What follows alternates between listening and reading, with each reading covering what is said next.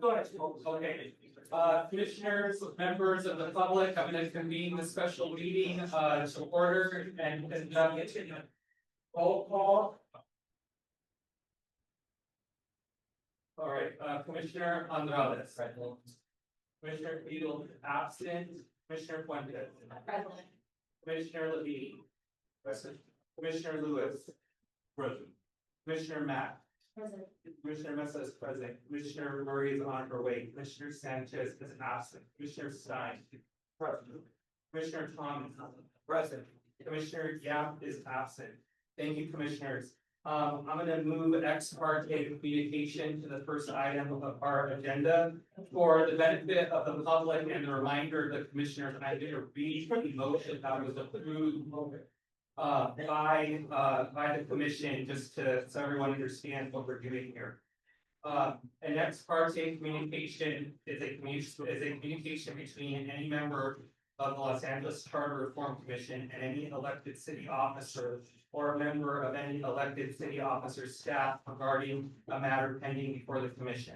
An ex parte communication does not include any communication that takes place on the record during an official public meeting. The requirements of this section do not apply to a communication between a commission member and a member of the city attorney's office providing legal counsel. A commissioner shall disclose any ex parte communication at the next commission meeting following the communication.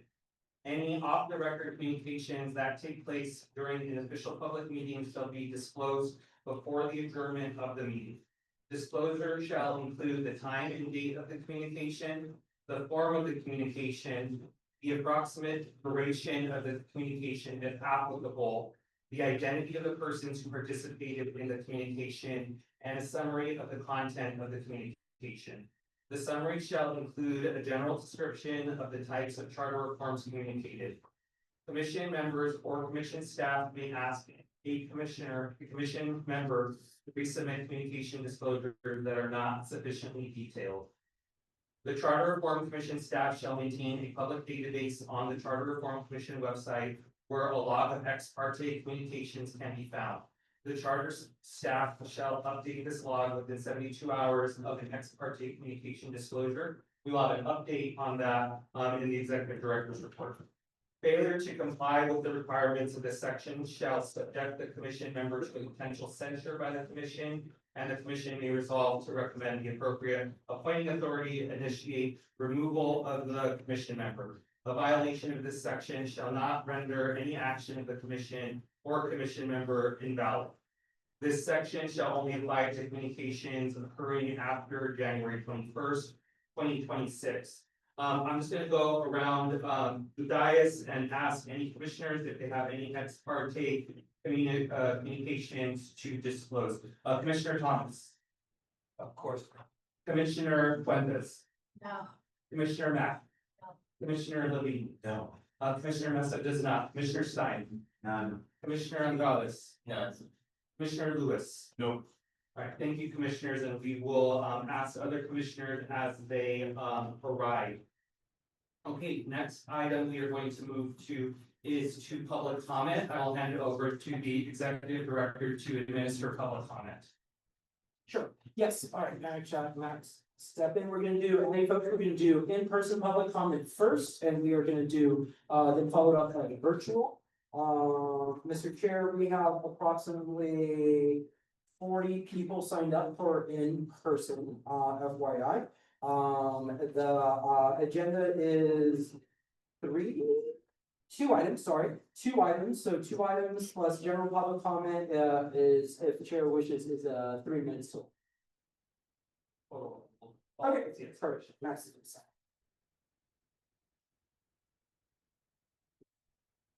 As we get set up, is it possible for us to try and hit the bottom higher? It is a little bit tough, as I think as we're speaking to the mics, it is a little muffled, so if there's any way.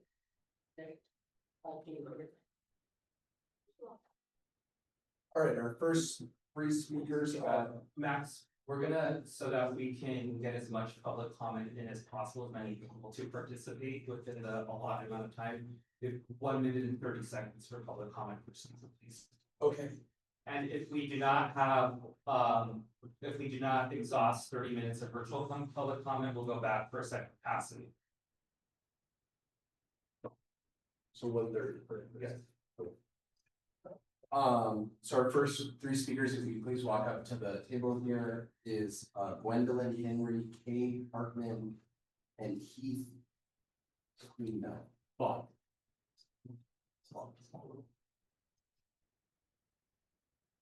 And you have 1 minute and 30 seconds. Ready now?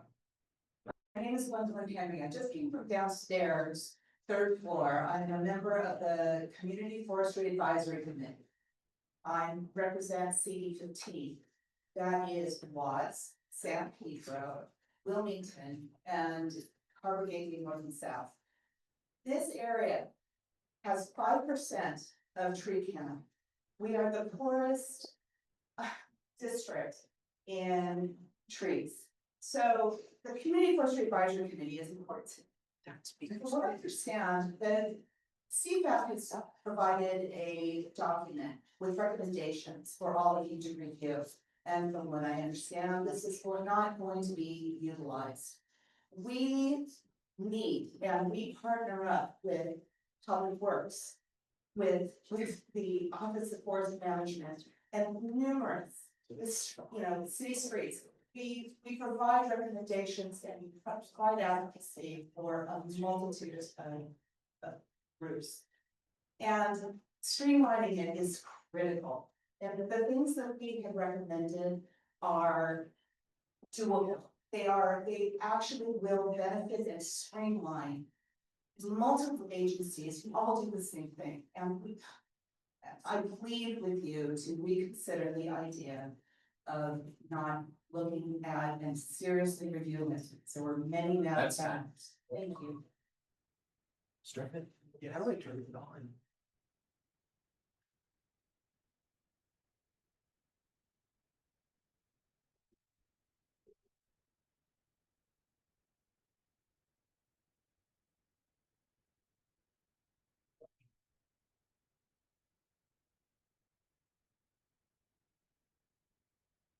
Okay. Sorry, 1 second. All right, please start. I'm Kay Hartman from the Palms Neighborhood Council, speaking for myself. I just want to say shame on the ad hoc committee. Shame for taking direction from some undocumented source, as we see from the pages posted on Ring LA. It can't possibly be a coincidence that the 3 pages with marching orders for Commissioners Mesa, Murray, and Stein were independently generated, given that each provides direction for a different commissioner in the exact same font and format. If this commission had been so resistant to declaring its ex parte communications, we would have more insight, but they weren't and we don't. Shame on you for disposing the length recommendations. Did you even read them? Is it really possible that we didn't have one good idea you could use? In fact, 2 of the ideas in our presentation recommended by the Neighborhood Council Budget Advocates, including a 2-year budget that the budget advocates have recommended since 2012 and a 5-year capital improvement plan, 30 seconds. appear to be favored by the controller, according to his report in Council File 26-0135. So maybe we have more if you care to take a look, or maybe you're lying to the controller, or maybe the controller is misunderstanding what you're saying. It's all equally likely.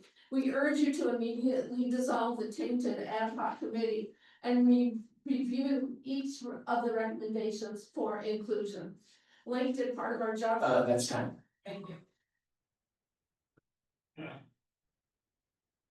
Commissioners, my name is Heath Klein, a 25-year veteran of the NC system.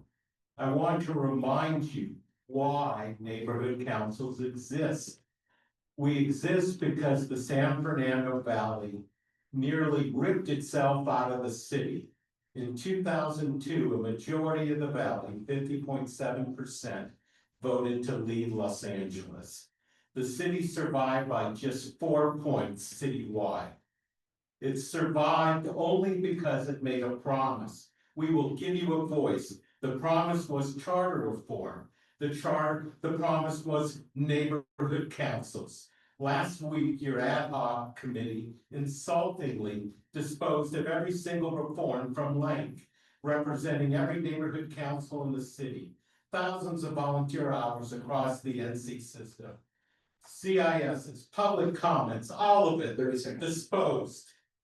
Valley secession is not ancient history. The frustration persists. Why be dismissive of the only democratic voice that Angelinos have? Why reignite the fight that tore the city apart? Vacate the ad hoc committee's blanket recommendations, dissolve the ad hoc, give our proposals fair consideration before the full commission. Avinu Makenu, Shema Kellyanne, our Father, our King, hear our voice. That's time. Else, John 11:35.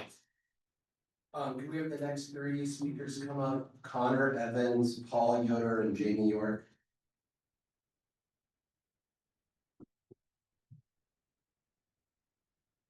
And Jamie, we're gonna do the CIS's after public comment.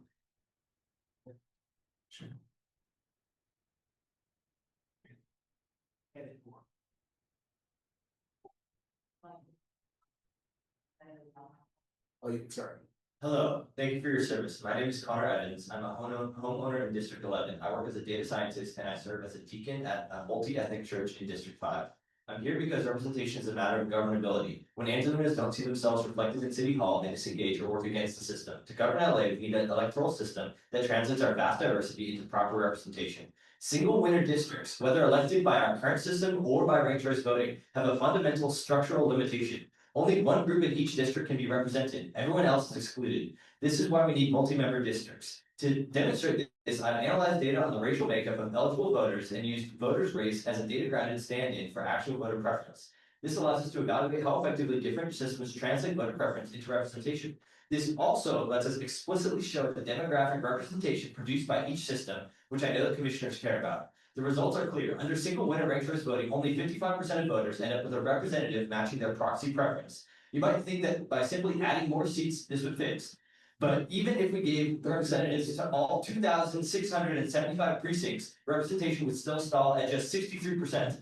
This is a single winner ceiling. A winner-take-all structure definitionally excludes the minorities of every district, no matter how small you draw the lines. To break the ceiling, we must move to multi-member districts. By adopting my recommendation of 5 districts with 5 members each, representation doesn't just improve, it reaches 91%. And this is not one group getting at another's expense. Under proportional ranked choice voting, every demographic gains representation simultaneously. Moving from how individual voters would experience these systems to their effect on citywide representation. That's time. Look at the chart on the bottom left. Hi, my name is Paul Yoder. I am also a deacon at said church. I'd like to continue this morning. So I'm so sorry. Oh, that mic sucks. Oh, it does. Yeah, Okay. sorry. There's always one that sucks. I will use the one that does not suck. Yes. Yes. Yeah, thank you. Yeah, so referring to the sheets that were just passed along, so we're gonna actually move on from how individual voters would experience these systems to their effect on citywide representation. If you look at the chart in the bottom left, this will show that the actual racial makeup of our city and the demographic representation produced by each system. You can see the single winner RCB performs actually pretty poorly there, failing to represent Asian or Black voices. PRCB 3 does much better with the same number of representatives, but it's still a bit off. So PRCB 5 with 25 representatives would produce a near perfect match to our city. Also, unlike single member districts, PRCB 5 breaks the tools of gerrymandering. Because the threshold to win a seat is only 17%, it's also almost impossible to draw lines that crack and back a group out of existence. This isn't just about race, it's by any preference. Whether it's renters' rights in transit, PRCB 5 ensures that if 20% of the district shares a priority, they get 20% of representation. I believe that if you recommend proportional RCB with 5 districts of 5, you would give 9 out of 10 Angelinos a reason to believe the system works. And that's 10. Just want to note for the minutes that Commissioner Murray has recommended. Commissioner Murray, you have any ex parte disclosures? Thank you. Does this one work? Okay. Ready? Yes. Speaking as an individual. So many things to be mad about. We definitely need ex parte disclosure after this weekend, and what you guys did to Lank was reprehensible. But the thing that I want to talk about is the thing that is personally haunting me. To see you kick the can on police reform is so disgusting. You seem to think that it's consequenceless, but it represents the pernicious violence of institutional harm that goes unchallenged. So I hope to humanize it with an account of a real case in the city, in the courts right now. There was an LAPD cop, Gabriel Espadas, who arrested a woman on a 5150 hold. The day after her release from that mental hospitalization, he used her private contact details to arrange to rape her. The Epstein files are in the news. We have the Epstein files here, now. He raped her in every way a woman can be raped. He attempted to convince a mentally ill woman to engage in acts of bestiality. It sounds unbelievable, but the evidence is far worse. And what happened when she was brave enough to report him? He resigned in lieu of punishment. No decertification, no charges, swept under a rug, kicked the can down the road. And what did he do with that lack of accountability? He hurt other women.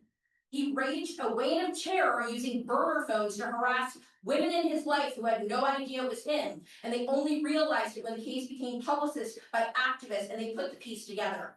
So I want to connect for you that your actions, That's making the right. conflict committee and chambers have real world consequences. If the next three speakers, please, Carolyn Goodwin, Ross Weisstraher, and Tareen Spittle.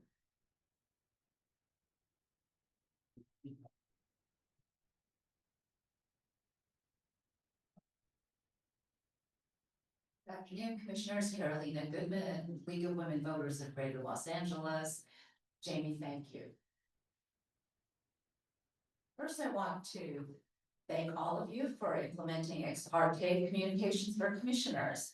The same rule should apply to staff. The ad hoc committee has done their pruning. It's now time for the full commission to focus on streamlining. We were surprised to see Saturday's meeting was changed from a commission meeting to an ad hoc committee meeting. That seems to be a waste of time.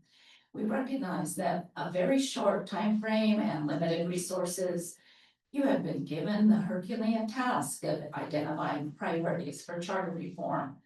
Do not let the weight of this responsibility incapacitate you. I'm talking specifically about policing reform. Everyone, including our mayor, city council, inspector general, police commissioners, police chief, and the residents of Los Angeles, thinks public safety is one of our top priorities. 13 reform recommendations appear in the staff report. Some of these recommendations do not require more research. For example, border rights improvements, crime reduction by restructuring police budget, unarmed crisis response, and diverting funds to poverty reduction.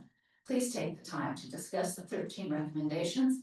Give each a vote to determine which ones to include in your final report to the city council by. And that's next. Thank you.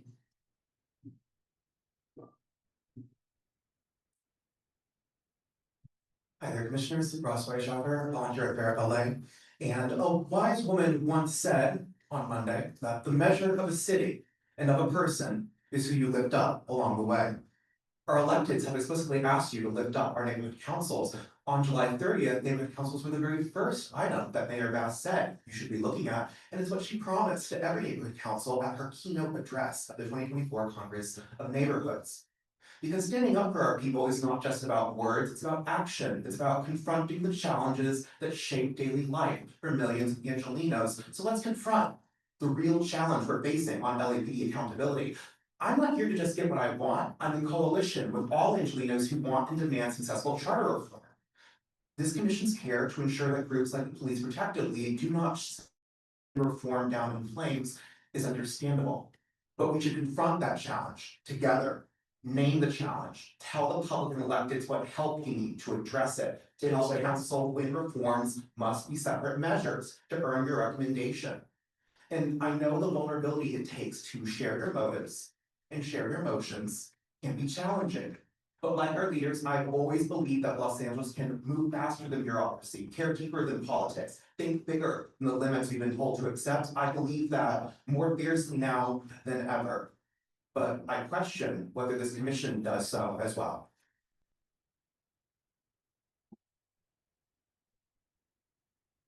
Good evening, Torian Spittle, League of Women Voters, but speaking today as an individual. First, I want to second everything that Carolyn and Ross have said. Many of the public comments I've heard during these meetings have emphasized the need for better access and accountability from government officials. Along with city council expansion, empowered neighborhood councils are a potential path to this goal.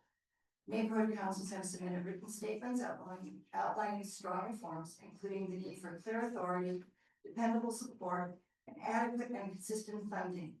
They ask for timely notice of city decisions that impact their communities, and for the authority to take official positions on county, state, and federal legislation affecting their communities. Los Angeles is a huge and diverse city, and we need an effective conduit between city government and local stakeholders, one that lives in and knows the needs of every constituent. Empowered neighborhood councils can provide that. All right, next three speakers, we have Nicholas Caputo, Amina Majid, and Brian Villarreal.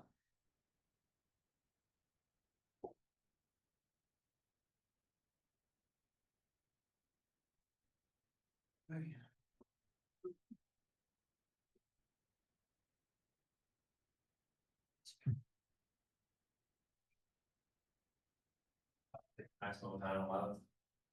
Minute 30, sorry. Good. Well, usually when I talk to you guys, I usually have it written out, same.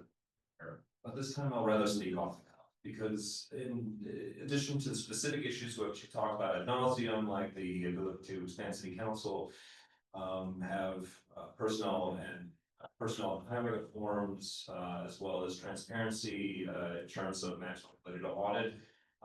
As well as police reform, I'll speak of a few umbrella things, and that is to honestly and openly be unafraid to suggest and recommend the solutions that would actually solve the problems that we see in the city of Los Angeles. Privately, off the record, I've not by violation of Brown Act, I've heard several commissioners worry that specific unions or specific organized groups will spend a lot of money to try to defeat charter reform measures if they contain controversial or controversial things like police reform. That is council's job to decide what goes into a ballot measure, or it should even be one ballot measure. But one of the reasons we are here is to facilitate an increase in trust in the people in the city of Los Angeles. And that includes police reform, that includes allowing the controller to have full ability to audit, that includes giving us more representation so that people that are sitting here have a reasonable shot to contribute to the city of Los Angeles in either an elected or appointed role in a city that more supports them and hires them. That's time. Be unafraid to take the changes that would actually solve the problem, not just a little bit of air in the past. Thank you.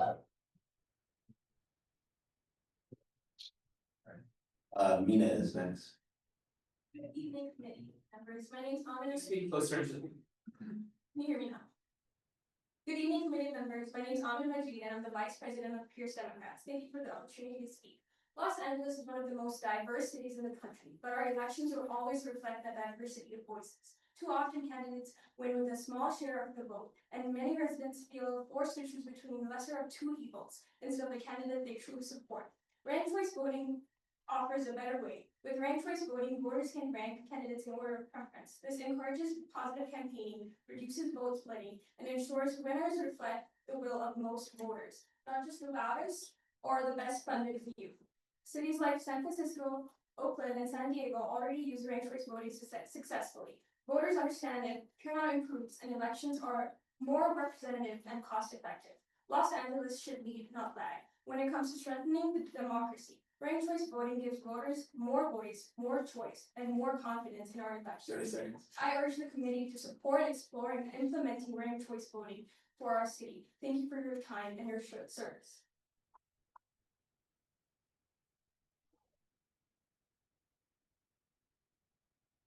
Hello again, my name is Brian Villarreal, President of the Pierce Democrats. First and foremost, I want to thank you for the time, consideration, and effort you have devoted to engaging with us and our movement. Thank you for bringing RCP forward, and that willingness to listen truly matters to the young voters I represent.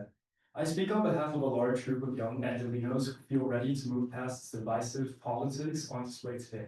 We believe there's a remedy, and I only ask that you consider it openly and fully. PRCB is a remedy for divisive politics. In that spirit, I strongly urge the committee to revisit its approach to PRCD. It felt rushed and not afforded the full consideration it deserves.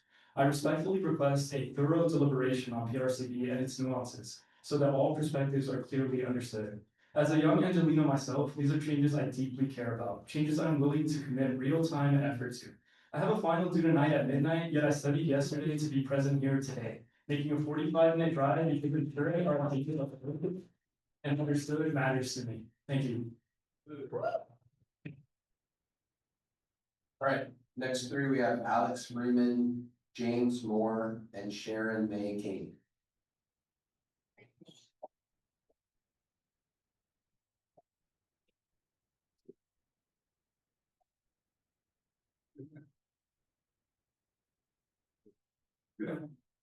Good afternoon, commissioners. My name is Alex Freeman, I'm a resident of the greater LA area. I wanted to speak today in favor of ranked choice voting and also proportional ranked choice voting, PRCV. Especially because I suppose I was at the January 17th ad hoc committee meeting. I'm afraid I didn't make it to the January 31st one, so if my information is updated, good to know, thank you. I know. I noticed that I guess I felt as if the proportional ranked choice voting was brought up at the first ad hoc committee meeting with ultimately voted in favor of advancing it, and then ultimately that getting rolled back with a kind of lack of discussion. For whatever reason, it appeared as if the idea of 25 city council seats was kind of rejected without any discussion. There were arguments for it and no real arguments against it, and yet it was declined in favor of 23 seats, and therefore PRCV went out with 30 seconds. So I would just hope that all of you would like to take another look at that and to properly discuss and compare PRCV with standard ranked choice voting with their current system, and just give it the proper deliberation it deserves. Thank you. Good afternoon, commissioners. My name is Sharon May King. I'm a member leader of the Los Angeles Black Workers Center. I want to talk about public safety in plain terms. Jobs are about public safety strategy. When people can access employment, living wages, and benefit, you improve public safety. You reduce evictions, you reduce desperation, you reduce the conditions that make harm more likely. But when the city keeps entire communities locked out of civil service opportunities, it creates a recurring crisis. Billions of dollars wasted on policing the poor. This approach is backwards.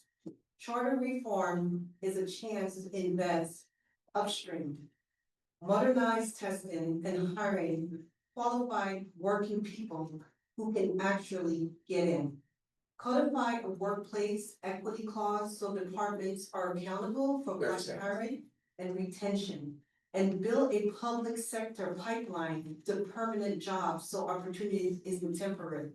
And let's be honest, capitalism produces secrecy and then uses racism to justify who gets left out. That division is profitable, but it's deadly for working people. Public safety isn't enforcement, it's stability. It's a city where working people can breathe. A better Los Angeles is possible, but only if we build together. Thank you.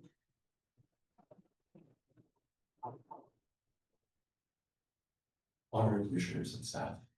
I wanted to uplift a specific motion that was presented in the ad hoc commission with regards to police reform, which was to consider all of the reforms line by line. That reform deadlocked, or that motion deadlocked at 3-3. It is a margin that suggests the full commission is worthy of hearing this. In addition, I would like to speak specifically to some of the arguments that I heard against police reform in general. Arguments that I believe are reasonable, understandable concerns that I do think are flawed in terms of the duty of the commission specifically. The major arguments that were advanced in the ad hoc for not considering are first around questions around legality and feasibility. Those are questions for staff, the city attorney.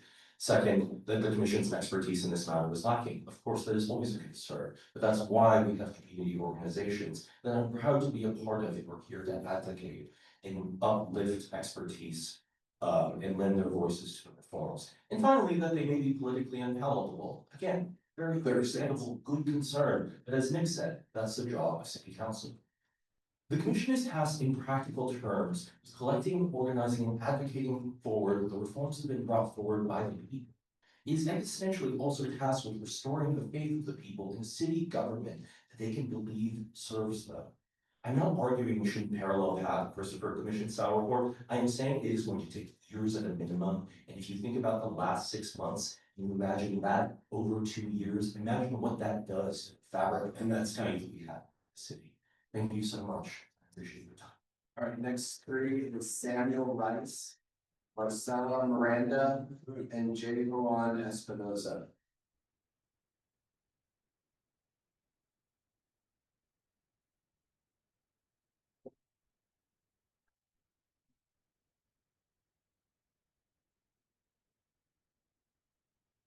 Start with that. Good evening, Commissioner. My name is Sam Rice. I'm a member leader at the Los Angeles Black Workers Center. Throughout this process, we've heard a lot about constraints, budget constraints, staff constraints, capacity constraints. But scarcity in Los Angeles is not a fact, it's a story. And that story always gets used to delay equitable policies while the city continues finding money for everything else. We need a charter that addresses the real problem in the civil service system.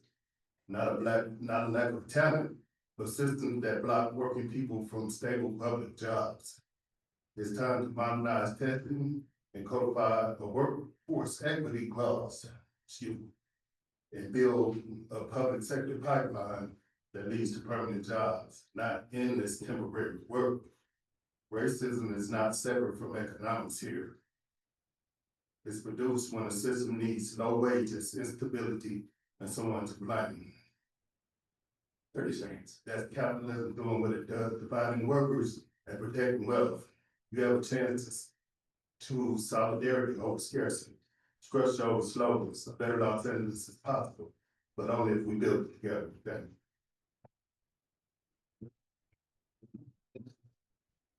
Good afternoon, Commissioners. As you all know me, Marcela here from Cal RCB. I want to briefly thank you again for your time, care, and work that you put into this process. We're grateful for your thoughtful engagement over the last few months, and to staff as well, and especially for your serious consideration on seeing a winner RCB as a meaningful improvement to our current system.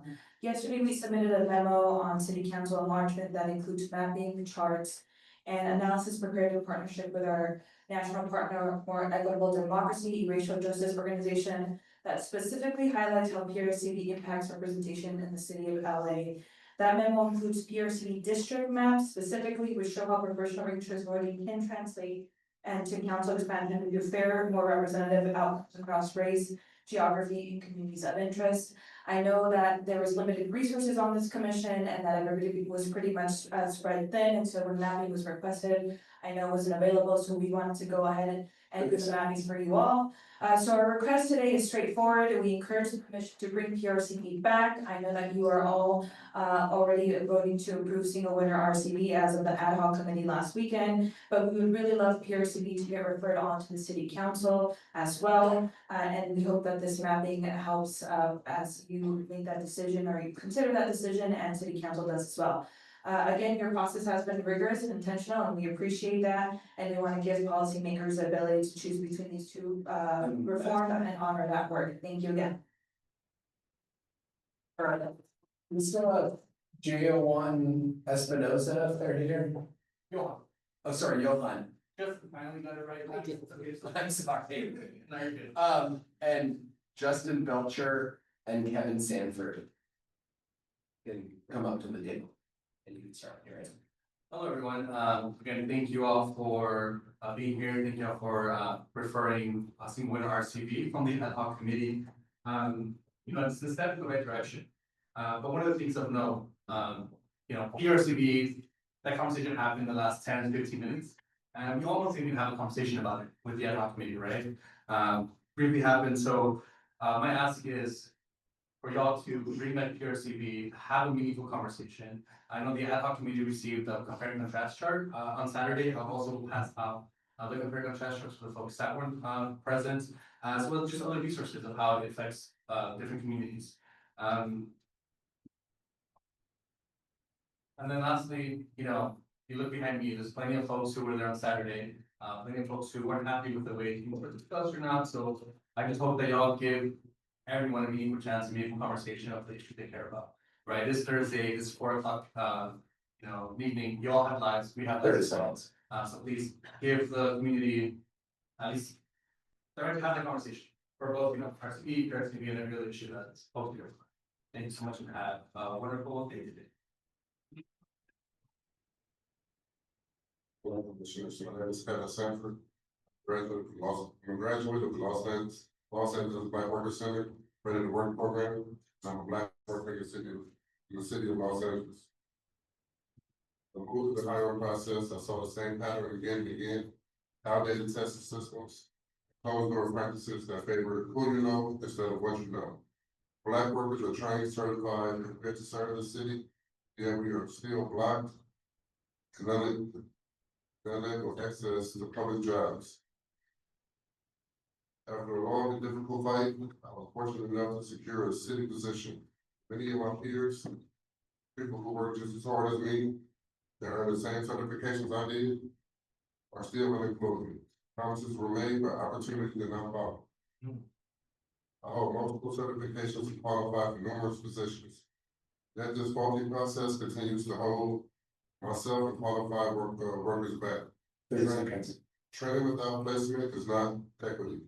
Access without accountability is not fairness. Charter reform is how the city of Los Angeles will turn workforce training into real careers. It is how this city can ensure public jobs truly serve the public, especially those who have done everything asked of them. I urge you to include workforce equity, reforms in the charter.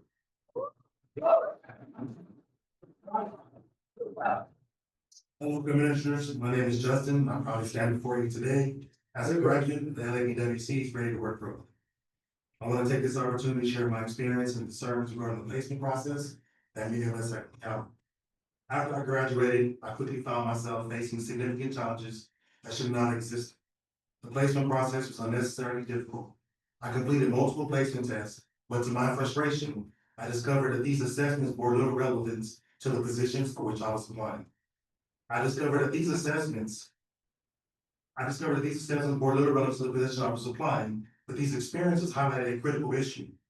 Outdated testing practices have created barriers, particularly for Black workers, far too long. Yes.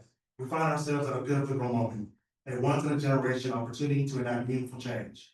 It is imperative that we reform the charter and modernize our testing practices.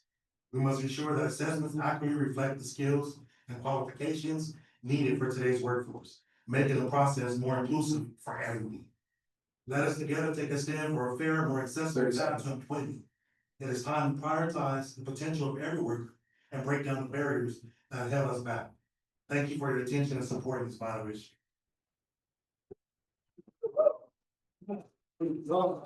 Next speaker, we have Yamame Castillo, Michael Feinstein, and Nasesh Enoch.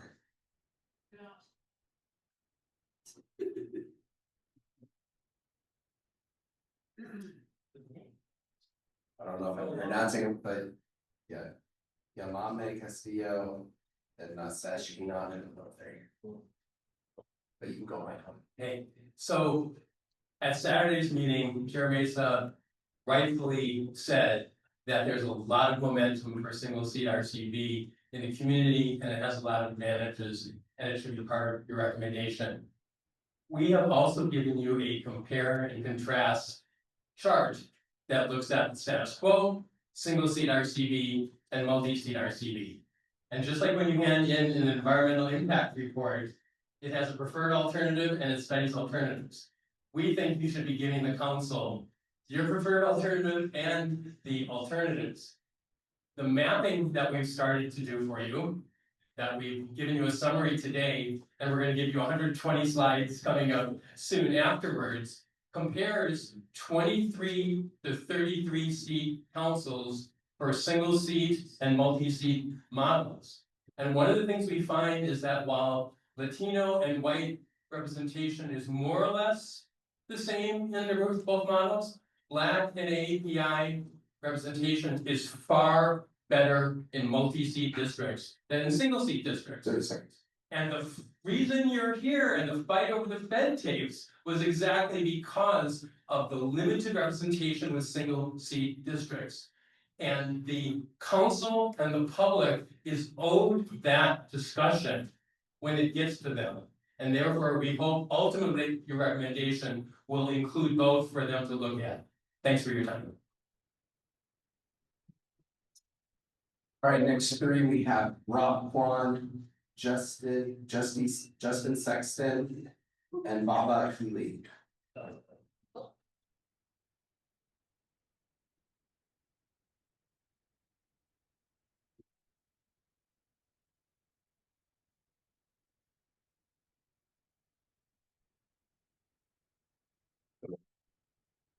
Rob Vaughn, I remember last month we heard we might be meeting twice a week, maybe 3 times a week. If you look at the schedule right now, we have just 4 or 7 full Charter Reform Commission meetings over the next 2 months. I don't think we can land a plane without knowing what our runway is. Saturday's ad hoc committee really exposed 2 things. First, we had a pre-orchestrated set of motions lined up. This is exactly why we need to pass item 2. I conveyed in written comment how during 2021 redistricting, this is how our council members secretly got drawn back into their districts. It's also worth noting the person quarterbacking things for the mayor is well aware how to exploit this process. They were literally doing that same role for Nuri Martinez during redistricting. Second, this ad hoc committee must be dissolved immediately. We're not producing consensus recommendations.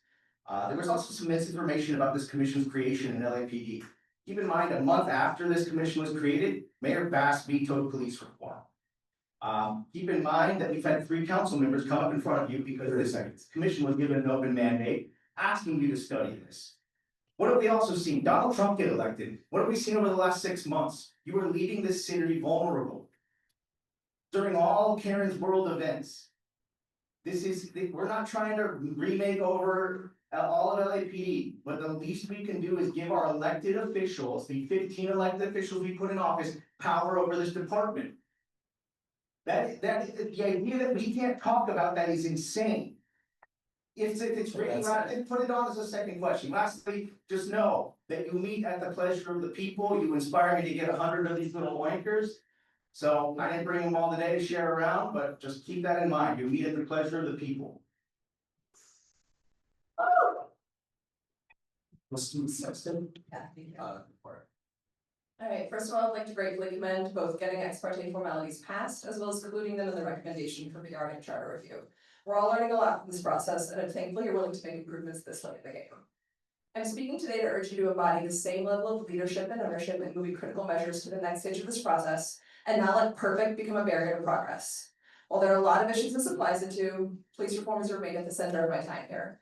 And apparently they really want to stay relevant because officers killed a man on the steps of the California Science Center today, and we're shooting less than legals at middle schoolers and high schoolers outside the detention center yesterday. So, by restricting these issues now, we lose the momentum and ignore the reality that many expert insights are best gathered through the formal review process and not when it starts. Sending these items forward today doesn't mean bypassing due diligence. It means you're inviting the various scrutiny and data the council, mayor, and eventually the public need to make that final informed decision. We've heard from you that you're not the experts to answer the question at hand, but I feel there's fundamental misrepresentation about the question and your role in answering. The question is this worth exploring further? And while maybe you don't feel like the experts on that, you're the only ones we've got. And later, when specific expertise is vital, I promise I'll be one of the people commenting and emailing with fact checks.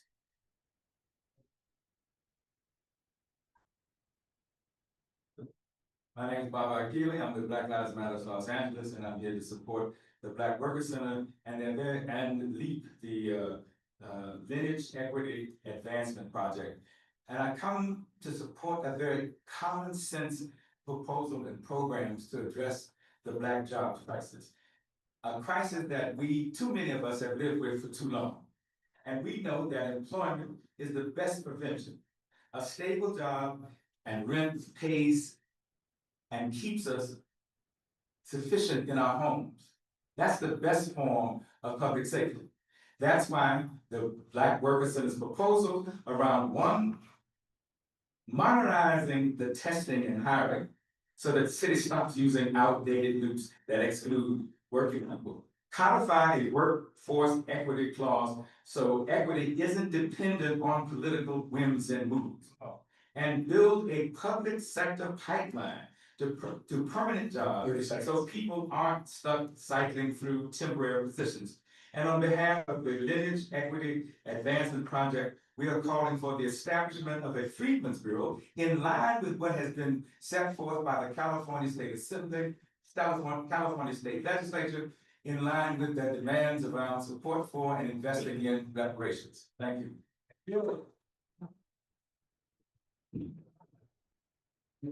All right, next three, we have Darren Sherman, Sherry Bell, and James Johnson. Sherry Bell, to the guy, Sherry Bell. I'm glad to be here with Sherry Bell. My pressure is over, Sharon. I know, right? Should I start? Yeah. All right. Good evening, commissioners. It's me, Sherry Bell, again with the LA Black Workers Center. How y'all doing this evening? Yeah, so we're often told that hiring is about merit, right? But when the system uses outdated exams, inconsistent screening, and gatekeeping, merit stops being about readiness and starts being about who can navigate bureaucracy. Modernize testing and hiring so it measures what matters: real skills, real performance, and fair access to compete. Codify a workforce equity clause so the city can be responsible for outcomes and not just intentions. And build a public sector pipeline to permanent jobs so working people aren't just trapped in entry-level positions. Racism isn't interpersonal or implicit bias, it's institutional. It's produced when economic rules create barriers and then pretend those barriers are neutral. Capitalism benefits from that division and exclusion. It keeps workers competing instead of uniting. This commission has the power to replace gatekeeping with fairness and scarcity politics with solidarity. A better Los Angeles is possible, but only if we build it together. Thank you.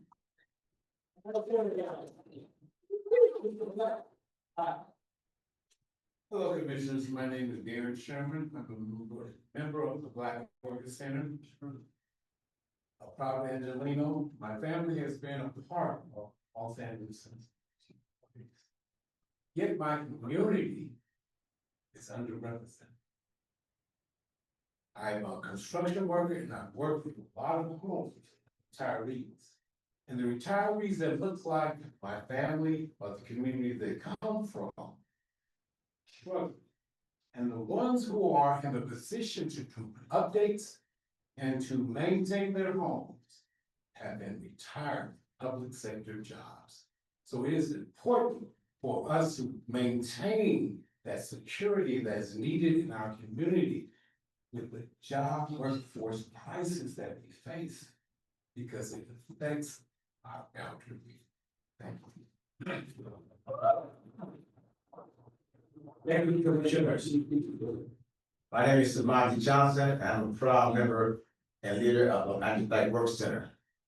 Budgets are moral documents, but so are charters. They reveal what a city values and who it plans to leave behind.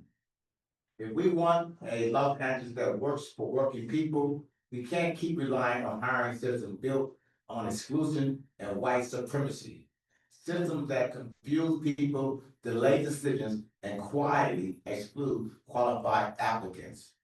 Modernizing testing and hiring so the city stops treating access like a main, codify a workforce equity clause so equity is a requirement, measurable, enforceable, and transparent. Build a public sector pipeline that leads to permanent jobs. We should not be running the city on temporary workers and private contracts while communities face unemployment and instability. Racism strives when economic policy creates winners and losers, and then blames the people who are punished to the bottom, who are pushed to the bottom. That's a feature of capitalism, not a glitch. You can write something better into the city's foundation. A better Los Angeles is possible, but only if we build it together, people. Thank you. Our last two in-person speakers are Diasi Bass and Fatima Murrieta.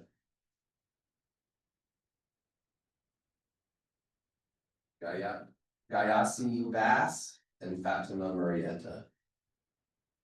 Here. Okay. Yeah, we'll probably do another round, but we can probably start virtual now. That concludes the in-person ones.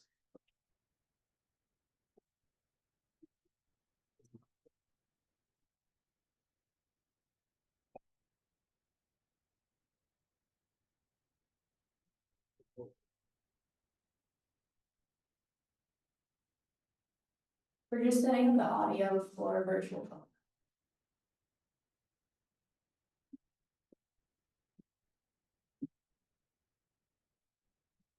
Hey, can you tell us how many we have virtual? We have 22 speakers. No. Oh, maybe, sure. Oh, yeah, 22.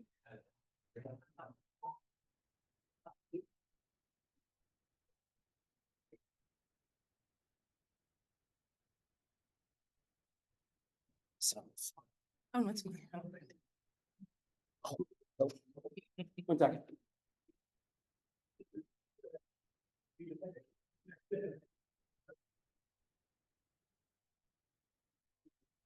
Sure.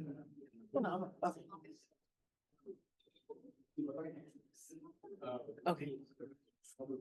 Okay, we're gonna start virtual public comment. We'll do 1 minute 30 for each speaker. The first speaker is Steve Chesson. Steve, can you hear us? I'm sorry, did you say 1 minute or 1.5 minutes?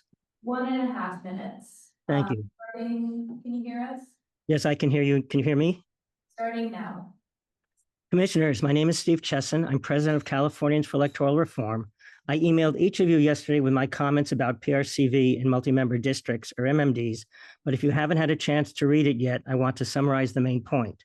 PRCV and MMDs takes the drama out of redistricting. It will be less conflict-ridden because one MMD can represent more than one group, more than one community of interest. This is the major advantage of MMDs with PRCV over single-member districts, SMDs, even if the SMDs use RCV.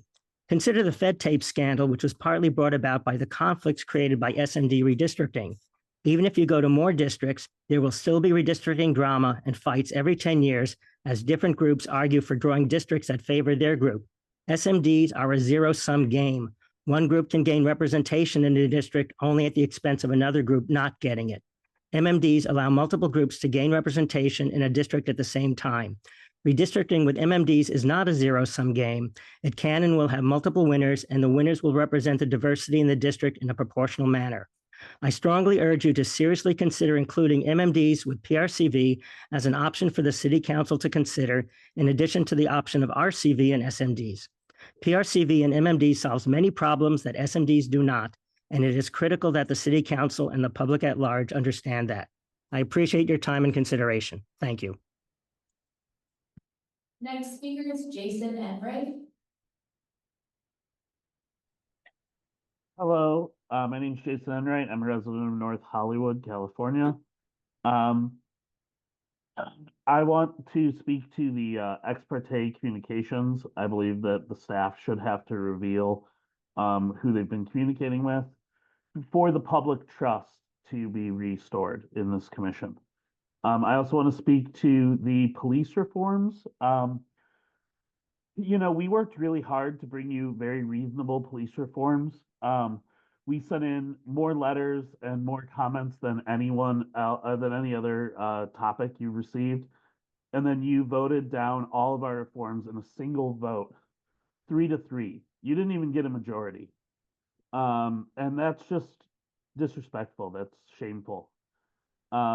This is really personal to me. I'm the father of an autistic son. And we've seen that LAPD from 2017 to 2024, a third of the killings by them have been people who suffer mental health issues. And we really need to reform the police.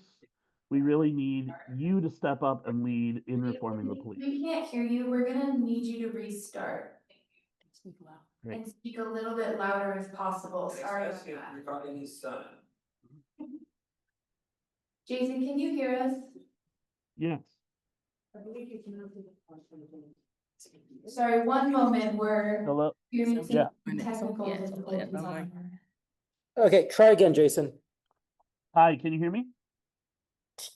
For some reason, just not great. I'm sorry, can I try something and be called back on in another Yeah, couple minutes? absolutely. We'll come back to you. Okay. Next speaker?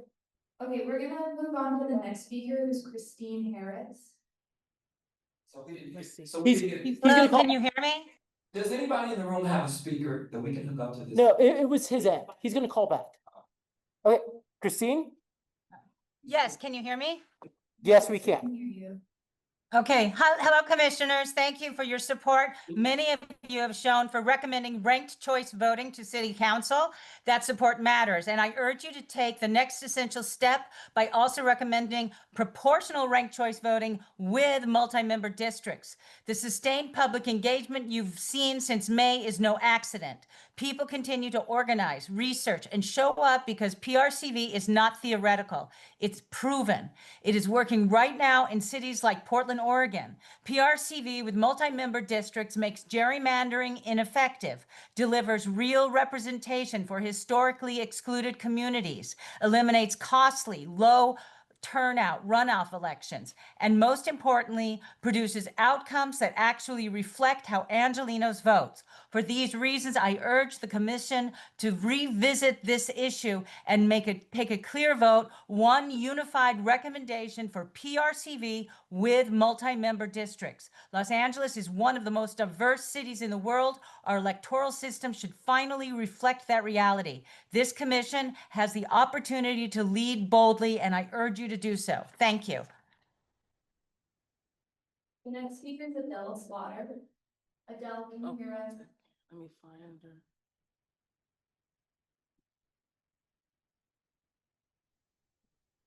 Adele, can you hear us? Hi, can you hear me? Yes, time starting now. Hi, I'm Adele Slaughter, and I presented the Community Forest Advisory Committee's plan for the state of how our city deals with green infrastructure. They dismissed it out of hand without presenting it to the whole commission. The only evidence may be Murray's motion to elevate LA San to care for and expand our urban forest. This was what the 1999 community charter reform suggested, and we see how well that has worked. Why repeat the past? Why not please revisit CFAC's entire well thought out proposal? Trees are not merely landscaping. They are critical green infrastructure. Thank you. The next speaker is Lionel. Lionel, can you hear us? Hi. Yes, this is Lionel Morris, budget advocate speaking for myself as an individual. Calling because I would like to urge this commission to reconsider all the things that the ad hoc committee did over the weekend. I think that was infuriating, and I hope that this commission will reconsider. And I will urge this commission to consider the recommendations made by Fair Rep LA, Unreg LA, and other good government advocacy groups. I also urge the protection of civil servants, and that we streamline the hiring process for non-sworn civilian employees and transfer opportunities. I urge that that this commission strongly consider all the ethics reforms, anti-corruption measures, neighborhood council reforms, the land charter recommendations, budget advocates recommendations. And I hope that this commission will do what it can to help make LA better for everyone, because we've been involved in this process for the past few years. And I think it's very depressing to have this commission not deliberate things out in the open. Thank you.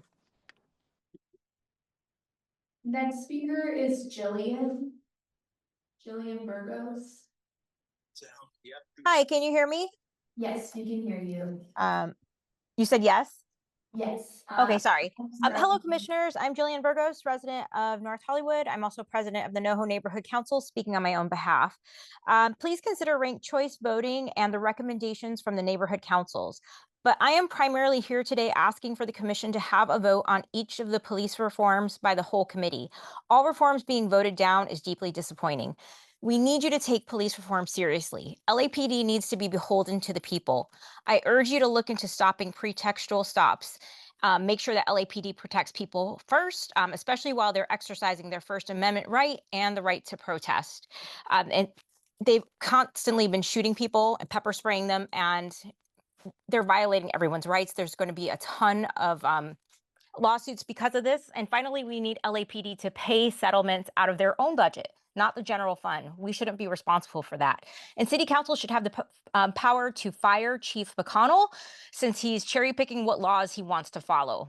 LAPD is not above the law, and you have the opportunity to shape the laws that reign in a department that has been allowed to defund the city. We must look into this. I'm begging you all, please consider this. We need to have the city that we deserve, and the only way we're going to have that is if we invest in people and not in police. Thank you. Next speaker is Barbara Burley. Barbara, can you hear us? Thank you. This is Barbara Brady. I'm a longtime member of our local neighborhood council, speaking as an individual. I hope that you know, commissioners, that you have an opportunity to make a real difference in this city by helping to realize and enable the potential of the neighborhood councils, which have been overlooked and disrespected for too long. I find it impossible to understand how the ad hoc committee could dismiss each and every one of the recommendations presented by Lank. How can that be? Was there not one idea worthy of your consideration?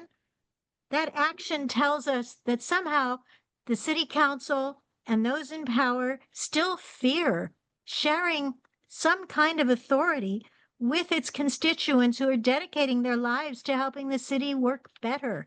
We have a front row seat at the dysfunction of the Los Angeles city government, and we spend a great deal of our time trying to stop the city from making bad decisions. I hope you will help to realize the potential that these citizen organizations have. Just as you're serving as volunteers, we are serving as volunteers to try and make this city better. And we know what's going on.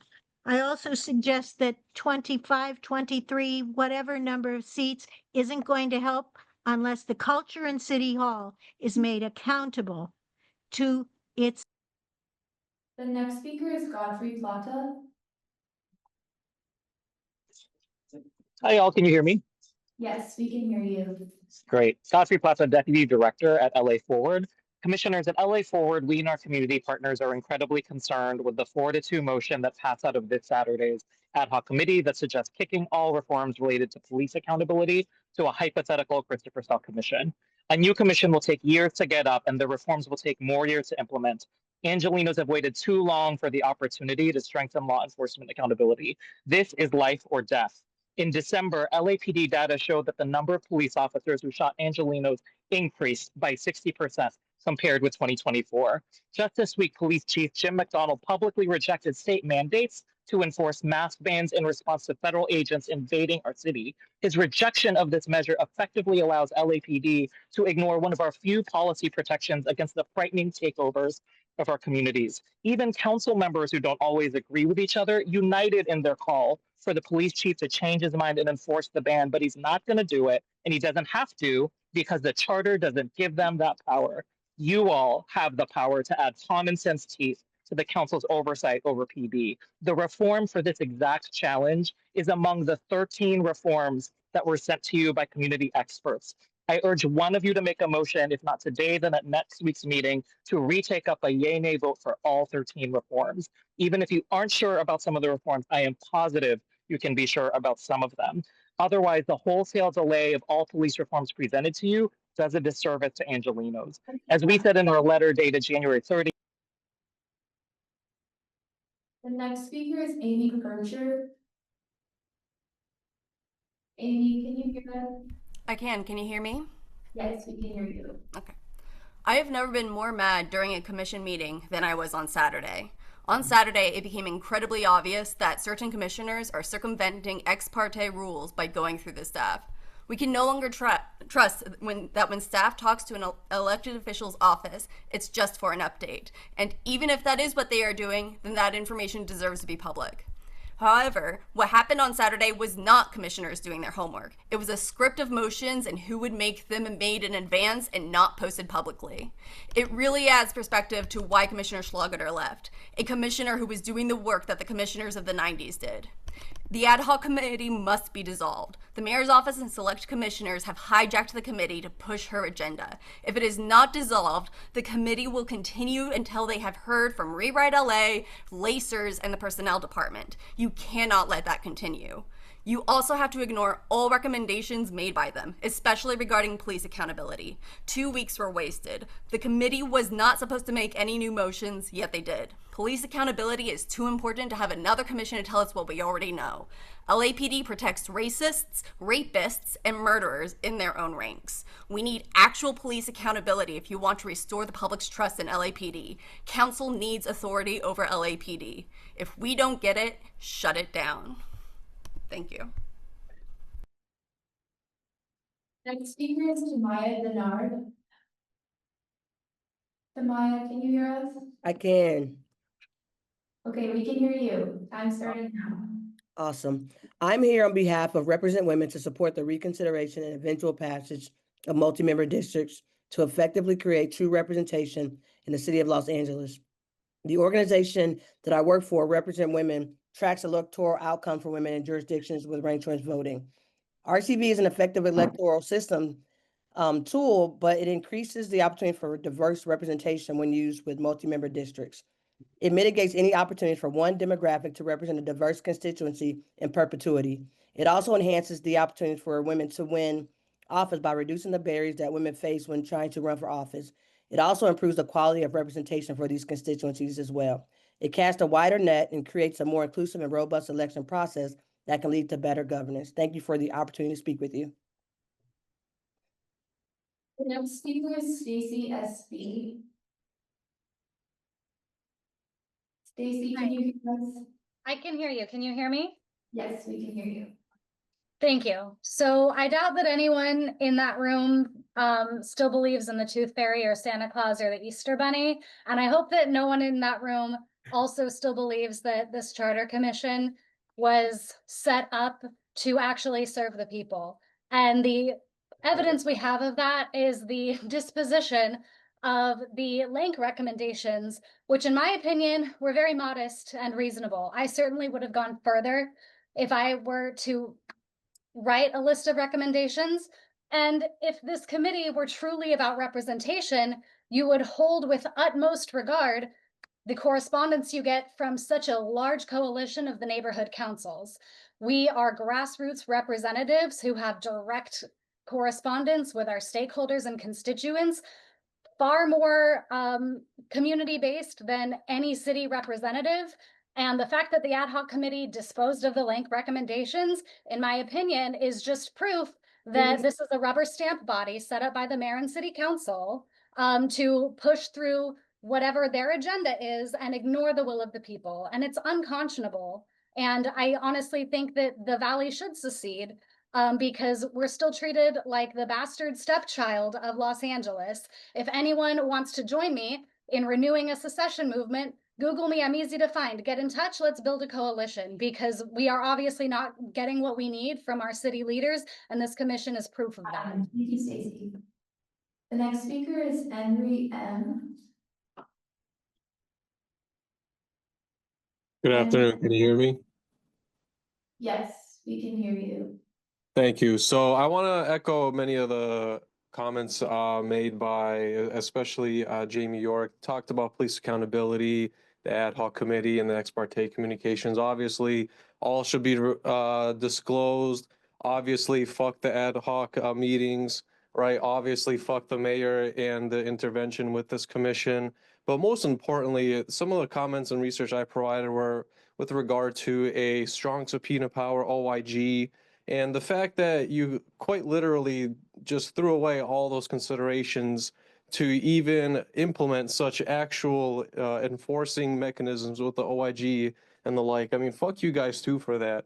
What does LA have, right? LA right now has quite literally the center of kitty fuckers, dog fuckers, quite literally, with an LAPD officer, a guy that's literally tied to Epstein himself.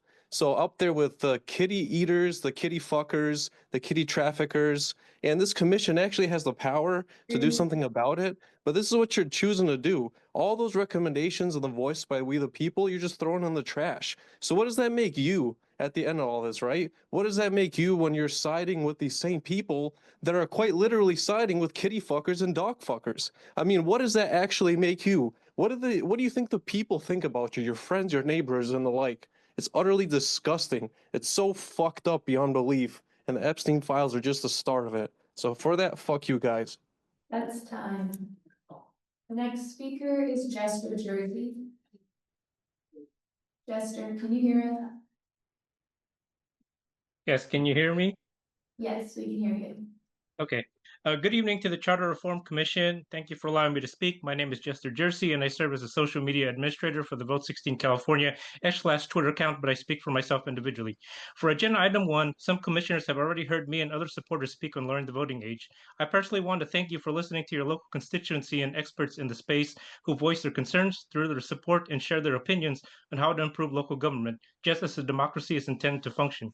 In the first ad hoc committee meeting last month, lowering the voting age came out as one of the recommendations for the full commission's consideration. I wish to once again echo that sentiment in this full commission meeting and would like to thank the ad hoc committee commissioners who voted in favor of further consideration. As I stated in that meeting, expanding voting rights could go hand in hand with city council expansion. As the electorate expands, so too should the city council size to make local government more representative.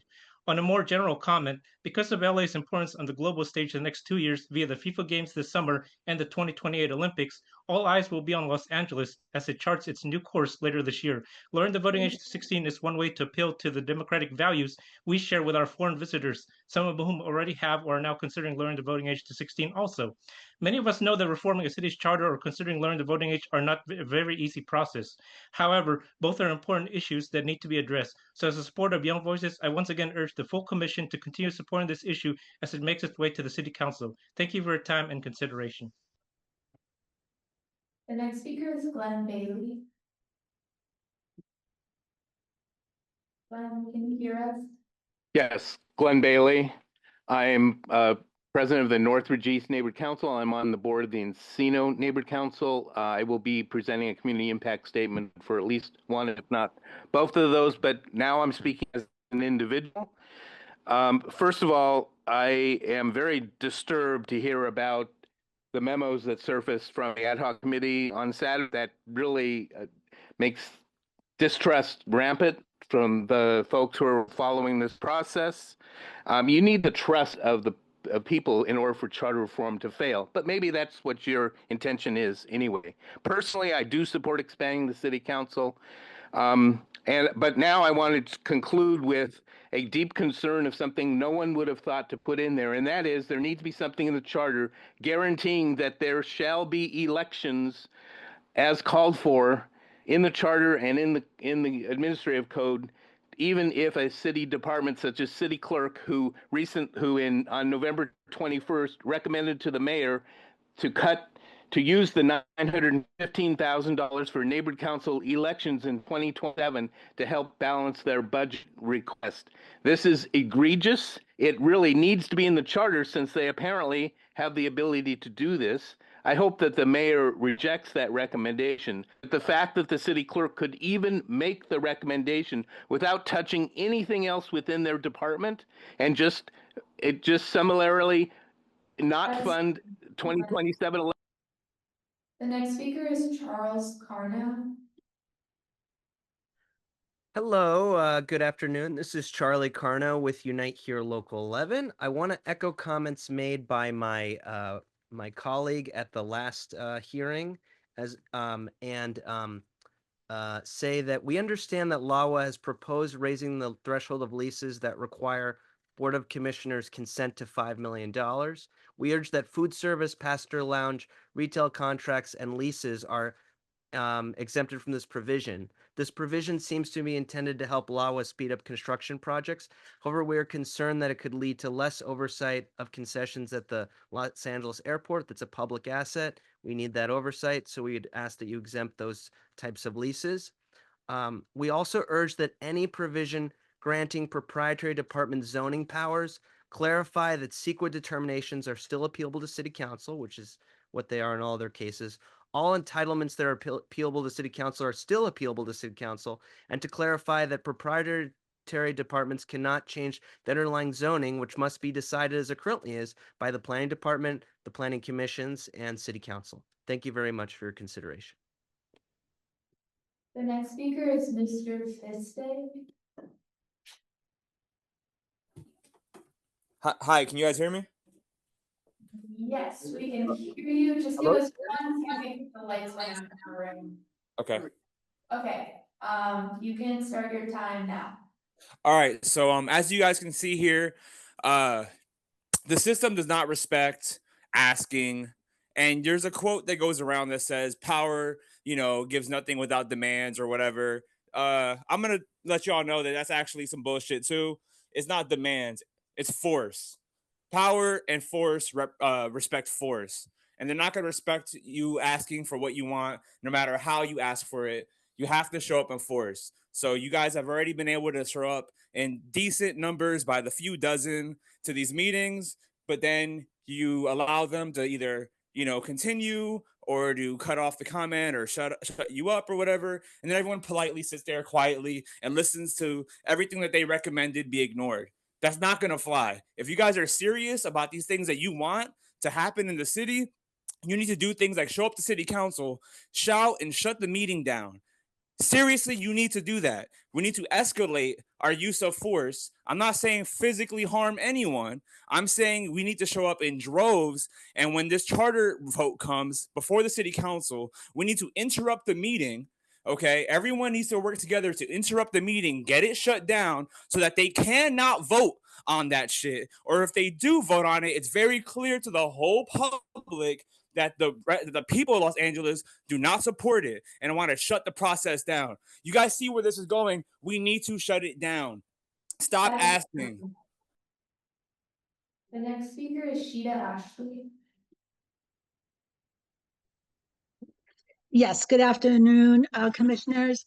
My name is Shada Ashley. I have taken time from work repeatedly to attend these meetings, believing that this commission operates in a truly democratic way. What happened this last Saturday at the ad hoc committee was truly heartbreaking when Unrig LA exposed the already decided scripted motions written for Commissioners Stein and Meza. My heart sank. Who is really making these decisions? Who is pulling the strings behind the scene? We have repeatedly asked for transparency and accountability. When you disposed of the LANC recommendations altogether, especially the recommendation for the Office of Transparency and Accountability to act as a watchdog for our budgeting issues, it made me feel hopeless that all of these meetings are in vain. Is this truly a democratic exercise or a pre-scripted kabuki show? It appears as if our public comments mean nothing, make no difference because the decisions are already made ahead of time. Is this the case? We, the people, want a public advocate. We want police reform. We, the people, want you to consider the LANC recommendations, especially when it comes to a watchdog committee of some sort. Enough is enough. I respectfully ask you to reconsider LANC recommendations once again. Thank you. The next speaker is Sandra Morales. Yeah, hi everybody. I was actually a delegate on the LA charter reform the first time in December, and I'm truly disappointed. I'm also a DSA LA delegate. I sit on the LA Domestic Violence Council, and now I'm going through child services. Cops need to get retrained. I actually got DSA to sponsor SB 634 because the training's not there. And so There's been red alarms over and over and over again. I have so much documentation of just wrongdoing. And so there's children involved, there's women involved. We need to do better. That's all I have to say. The next speaker is Jennifer Clark.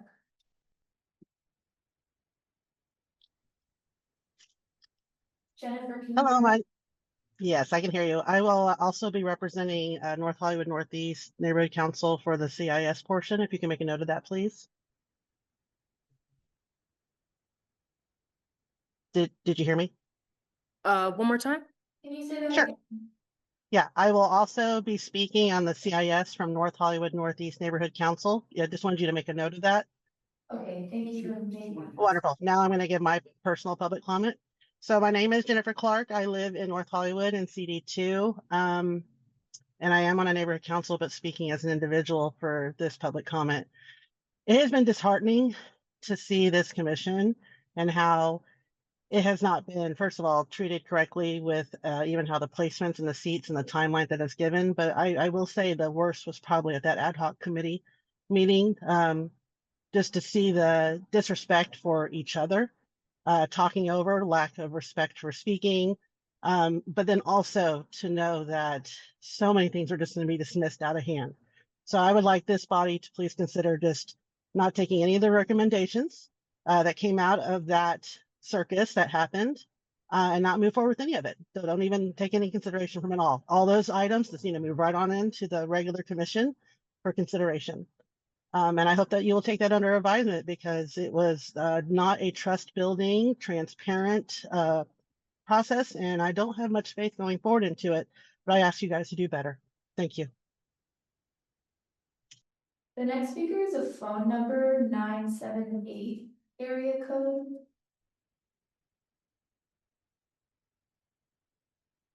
Hi, can you hear me? Yes, we can hear you. Hi, great. My name is Andrew Rudick.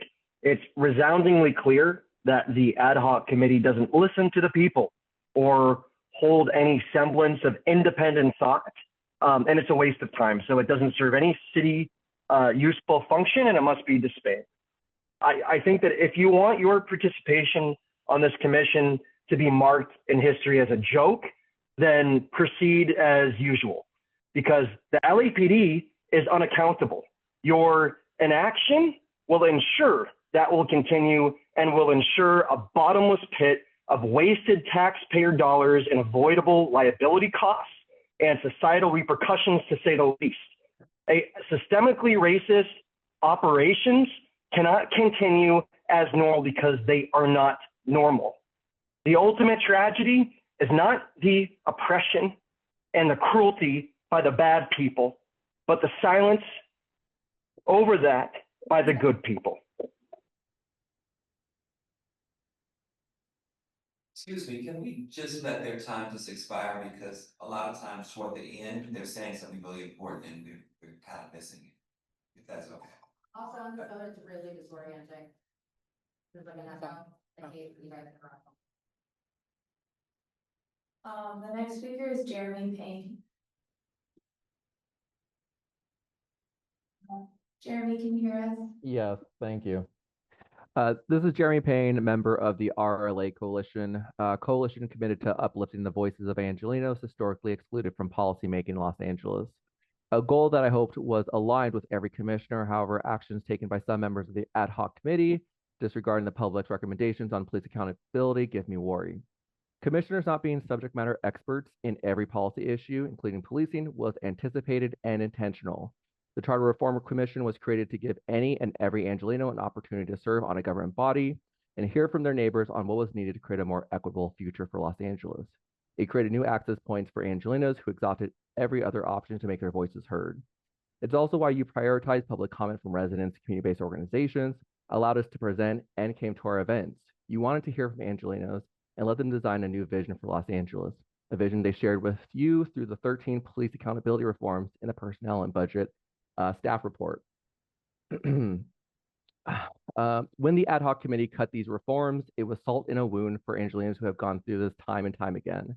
I ask that the full Charter Reform Commission reopen consideration of the 13 police reform recommendations contained in the staff report and that each item be brought forward for an independent discussion and a separate up or down vote by the full commission, not bundled together and not referred back to the ad hoc committee. Thank you. The next speaker is S. Taylor.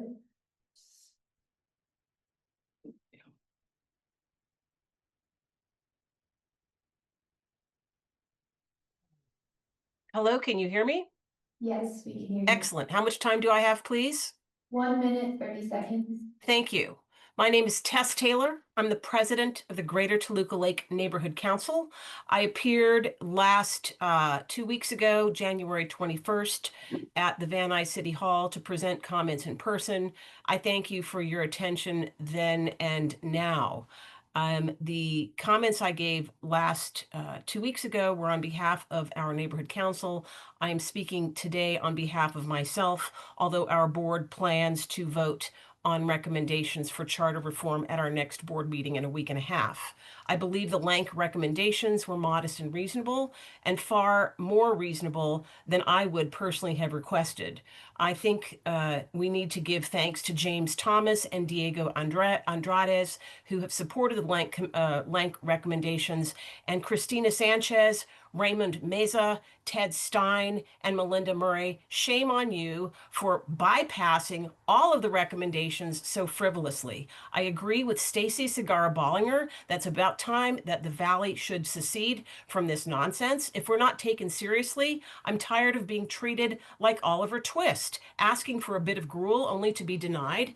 I also agree with Shada Ashley's comments earlier and Glenn Bailey regarding memos circulating from the ad hoc committee and the budget cuts to the neighborhood council elections. This is outrageous. Everything recommended was ignored. This is not good. Jennifer Clark makes excellent points, as does Andrew Rudick. The next speaker is Jay Handel.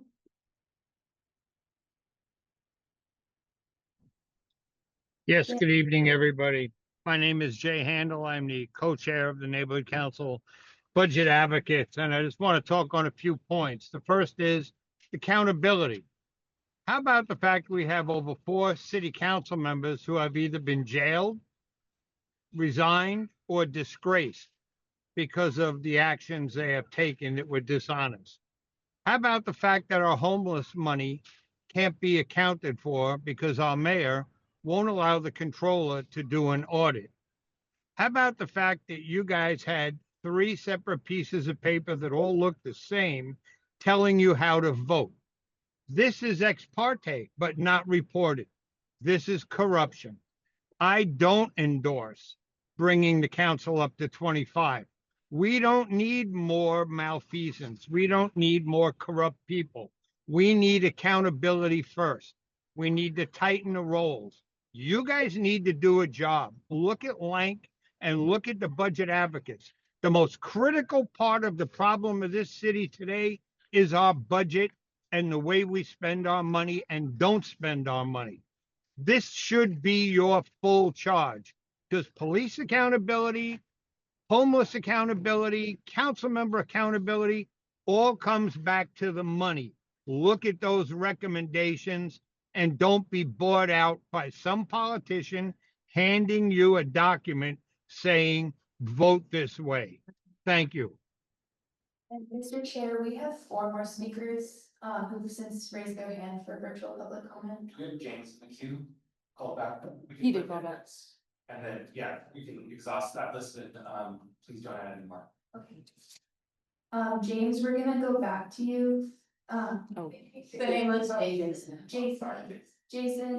Jason Enright. We're gonna go back to you. Can you hear us? Can you hear me now? Yes, we can. Hi, yes. Well, earlier I was saying that I would like the committee to pass the ex parte communications for staff. As you can tell by the last several comments, you've completely lost the public's trust. And regardless of what happened with those notes on Saturday, there's an easy way to, fix the fact that you've lost the public's trust, and that's to reveal all your communications. If you did nothing wrong, then it'll be very clear that you did nothing wrong once Justin Ramirez shows everyone his emails and his texts. Other than that, I want to talk to the fact that you shamefully, in a 3-3 vote, killed all the police reforms. We worked really, really hard to give you reasonable police reforms that we thought could fix the system. We also put in the most public comments of any topic you've heard so far. This is really personal to me. Since 2017, 1/3 of police killings have been people with mental health issues. My son is autistic. At times, he can go into a panic and he can get into like a fight or flight mode. And my greatest fear is that the police one day are going to kill him. Somebody's going to call for help for him, and they're going to kill him, just like they killed Yang Yang. Last year, Yang Yang was a man who was suffering a mental health crisis, and police refused to wait for mental health experts to come in, and they went in themselves and they killed him. The police commission found that there was no wrongdoing there. That either means the police commission is corrupt or the police policies are incorrect because they didn't follow their own guidelines and they killed a man. All right, you have the chance to reform this, and you're doing nothing about it. Commissioner Stein. What's that? 10 more seconds, please. Commissioner Stein said that he didn't feel he was qualified to vote on this, so he should resign. All right. He said he's been on these things since 1988, and he's probably the problem why our city's so screwed up because he's been on commission since 1988 and doesn't think he's qualified to be on them. The next speaker is Irene Bonilla. Good evening. Can you hear me? Yes, we can hear you. Okay, thank you. So on a different note, good evening, commissioners. And I just would like to address the topic of term limits for commissioners. I'm a member of 2 neighborhood councils, and I'm speaking as myself. I would never assume or presume to speak for somebody else or a group. So I'm speaking as an individual and as a private citizen.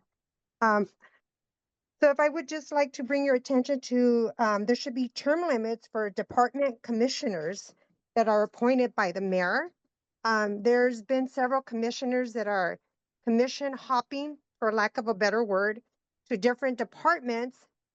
And then they come back again after a span of 5 or 10 years. So if you can address that and change that in the charter, this policy, already exists with elected officials on a federal and state level. So if you can really address that and put that in the charter, term limits for department commissioners, regardless of the department that they're appointed to by the mayor. I thank you for your time and your attention. The next speaker is Amos Marble. Amos, can you hear us? Hello, my name is Amos Marvel, and I'm the Vice President of the Reseda Neighborhood Council. However, today I'm speaking as an individual and a passionate citizen, Reseda, who loves our beloved city.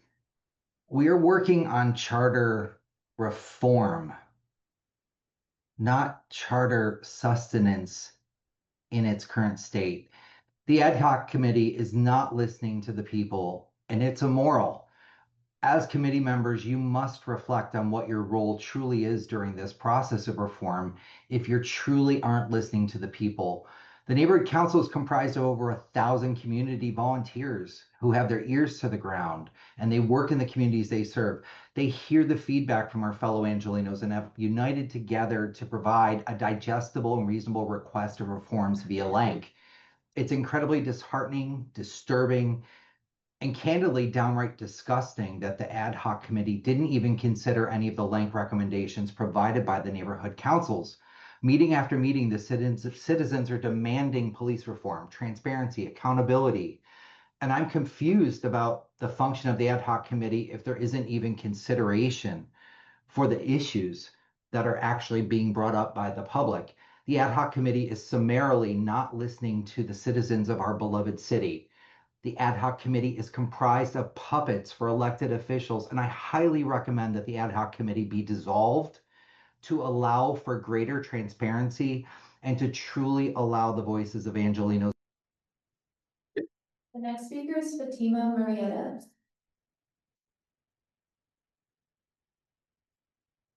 Fatima, can you hear us? Yes, hi, hello. My name is Fatima Murrieta. I'm a senior organizer with Jobs Team of America. And at Jobs Team of America, workforce equity is crucial to the work we do. We believe in equitable hiring requirements, public reporting, and real accountability. This is why we stand with the Los Angeles Black Workers Center, because we believe stable jobs with benefits are a pathway out of crisis. And currently what we're seeing in this process is that that is not being centered. And we're asking you to please look at the broader system and address these inequities.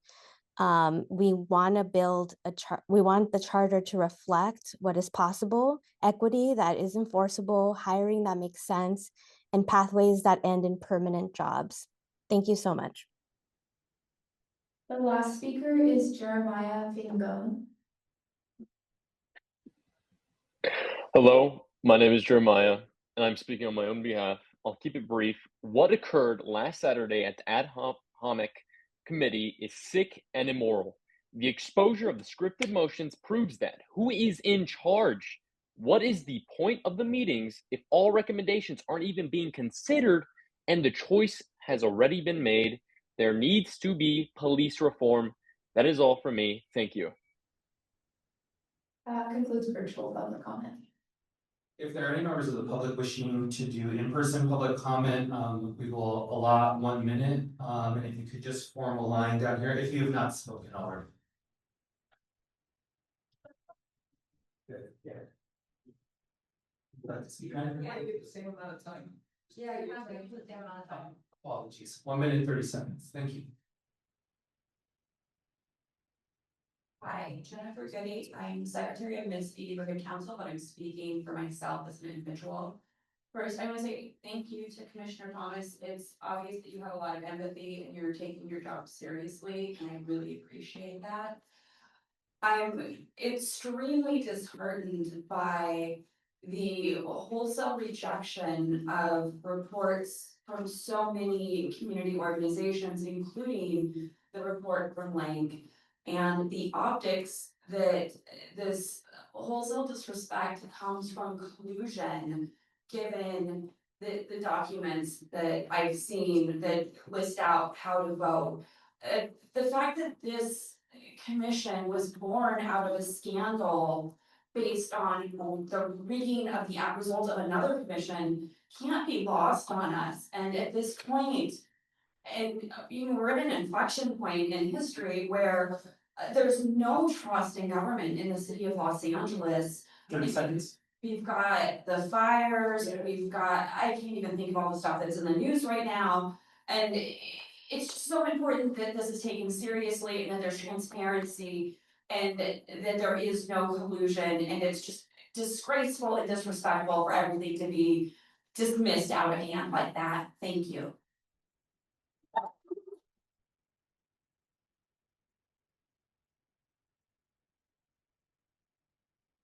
Great. Good evening, Commissioners. My name is Nancy. I'm the Executive Director of Center for Asian Americans United for Self-Empowerment of Cause. I'm here briefly to lift up the written public comment we submitted ahead of today's meeting regarding Asian and Pacific Islander representation in the charter reform process. We submitted the letter because to date, API perspectives have not been consistently included in the committee's shaping recommendations for the full commission. I love LA and care deeply about ensuring that API perspectives are meaningfully included as we shape the future of our city. I hope to see that inclusion reflected more consistently in these full commission discussions from here on out. We appreciate the outreach that has occurred through the mini grant program, including engagement with organizations like the Newtown Youth and Community Center, Little Tokyo Service Center, and Thai Community Development Center, and look forward to the upcoming report out on that work, which I believe is at the next meeting. So thank you for that. And appreciate Executive Director Ramirez's recent outreach to us and look forward to following up with that. At the same time, as outreach work continues through City Fabric and the mini grant partners, there are gaps.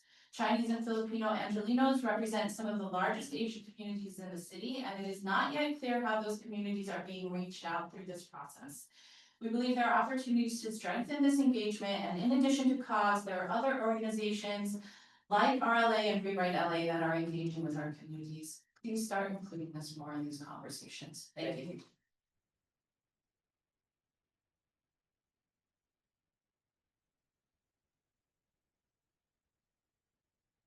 Hi, Commission. My name is Jeff Derricott, and I am a member of the Mid-City Neighborhood Council. I'm also one of the executive directors of the Strong Towns Los Angeles Neighborhood Group.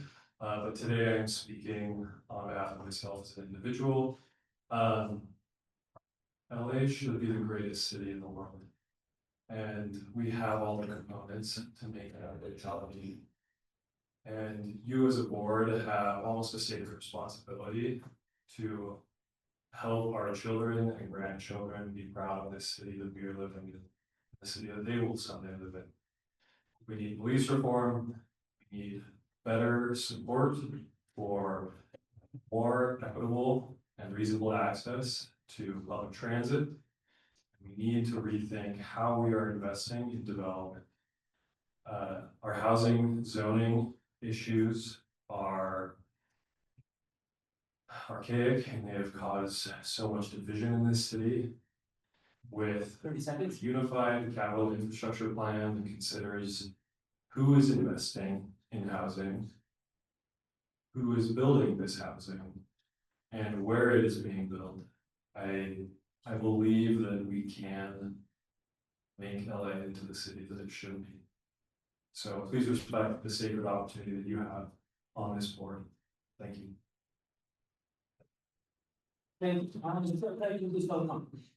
We now move on to Neighborhood Council Community Impact Statements, and there are some in the room and online, so we'll take in the room first. I'll hand it over to the Executive Director. Sure, so anyone else? We got Reseda, I know that for sure in the room. Okay, Reseda, colloquially, excuse me, on behalf of Reseda, you have two community impact statements, I believe, on two separate items, correct? We do one for each item on the agenda. Okay, so you'll get 5 minutes per. Amazing. Hopefully I will not even take that whole amount of time. Okay, ready, move on. All right. So I'm gonna start with item 1, which is on the actions of the ad hoc committee, and I do want to say that both of these items were passed unanimously by my neighborhood council in a special meeting that we held in response to the actions that we saw on Saturday. Dispose. D-I-S-P-O-S-E. Dispose. Definition. To get rid of something, especially by throwing it away. This weekend, the Ad Hoc Charter Reform Commission voted to dispose of every single neighborhood council reform brought forth by the Los Angeles Neighborhood Council Coalition. That alliance represents every single neighborhood council and over 1,000 volunteers. The work by Lank constituted hundreds of hours of unpaid labor to thoughtfully explore the entire charter. The Ad Hoc Commission's response was to throw it in the trash. Your $408,000 outreach contract wants 60% of neighborhood councils to file a community impact statement. Why do you want them if you plan to not only ignore them, but also flagrantly disrespect our voices? Is there a bird cage in City Hall that lacks paper lining? Does the mayor's new puppy Kirby need house training? Is that what you need our community impact statements for? Dispose. D-I-S-P-O-S-E.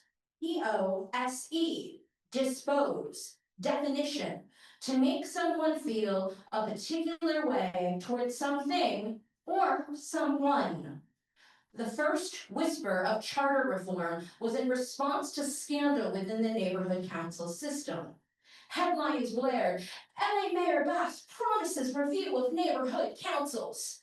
The mass resignation of an entire neighborhood council being forced to spend its money on an event outside its district with the LA County sheriffs shook the system. Neighborhood councils clung to this promise of change. They invested in this promise of reform. And in one fell swoop, they were told their voices did not matter. They were told the reforms that we need are meaningless. A system designed to be the closest of democracy for the people of Los Angeles? Trash, rubbish, disposed. The anger that this action has generated in neighborhood councils cannot be understated. And neighborhood councils are powerful when we act as one. So we ask, immediately dissolve the ad hoc committee. The committee has proven to be a sham process that is stacked towards the mayor's interests. The committee has strayed from its original purpose of offering up and down votes to make sweeping policy alterations and additions that receive no prior discussion. We cannot afford to waste any more time. All meetings moving forward must include the full commission. We need to build consensus. And the ad hoc committee actions have undermined faith in this process. The commission must give a fair shake to all policy proposals. They should move to vacate all ad hoc committee recommendations and review every single vote for fresh consideration so that we are actually moving forward with consensus items that have the support of 7 commissioners. For the votes that occurred on January 31st, 2026, the commission should be required to vote on all items individually.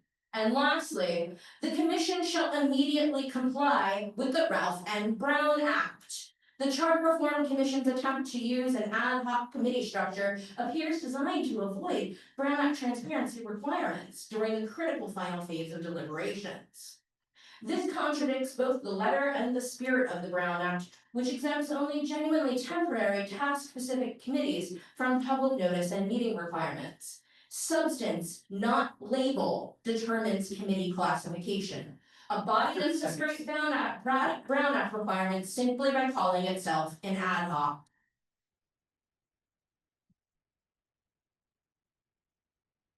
On item 2 on your agenda regarding ex parte communications.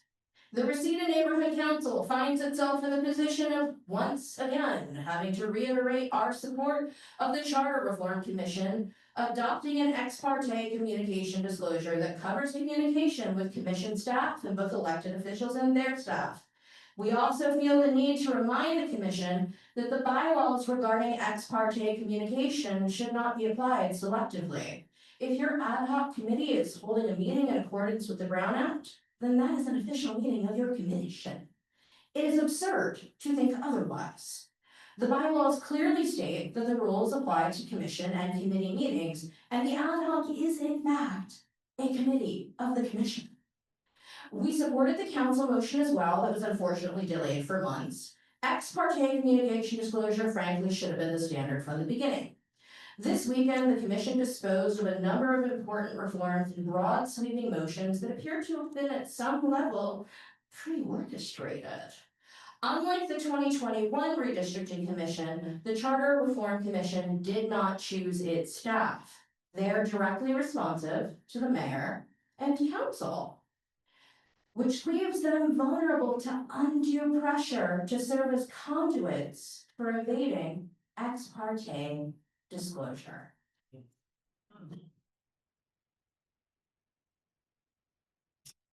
Any other CISs in the room? Okay, seeing none, now we're gonna switch to virtual. I think we have 2. We're gonna take someone off the mute here in a second. Who is it? Hello, can you hear me? Yes, you have Wonderful. questions. Go ahead and introduce yourself and your neighborhood council and begin. Yes, my name is Jennifer Clark. I'm the Vice President of North Hollywood Northeast Neighborhood Council, speaking on our CIS, which was submitted and is reflected in your website and on your notes. I'm just going to read it. I had a speech, and I think just the reading of the CIS is probably going to be enough to communicate. Please note that we did vote on this at a meeting in January 21st, and since the further meetings after that fully support even further our recommendations to you. All right, the North Hollywood Northeast Neighborhood Council strongly supports Council File CF 23-1027-S8. The problem. Councilmember McOster asked for an update on the Charter Reform Commission's progress in February of 2025. Almost a year later, no report has been provided. The commission faces a tight deadline. They must submit charter proposals by April 2nd, 2026. However, the commission is not fully seated, and most of its members were not appointed until June 2025, almost a year after the commission was established in August 2024. It is clear the commission lacks the time and resources to complete this important work properly. Our recommendations: require an updated report immediately. Councilmember McOsser should ask the commission's executive director, appointed in May of 2025, to deliver the report that was requested in the original council file. Ask for a deadline extension. The commission should request more time from the city council and mayor. The current April deadline is just not realistic for thorough work. Improve transparency and training. The commission should provide a detailed line-by-line version of all recommended charter changes. They should receive training on the Brown Act so meetings are properly organized and clearly planned. It is clear to this neighborhood council from attending the meetings both in person and online that there is not a firm understanding of the Brown Act by the staff nor the commissioners. Charter reform is very important work, and it deserves time and care, not a rushed deadline. We support the commission in its efforts and want to help ensure success. Thank you. North Hollywood Northeast Neighborhood Council. Thank you so much. We're taking, who's this? Cindy. Sydney? Cindy. Cindy, can you hear us? Yes, I can hear you. Thank you. Okay, go ahead and state your name and neighborhood council begin. Yes, my name is Cindy Cleghorn. I'm the corresponding secretary for the Salontonga Neighborhood Council. I'm here to present our community impact statement. It was submitted previously.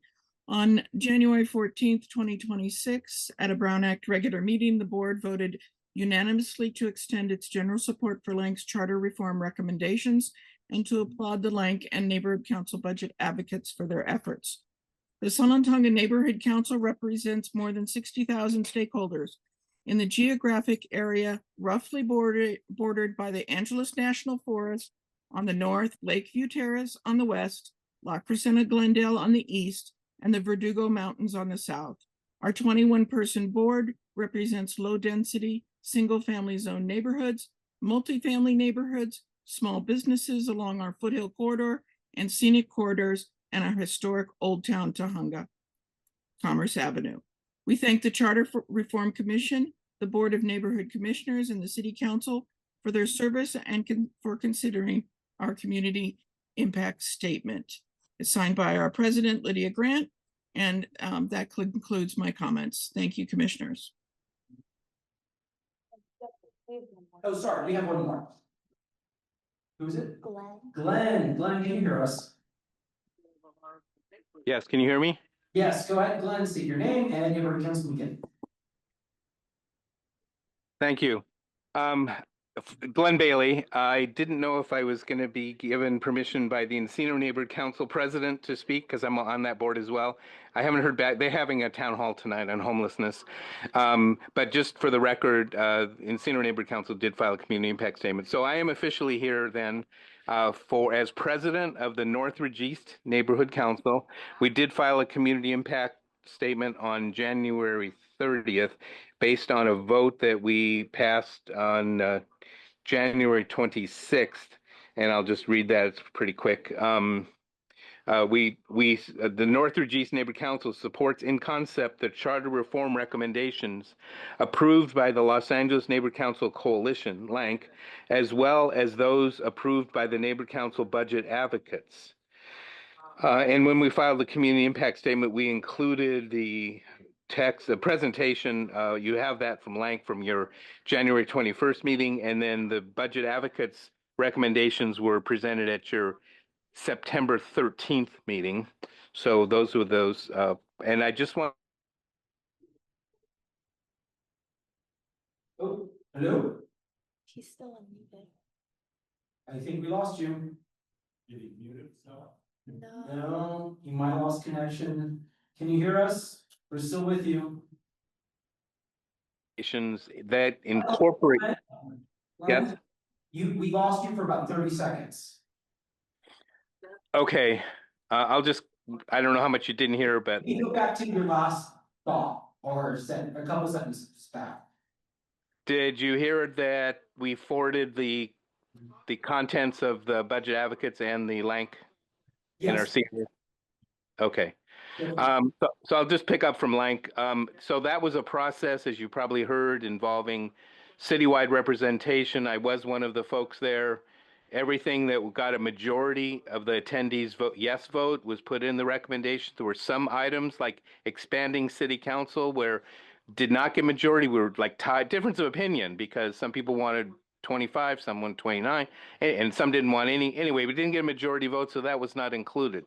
But overall, those were things that folks were comfortable with as a majority, and we're one of obviously a number of neighborhood councils that are supporting that. That's why we say in concept, because there may be one or two or something that people maybe don't necessarily agree, but they agree with the whole package. I will say, just to be clear, that all the recommendations of the neighborhood council budget advocates that were presented to you on September 13th were separately and independently considered by this Lank committee and voted on individually. And all of them achieved a majority vote, and that's why they were included in the Lank recommendation as well. So the things that, goes beyond neighborhood councils, because there were other issues there in terms of notice and participation and ethics commission. But the big part of that is the budget process and budgetary reform. And so, I do strongly recommend, and we request, and again, if you want to build support for charter reform, we need to have not, yes votes, yes voices, and to help move that needle. So please do take seriously these recommendations. You don't have to agree with them all, but I just don't think it's fair, given the effort and time that folks put in, to just unilaterally dismiss them, in the way that was done last Saturday, without there being a full, serious consideration by the full Charter Reform Commission. Thank you very much. Okay, there we go. That concludes community impact statements. We now move on to approval of the meeting minutes from our January 21st meeting in Van Nuys. Commissioner, these are in front of you, have also been emailed out and posted online. Is there a motion to approve the minutes?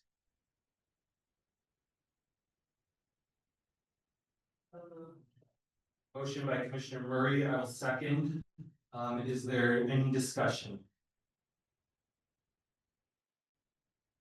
I request an edit for the link presentation. We were not just presented to by KR.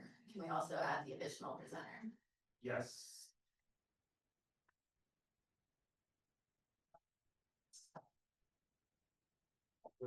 Without objection, so ordered. Any further discussion? Seeing none, is there any objection to approving the minutes from January 21st as amended? All right, seeing no objection, the minutes object. Okay, an objection has been called, so we will take a vote. Commissioner Andrades. Let me restate the vote. The motion is to approve the meeting minutes from January 21st as amended. Commissioner Andrades. Yes. Commissioner Field is absent. Commissioner Fuentes. Yes. Commissioner Levine. Yes. Commissioner Lewis. Yes. Commissioner Mack. Yes. Commissioner Nessa votes yes. Commissioner Murray. Yes. Commissioner Sanchez is absent. Commissioner Stein. Yes. Commissioner Thomas. No. Commissioner Yap is absent. Motion passes. We now move on to the executive director report on outreach and other matters. Executive director. Hello, thank you, Mr. Chair, and thank you, commissioners. I'll just start off with a couple numbers, including that we are in the 40s on the number of meetings that this commission, be it full commission and the committees have held. That is, and we'll be doing a statistics wrap up as a part of the final report that is transmitted. But that's a lot of hours of time that you all have spent not only in commission meetings, but preparing for commission meetings, reading reports, taking notes on reports, meeting with staff on reports, doing extra things on outreach on your own end. So I just want to uplift that and highlight that we're into the 40s, and I assume we'll be well into the 50s and close to 60 by the time that this commission wraps up. So that's an impressive amount of meetings in this short time span. So and of that, we are going to have our second to last district meeting on Saturday, followed shortly by our last district in the next couple of weeks. Stay tuned for that. So we'll hit all 15 districts, which is an exciting milestone. I'll be coming back with more updates again on the online survey. 12,000 people engaged with it, more than 12,000 people engaged with it actually. And by engaged, I mean started it with at least answering one or more questions. So we're excited to bring back some data, hopefully next week, on what where those answers were coming from who those answers were coming from, and what those answers were. Again, it was also in large part an outreach tool, just way to get people to engage and learn about the subject areas that this commission was doing. But the data coming back will just be very helpful to see the kind of numbers that people are raising. Also have an update on mini grant outreach, as a lot of that has been moving forward. And just another number I just want to uplift is that we have about 24 reports that staff has produced and sent your way. We couldn't have done it without so many advocacy groups and staff and department heads and so many. It was a lot of hands that helped get this process through. City attorney on every document has also been a fantastic partner in this process. So just want to thank so many people in this, quite frankly, this room who contributed to it, and of course, commissioners who contributed to those reports. Last, I'll say, as we noted, ex parte communication disclosures have been started implementing today, and we should have the website portal for logging those up by the time that somebody discloses on ex parte communication. That's all I have. Happy to take some questions. Can you speak to the report on the right to counsel for initiative? Sure, absolutely. That report is in our process. We're working with some advocacy groups that we've reached out to that also have raised this issue with the commission. We're hoping to have that to various city departments by the end of this week, which is tomorrow, for edits and review, and then turn it over to the commission sometime next week. I can't promise that it will be by next week's commission meeting, but it will be next week. Certainly. Can you clarify and talk a little bit more about why we added a third ad hoc meeting, just for clarity's sake? Sure. I'm not the chair of it, but I will state that the committee has a wind down date anyway. It didn't have a number of set meetings. It just had a set time frame, which I believe concludes, I want to say around the 15th is when it would expire. I don't believe there are any meetings planned beyond Saturdays. If I have a question for the city attorney, may I ask? Is it in relation to my report? It's related. Okay, absolutely. Just ask. Okay, you see. Yeah. And so, there were two things that happened. I don't know if you got my motion. Did you see my motion? Yes. So, my motion is to dissolve the ad hoc committee. That was my motion. I was informed that, and I don't discount this as being true, but that Chair Mason was not going to agendize it. And so my question is, may I make that motion tonight? So you can make a motion to add onto a future agenda. The issue that you want to have agenda for a future meeting. But there's no way we can vote on, I'm not gonna pretend that Yeah. There's no way we can vote on that tonight. That's correct, because it's not, we would be violating Brown Act, it's not on the agenda. So what you would do is say, I move on agenda, you pick a date specific, our next meeting, to agendize the following, for potential action by the committee. Or the commission. And so what is quorum for the ad hoc committee? So there isn't really a quorum for the ad hoc because it's not really a Brown Act meeting. So, and by the way, if you would want this agendized at the ad hoc or at the full. No, I want it agendized at the full, I want us to vote it with the full commission. But my concern is the timing.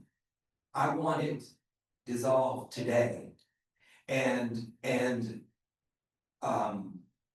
so what I'm trying to find out, is there are a couple of things that are concerning to me.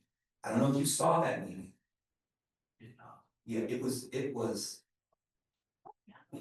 again, it was the most anti-Black experience that I have had in a long time, representing this city. And it is not okay under any circumstances. And so since other people have decided to violate the Brown Act, why don't we just violate the Brown Act? That's what other people have done. I know, I'm joking with you, but I'm really not. I'm joking with you, but I'm really not. Because I have people stopping me on the street, apologizing to me. I am Commissioner Murray. I felt like we were in the world by ourselves.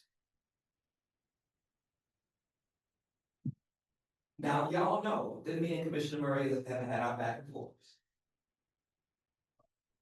But we were united at that meeting because I heard her. And the issue for me is how do we have Black people coming to this meeting?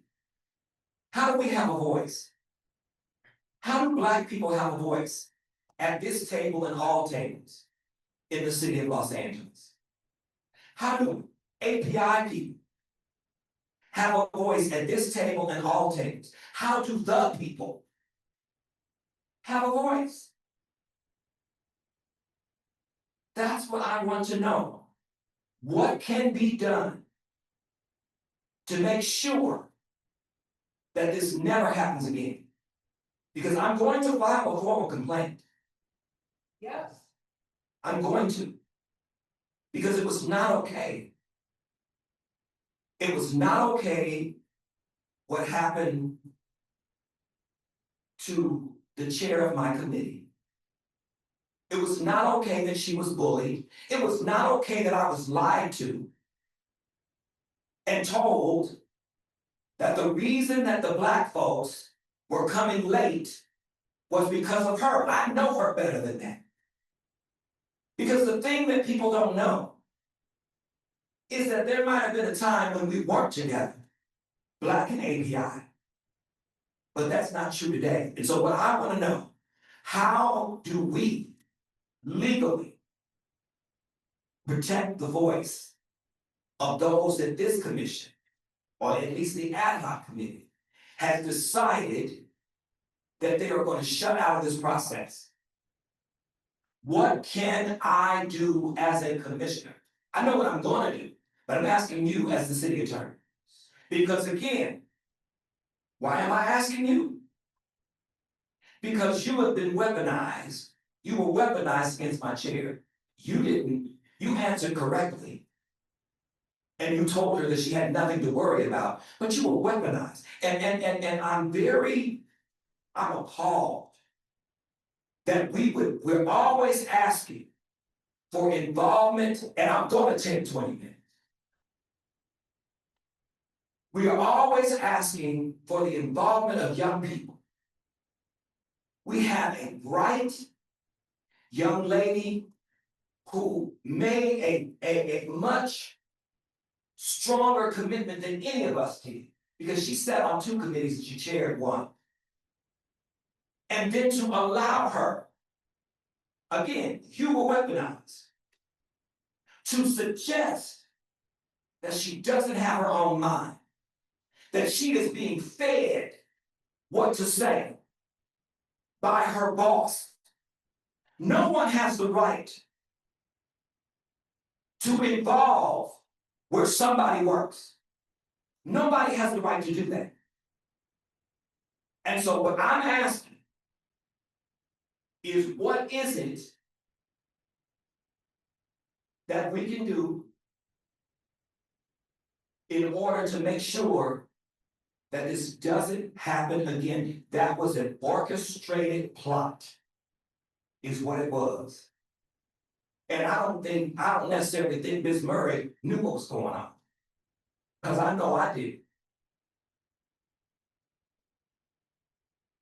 What can we do? Because at the end of the day, there is not a shred of accountability in the ad hoc committee. It is a waste of time.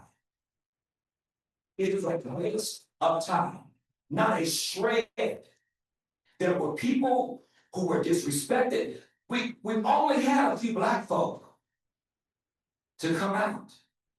And there was a woman who was not here today. She'd been here. There was a white guy who was applauded for speaking out of turn. But she was thrown out or made to feel like she needed to leave. That ad hoc committee last Saturday, for anyone who saw it, for anyone who was there, it was a hostile environment created by this commission that is supposed to be about serving the people. This commission, or the ad hoc committee, and those who are withholding the interest of what, I don't even know. I don't know who's talking to the mayor or who's talking to city council. But you know, one of the things that I do know, that everything that was voted on and pushed through are things that don't compromise people who are running for election in June. That is a fact. And it is also a fact that the community who have shown up to what we now see is a dog and pony show. That's what that ad hoc committee was. And now they're calling for us to dissolve it. And we have to wait, and then the kind of meeting that was scheduled was moved. And so now we have to meet again. And the suggestion is, these arbitrary numbers that were drawn out. Northern California submitted 89 charter reform recommendations. The city council chose the ones that they wanted. We're talking about a much smaller number than that. And I think it's disgraceful.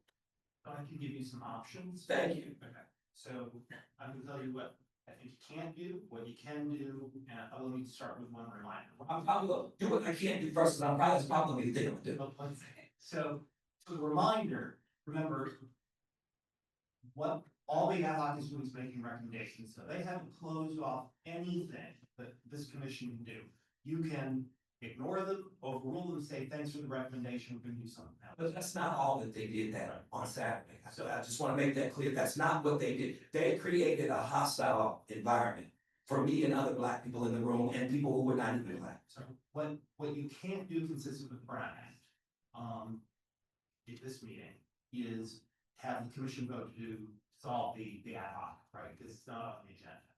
What you could do is you could ask Chair Stein to cancel the meeting, which does not have another ad hoc, right? And instead, the whole commission could meet to discuss the issues.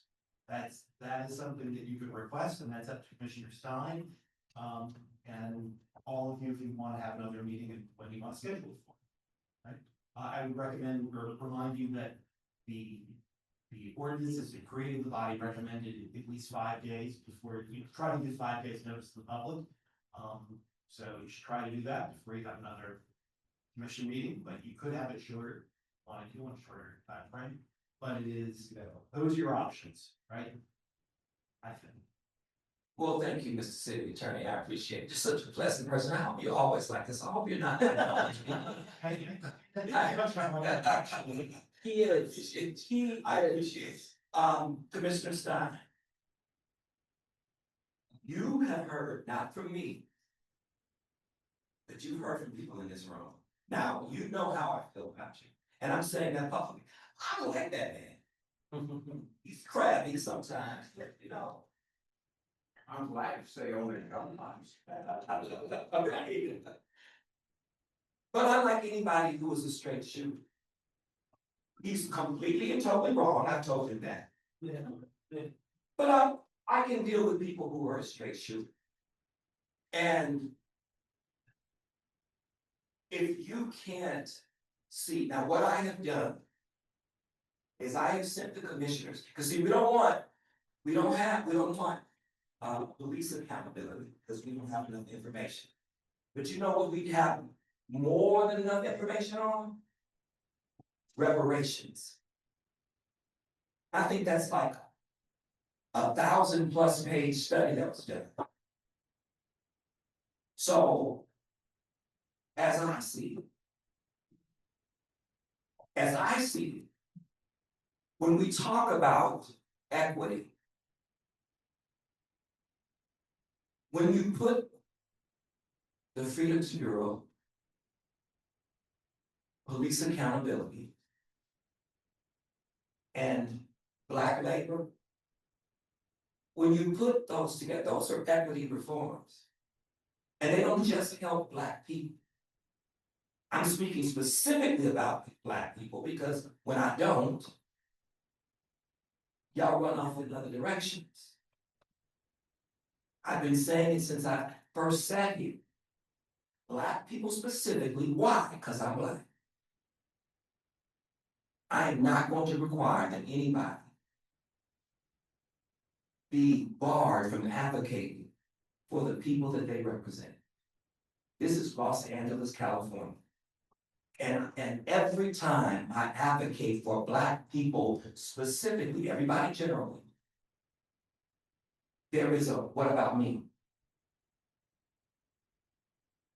That happened on Saturday.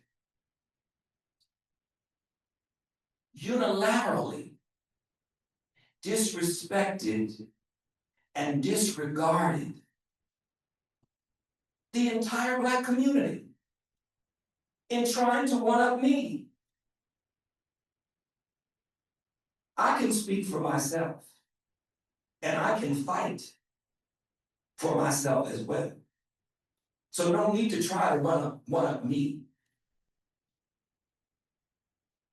In the end, what will be said about this commission? I don't know. In my eyes, to be honest, I am a forgiving person. I have to be. But what I experienced on Saturday, it was like a page out of Jim Crow. The Reconstruction, giving Black people an alleged voice, but at the same time, robbing them of it because of the policies. That's what happened. And then to sit here during Black History Month and to think that I will in any way allow this to continue. It is not going to. I guarantee you it's not going to. It is not going to continue because it's not right. And what is the most unright?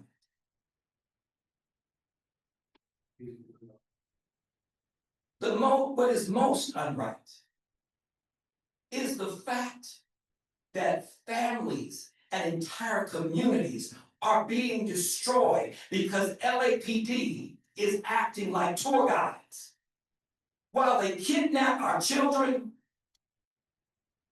and destroy our communities. And we don't think we should have a voice How many people, black and brown, are gonna die in between the time that we take the time to deal with reform? Christopher Commission? You gotta be kidding me. Gotta be kidding me. Christopher Commission did one thing. They pointed out the fact that there is systemic racism in the city of Los Angeles. That's what the Christopher Commission report was about. It was about systemic racism. That is why it is lauded as something having been good. But their capacity to deal with that, it never happened. It never happened. And I know, and God is my witness, if this does not stop, I look forward to anybody on this commission running for office. Because I promise you, you have seen Commissioner Thomas. You ain't seen me on that side. The fact that you would do that, I mean, I literally, this has shaken me to the core, especially when I was vulnerable with you guys. When I told you that the bishop in New Hampshire warned clergy to get their affairs in order, to make sure that their will is intact. I told you that even though I'm not afraid, I did that. And that my picture, when you look at that article where that clergy, that bishop is saying this and warning clergy, it is my picture that appears there. Mine. And a lot of the people that I love, that I care about, are putting their lives in jeopardy. And we want to sit here and act like we want a better LA. We are complicit in everything that we see going wrong in this city if we don't do something. There could be 1,000 recommendations. They get paid good money to go through them and decide what it is they want to do. And then in this attempt to save the mayor, and I told the mayor this when she met with us with People's Budget LA. The Bible is clear. It says those who seek to save their life will lose it. Those who seek to lose their life will save it. I said, Mayor, that's you. Y'all trying to make the mayor comfortable. Her trying to win this election the way that she won the first is going to end up being, and maybe this is what people want, I don't know. It's going to end up being her demise. Because somebody is going to have to be blamed for what has happened on this commission. Somebody. And guess who? It's too many city council members, that's too many to target. Too many to target. You suggested to me, Chair Mason, that when I said that the mayor and city council should have the authority to fire police officers, I gave you an example of it being done. 73% drop in crime when the mayor and city council was able to fire and then rehire those who should have been rehired. When they went through their personnel file, most of those officers could not even be rehired. And they would have never known it if the mayor and city council had not taken that very controversial move. But that very controversial move ended with Camden, New Jersey being a great place today. When you said to me that because that was something that was never discussed, suggesting to me that it doesn't need to be heard. Because the community, no one has presented that recommendation. No one presented the ones that were presented, the motions that were presented in that meeting. Nobody mentioned the Christopher Commission. But yet it was a motion put on the agenda, and I would even argue that the whole idea of creating this ad hoc committee was to do what we witnessed on Saturday. That's what I believe. And nothing is gonna change that. I may have to. I mean, to be honest, I don't know what to think. Because what I think right now is just not good. It is just not good. From refusing to consider diversity in the selection of committees. That was the first thing that happened that showed me that folks ain't who they say they are. To being willing to go on the record and vote against diversity. Because Commissioner Mack's motion was too long. He doesn't know how to write motions.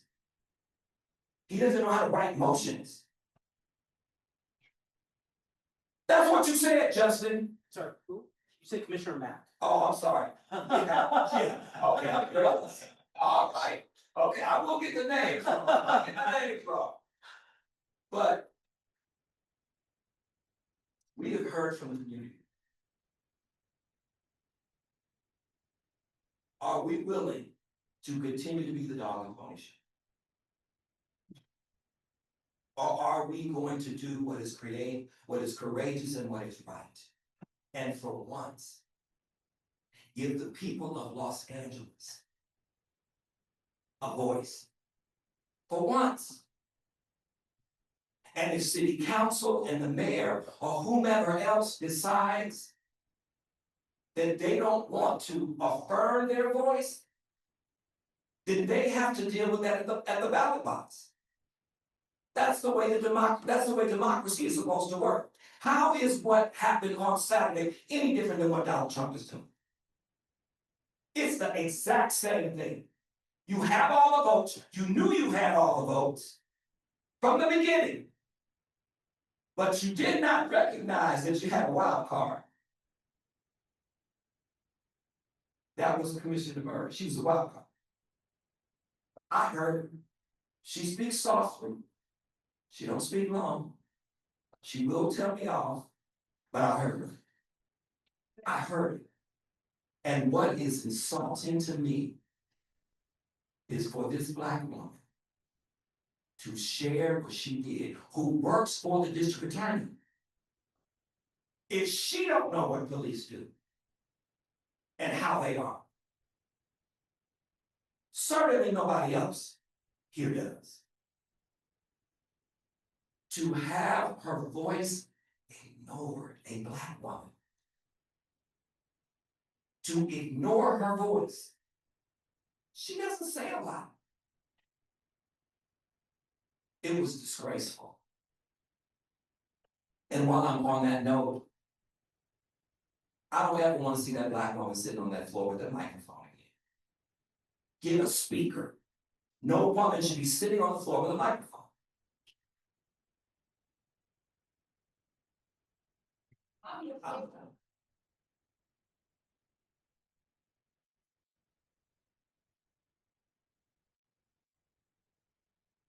I have a question for the city attorney really quick. Asking about how much we restructured the committee for recess, it wasn't on the agenda or even introduced. They let them do it under Rule 23. Rule 23. I was gonna ask about, we're hearing about the Christopher Commission, which was a motion that we weren't privy to ahead of time via the ad hoc committee under item 1. Why can't we also hear Commissioner Thomas's motion here about dissolving the ad hoc committee? Why would it have to under motion 1 as well? So We grab the agenda. Thank you. Pretty broad and generous. Feel like we got that. Okay, so what item says is, item 1 says is comment and discussion of report from the ad hoc committee recommending potential changes to the charter for further development, consideration of the Charter Reform Commission for final recommendations. City Council. So what you're doing per the agenda is considering recommendations from the ad hoc that you can accept, reject, whatever, and for further development by the commission. That is, I don't think the plain language of that covers voting to dissolve the ad hoc. The way that I'm perceiving the motion is that it's a report back from the ad hoc committee. Yeah, you're considering a report and then basically evaluating the report recommendations from the ad hoc. That's right. So so we wouldn't be able to consider this Christopher Commission recommendation. It's the recommendation that came from the ad hoc.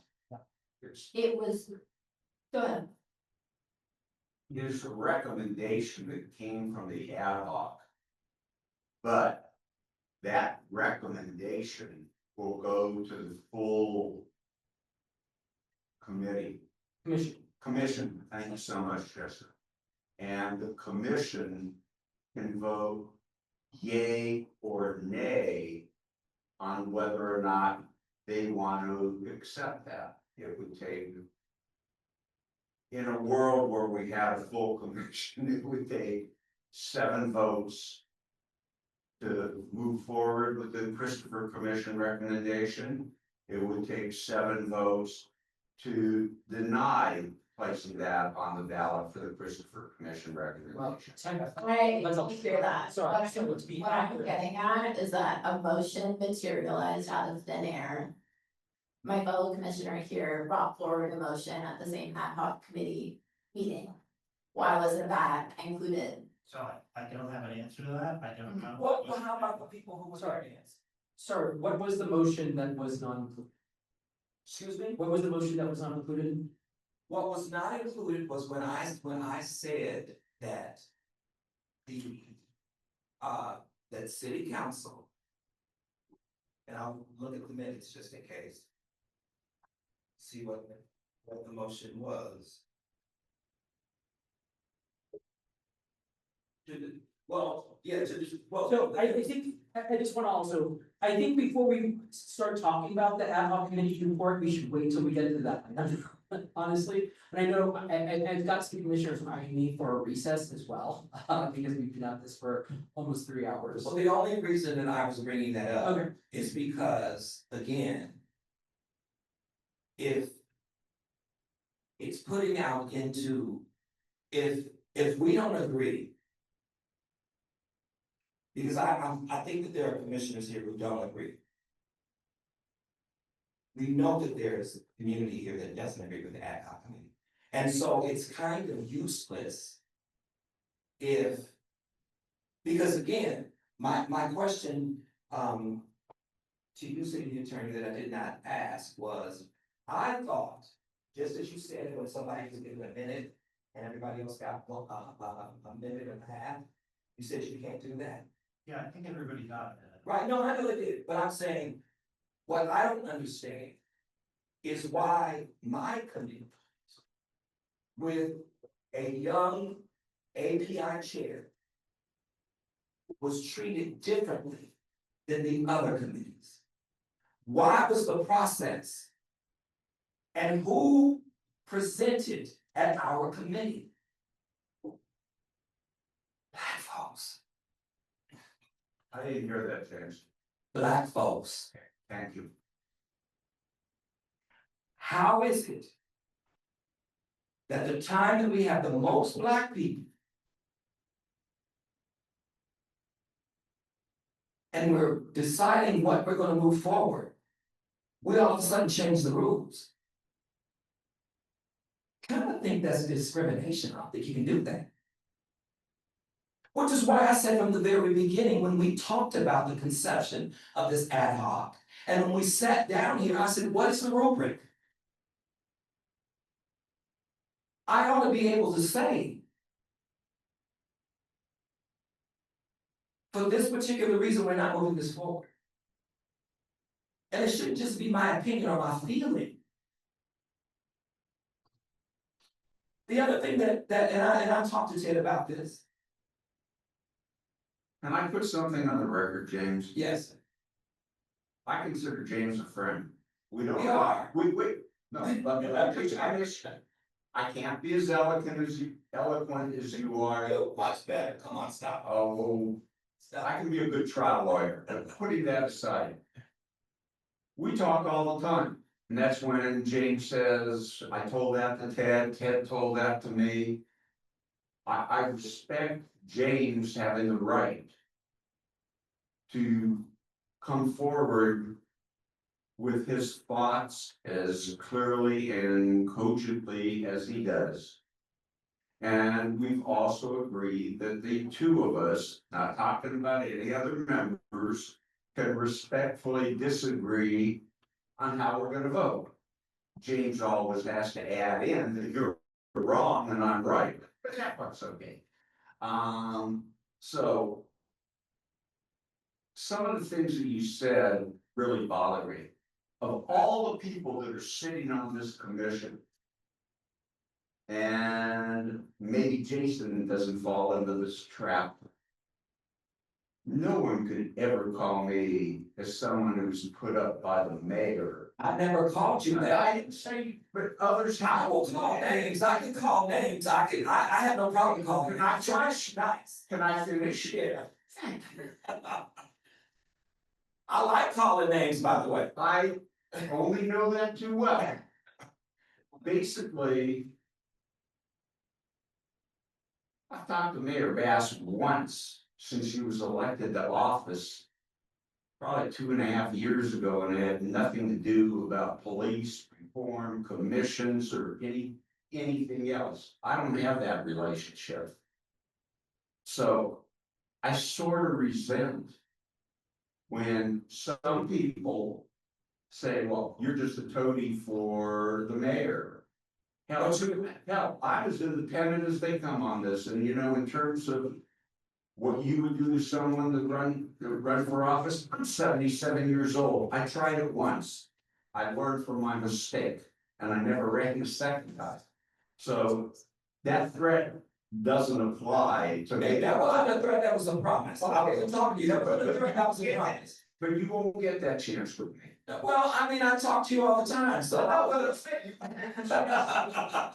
What I'm trying to say though is, it's a good discussion, but I just want to say that reasonable minds may differ, even if you think you're right. I happen to think that I'm right. And I voted my conscience, you voted your conscience. And I don't have to say much more about that. My view of the ad hoc is a little different, as it turns out, that I believe your view is. We had, and please don't try to pin me down, I'm going 100 different motions that were floating around there. Maybe 80 different considerations. But it turned in 89. Okay. So 89 is more than this commission is going to handle. And the purpose of the act says me as the chair, if I have votes to go along with it. My vote is no more important than your vote. Or vote, or how can you as chair determine the number of recommendations, and where are you getting this number from? Where are you getting the number? What is the number? You obviously already have it. What is the number? What is the number of recommendations? Justin, you tell me, Ray, you tell me, somebody tell me, what is the number of recommendations that you have predetermined? You would have to make that statement. That you would be determined is appropriate. Look, You just get in the front of it because you're talking, but you should stop talking to me. You would think that I'm talking just to you. I'm talking to this entire committee. What is the predetermined? We said that we were getting information, that we were collecting information. So the information that we got collected, when I brought up Oakland about how ranked choice voting was an issue for Black people, people came forward with evidence. And whoever did that document that y'all handed me today, you did exactly what I've been asking for since I've been sitting on this commission. That's about as much as I'd like to move this along. I think we've had this discussion. What is the number of recommendations, the preset number of recommendations that you all, because you're not taking the information that you sought out, which was from Oakland, because they said 89. We had someone who ran for mayor who more than willing to talk. So what is the preset? Because that makes it a lot easier. That makes it a lot easier. What is the preset? We know that of the preset motions that you're going to consider, we know that it does not include the 13 about police reform. I mean, do you, I just gotta stop because this is getting more and more frustrating. I'm gonna answer your question. The preset, there is no preset number. The number will be determined by first what the ad hoc committee does, and second, and more importantly, will be determined by the 12 of us, whatever number happens to be there that day, that we want to move forward the council. It's not clear. Well, if I'm hearing correctly, Thomas, can I add, there is no preset number. The preset number won't even be determined by the ad hoc. There is no preset number. The number won't even be determined by the ad hoc. The number will only be determined by 7 members of this commission that vote to make it that number. The number may be 89. The number may be 120. The number may be 60. The number will be, it is undetermined and it is unknown. Commissioner Stein and some other commissioners have a philosophy that they would like to get that number to a low amount. There are others who have a different philosophy. And like Commissioner Stein said, there is a difference of opinion, but there is no preset number and it will be determined by 7 members of this commission. then why are we moving as if there's a preset number? I don't want to continue to belabor the point because I know that there is a preset number. And that's why we're moving the way that we're moving. That's the only reason that we would throw out police accountability and neighborhood council. That's the only reason that we would do that. There's no other reason except they make this more complicated for the status quo. That's the bottom line. And again, all I want is just people to just be truthful. If I had a preset number, I would tell you. I would have no problem. My complaint is this, Mr. City Attorney. When this comes up, when I get a notice, it says I get stuff saying I'm an employee. That I'm an employee of the city. And so I know as an employee of the city that you can't discriminate. And how do we know? Because we have members of the API community coming to tell us. We have members of the Black community coming to tell us. We have the members of the white community coming to tell us. The Latino community coming. We have the entire rainbow coming to tell us that our practices have been discriminatory. And so whatever I would do as an employee of the city, if I feel like I have been discriminated against, or if I'm whistleblowing because I know that someone else has been, that's what I want to do. Because people are still not willing to concede and say that this ad hoc committee needs to be dissolved. I don't go. Why did Raymond put it on the agenda? Yeah, put it on the agenda, let people go. We had Mark Schlager in the fall. How do I get something on the agenda? Justin said, send it over to me and we'll get it on the agenda. There was never a mention of Raymond being a stumbling block. So. It's a good question. Why is it okay for Martin to just say, hey? But that's how it's been. That's how it's been for me this entire time. And that's why, even though they say that I'm talking too much, I'm talking because it's the only way that the concerns of the people get heard. Because you would unilaterally, as you attempted to do, silence me. But you can't silence me. Because I got a megaphone in my trunk. So anyway, go ahead, Mr. Stick. I'm not walking out on you. I got you. I'm not mad at you, sir. I said I'm not walking out. But at all. So, yeah, Mr. Schuler. There's been a request for, Commissioner Thomas, there's been a request for a recess at, the 15th, if you are done, I would, okay, and we will recess for 10 minutes, Commissioners, and then move on to item 1. And then, I want to give a reminder to everyone, so later in the agenda, there's an item for ex parte communications earlier in the meeting. So if you're talking in business with any other commissioner off of the. You disclose that during that segment before the end of the meeting. Not with other commissioners, only elected officials. That's, excuse me, I'm sorry, this is. Right, you were correct. Thank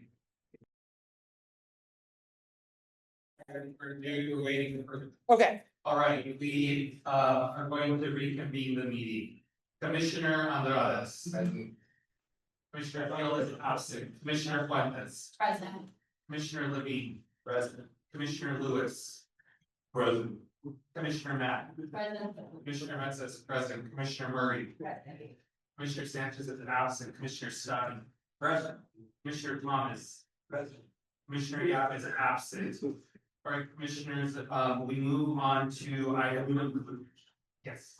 We move on to item number 1, common discussion of a report from the ad hoc committee. I'm gonna ask for staff to walk us through the report, please. Sure, this is, basically a status update, it's a report of the 2 meetings thus far that the committee has, taken up and actions that they've done. I'll note that there, is still some reconciling to do within it, because it will have in one place, commissioners voted to approve alpha.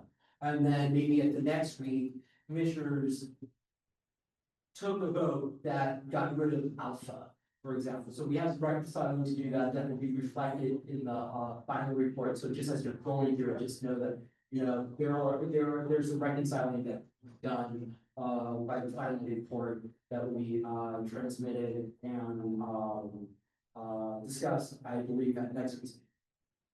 But happy to answer any questions about, I guess right now I'll take any questions about, if there's any structural or anything missing from the report, like, again, back to alpha, like, oh, we voted on alpha, why isn't alpha in here?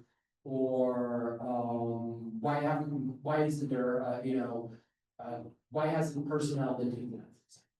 I could actually talk about that. So yeah, happy to talk about it before we get into the substance.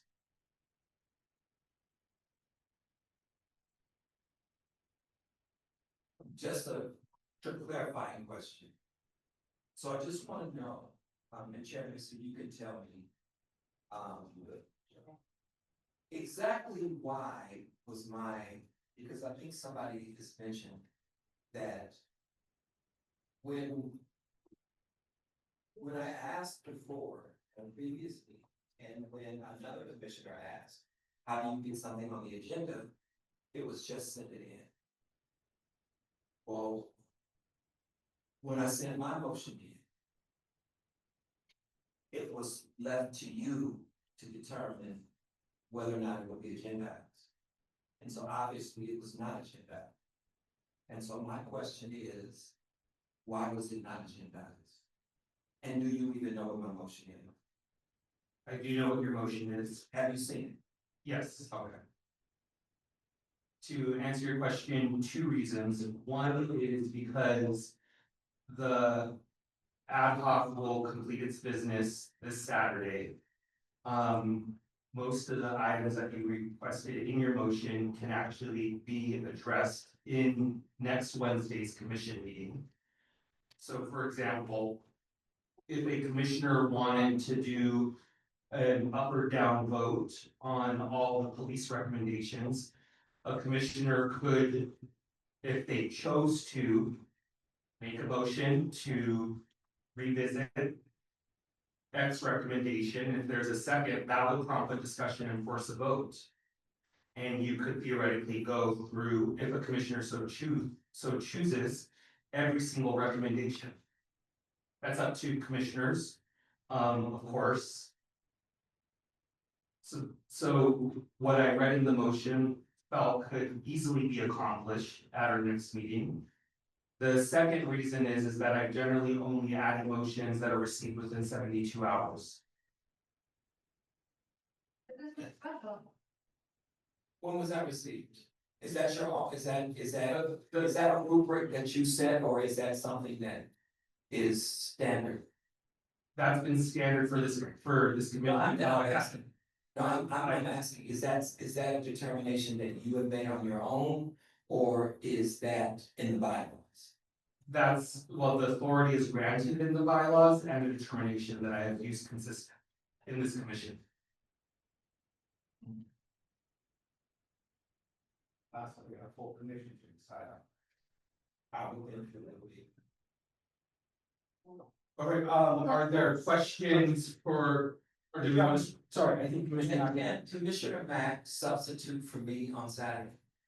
I would ask the city attorney to, we have asked, this of the city attorney. Is it okay for me to ask my process question first? Sure. It's more so, just for today's item from what, Chairman Nezadu said, or, so is the intention for today? And can you speak? Is the intention for today's, staff report is just to go over like we did in that nice, and then what I'm hearing is in the next meeting, full commission meeting that we have, that is the opportunity to have a further discussion with full commission for all of the topics and recommendations? Is that just for one meeting? So, we will go through the report. Commissioners can ask questions, have a discussion on the contents of the report. At the next meeting, is where the ad hoc will present its final report, and then commissioners can make amendments or modifications or not accept or accept in full, whatever permutations at our following meeting next Wednesday. City Attorney, if you could address Commissioner Thomas's question. Sure. The short answer is, no, you can't consistent with the Brown Act because you're at, I'll put it this way, maximum Brown Act capacity right now for an ad hoc. If you have another person who's. No, I'm saying in lieu of me. Yeah, but I understand. Problem is, the number of people right now is the maximum that could have been talking about anything outside of a real Brown Act meeting. And even if we substitute you and then Commissioner Matt comes in, she'll be the extra person that would put you to a majority of the entire commission. And we have it would be a full commission meeting at that point through a sort of serial communication, because you were in it before, and now she'll be in that part of that same discussion. Oh, since we switch the full commission meeting to an ad hoc committee meeting, why couldn't we do that and do that in the reverse? Switch the ad hoc committee to a full commission meeting. So if you agendize it correctly, Todd, you absolutely can, right? So you could decide, we're not gonna have the ad hoc meeting. We're going to, on bare minimum 24 hours notice on the agenda, agendize that as a full commission meeting, and that would be fine. I know that the ordinances that created this body said try to do 5 days if you can, but that was, aspirational isn't the right word, but that's a desire, but legally you could go down to 24 hours notice under the Brown Act. Sheriff's Department, just do a raise of hands, see where everybody is. Well, on official action. Our neighborhood council expert just said that we could do a hybrid meeting, a special meeting, and it could be hybrid, and then we would be able Joint. a special joint. Go ahead. Special joint of the full commission and the ad hoc, but with the ad hoc being the only one that has voting power. Yes, you're around the Brown Act application. Can that happen? So, for people at home for listening, the question is, could we agendize, put out an agenda with at least 24 hours notice that creates this kind of commission ad hoc hybrid? You could, at that point, I think it'd just be a plain old commission meeting, because you'd all be there. So really, it would be a commission meeting, which you can, agendize consistent with the Brown Act. As long as the agenda with the appropriate descriptions comes out, at least 24 hours in advance on a special meeting.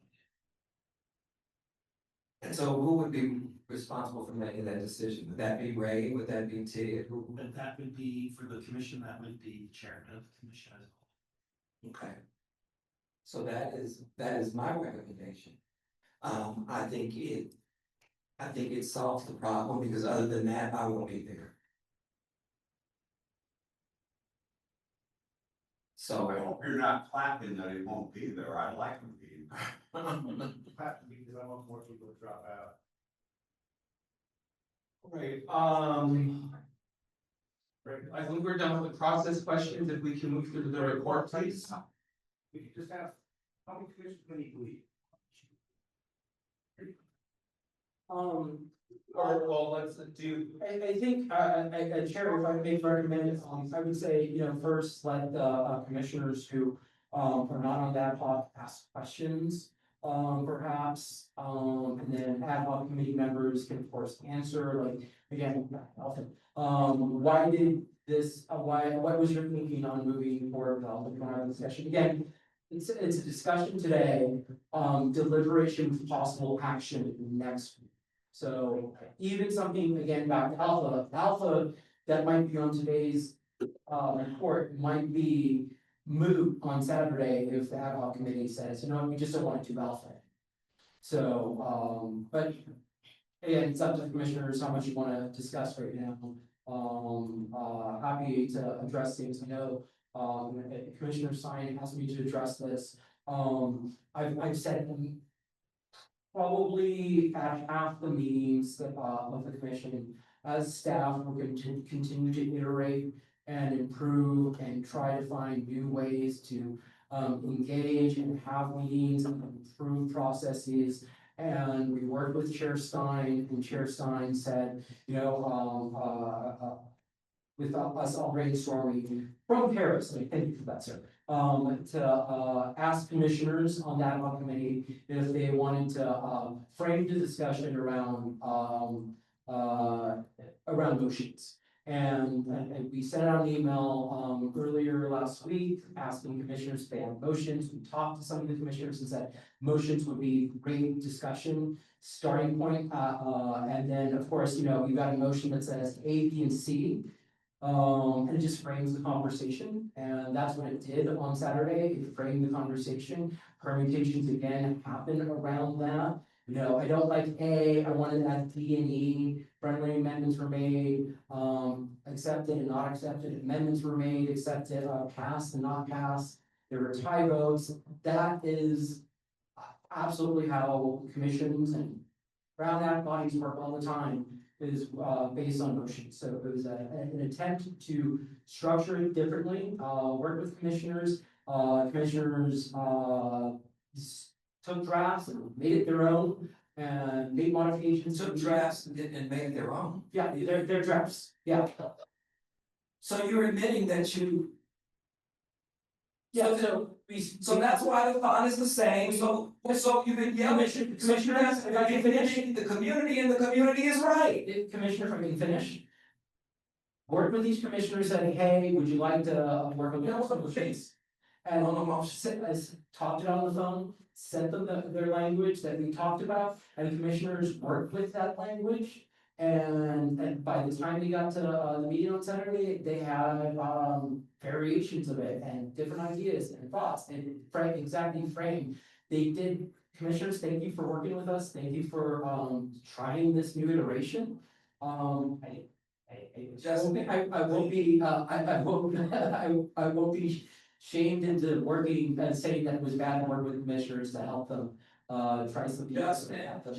That's pretty slick, but I'm not buying any of it. Until there's an ex parte motion to find out what conversations are taking place with the staff, I have no motivation whatsoever to give the justifications after the fact. It was clear. I mean, it was just clear. You got the email request as well, correct? I don't know if I did. I don't know if I did. I didn't read it. If I did get it, I didn't read it. You don't read all my emails? I really don't. I mean, it's not, we're not talking about that. It's nothing personal. We're gonna it felt personal. It's nothing, no, I mean, it's nothing personal. The reality is that, you know, there's some things that you just don't need to try to justify because it makes it worse.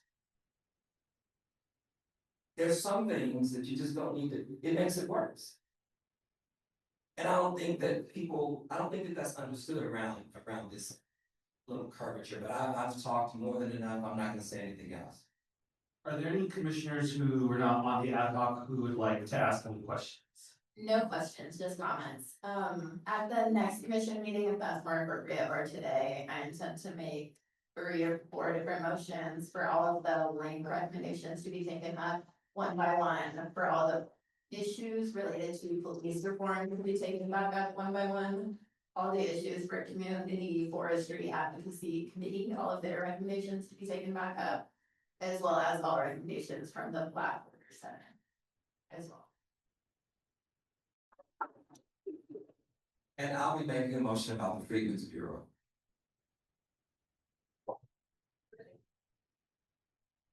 You gonna work with me, Justin? I'm sorry, what, Any, Commissioner Mack?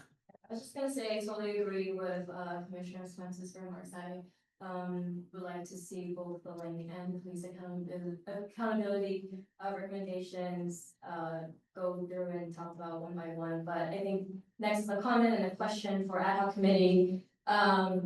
Would like to hear a little bit more about the thought process of disposing the link recommendations. We heard from them from NICE, and I personally thought that the presentation was one of the best presentations that I felt resonated with the community. And they also provided, although it wasn't in front of us, provided red line edits that I felt like was helpful with our timeline of, you know, getting charter language drafted. So that's my personal opinion. Would love to hear thought process on that. That's one. And then second, would love to hear the thought process of packaging up the police accountability reforms versus kind of going through line items. And the recommendations that were provided by community members, those are all 13. And so I wanted to hear kind of the thought process of doing both of those things from the HOP community members. Like,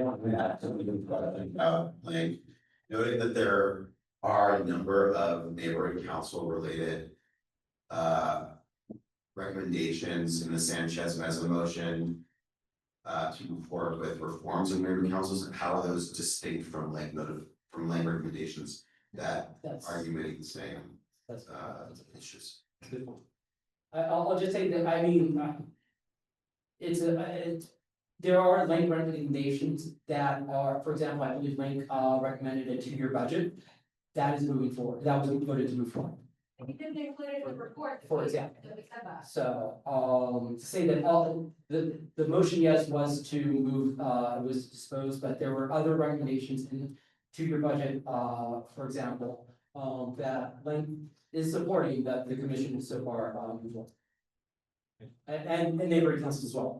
And then I will add for the Commissioner Sanchez motion, those were recommendations that were more technical in nature and proposed by Dunn, that were separate from the labor recommendations.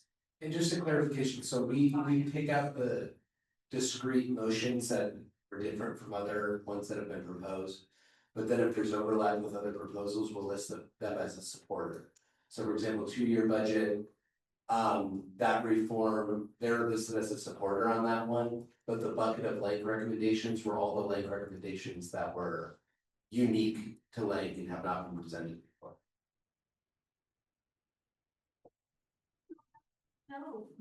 Commissioner Lewis? So hopefully I don't throw us off too much here, but as it relates to that, for here, the Better Government Committee meeting held on January 8th, when I saw the proposed disposal reforms related to better government, it threw me for a loop because for me it wasn't consistent with what we discussed or where we landed during that meeting on 1/8. So I like clarity. Maybe now is not the time. I don't know, but how did we move from where we landed on 1/8 to what's made into this report, particularly around the proposed disposed reforms? So there's that. More broadly, listen to all the comments from commissioners, those from the public, and coming into this process, I think I can probably speak safely for others here too. I mean, not under any, not delusional enough to think that we're gonna have a unanimous take on every issue, every proposal, recommendation, laid on the table. I can't get, if I could just give you some real talk, I can't get my homies and my family the same. 10 of them and get us to all feel the same way about any one issue or person. I don't know about y'all, but that's true for me. So I certainly don't expect it in this process. Having said that, I think the ad hoc committee was proposed and implemented. I believe it was well intended, given the timeline we're working with. Having said that, it seems pretty clear to me that the expediency of this whole process is resulting in something that is inherently flawed, and clearly I'd say based on the overwhelming volume of negative responses to what's been proposed, that this process isn't one that is all that trustworthy for the public. Thank you. So having said all of that, I don't know if this would be controversial or not. I'm certainly not trying to be. I just want to ask a really basic question of all of us. What is driving the need to do this right now? Could we conceivably have done this or do this in 27 or 28? If we're rushing through it and it doesn't have the support of the people, there's no trust in the process, no trust in the results. Why are we doing it right now? Now, if we take more time to do it, I start off by saying, I can't get my homies and my family to agree on everything. Doesn't mean if we do this a year, 2, 5 years from now, that people still not gonna be happy with everything. Good with that. But I'm really struck by the overwhelming response of the overwhelming pushback, I would say. Makes it pretty clear to me that there's an issue with trust here. Way back when, I think the first meeting we had, and I talked about what's driving me to serve on this commission is wanting to really do the will of the people and represent the people. And I know some of you, probably all of you, really savvy out there, probably know more about me than I know about myself, right? I got things about myself. I have no agenda here other than wanting to rep my people, my community. I agree with James on this chart, Commissioner Thomas, I would say. You call me James. I call you Jim? This chart here really resonates with me when I look at the implications for the Black community in terms of representation here. In making an argument for PRCD with 3 representatives per district of 5. I mean, that's telling for me. So I'll be transparent, unapologetically tell you, I'm opposed to any recommendations that I feel like quell the voice of the Black community. Just straight up, I don't apologize for that. I won't speak on it as eloquently as Jeff over there. But this really resonates with me for them.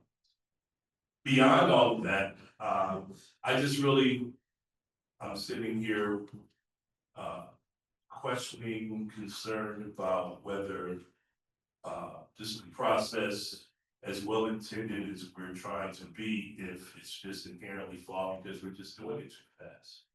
Put it as simply as I can. And if there is a way at all that we could do it, continue the work, but do it later.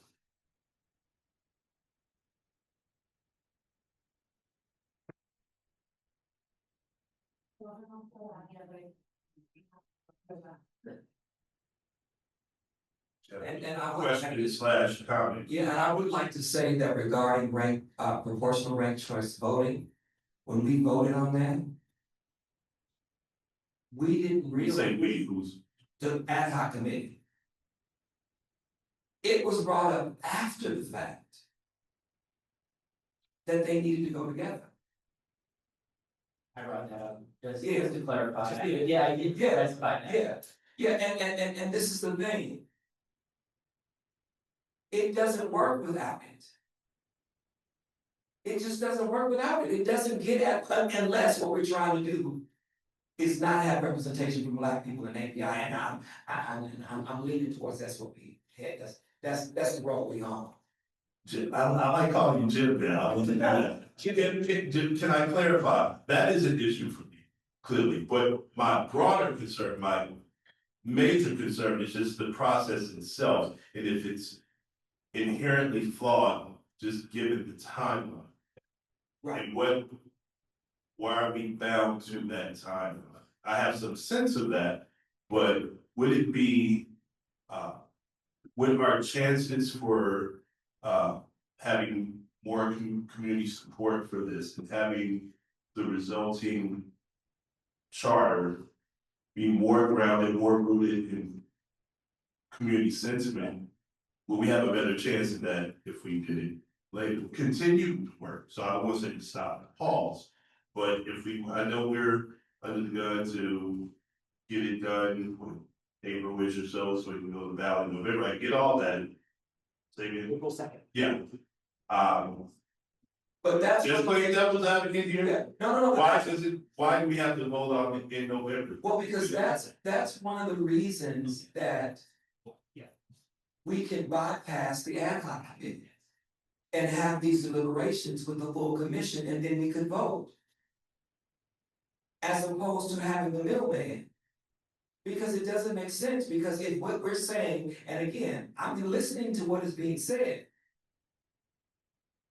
Justin just said to us that if, what is it, you said if we may be, right, we may not even be talking about that because it gets voted down to the ad hoc committee. So either we're voting things down in the ad hoc committee and it's permanent, or we're not. And I think that's what people don't trust. Because there are folks who are telling us to appease us that we can bring these things back. But the pushback and all of the orchestrating that has happened does not in any way give the indication that that is going to happen. And most certainly, the folks on the ad hoc committee, with maybe the exception of a few of us,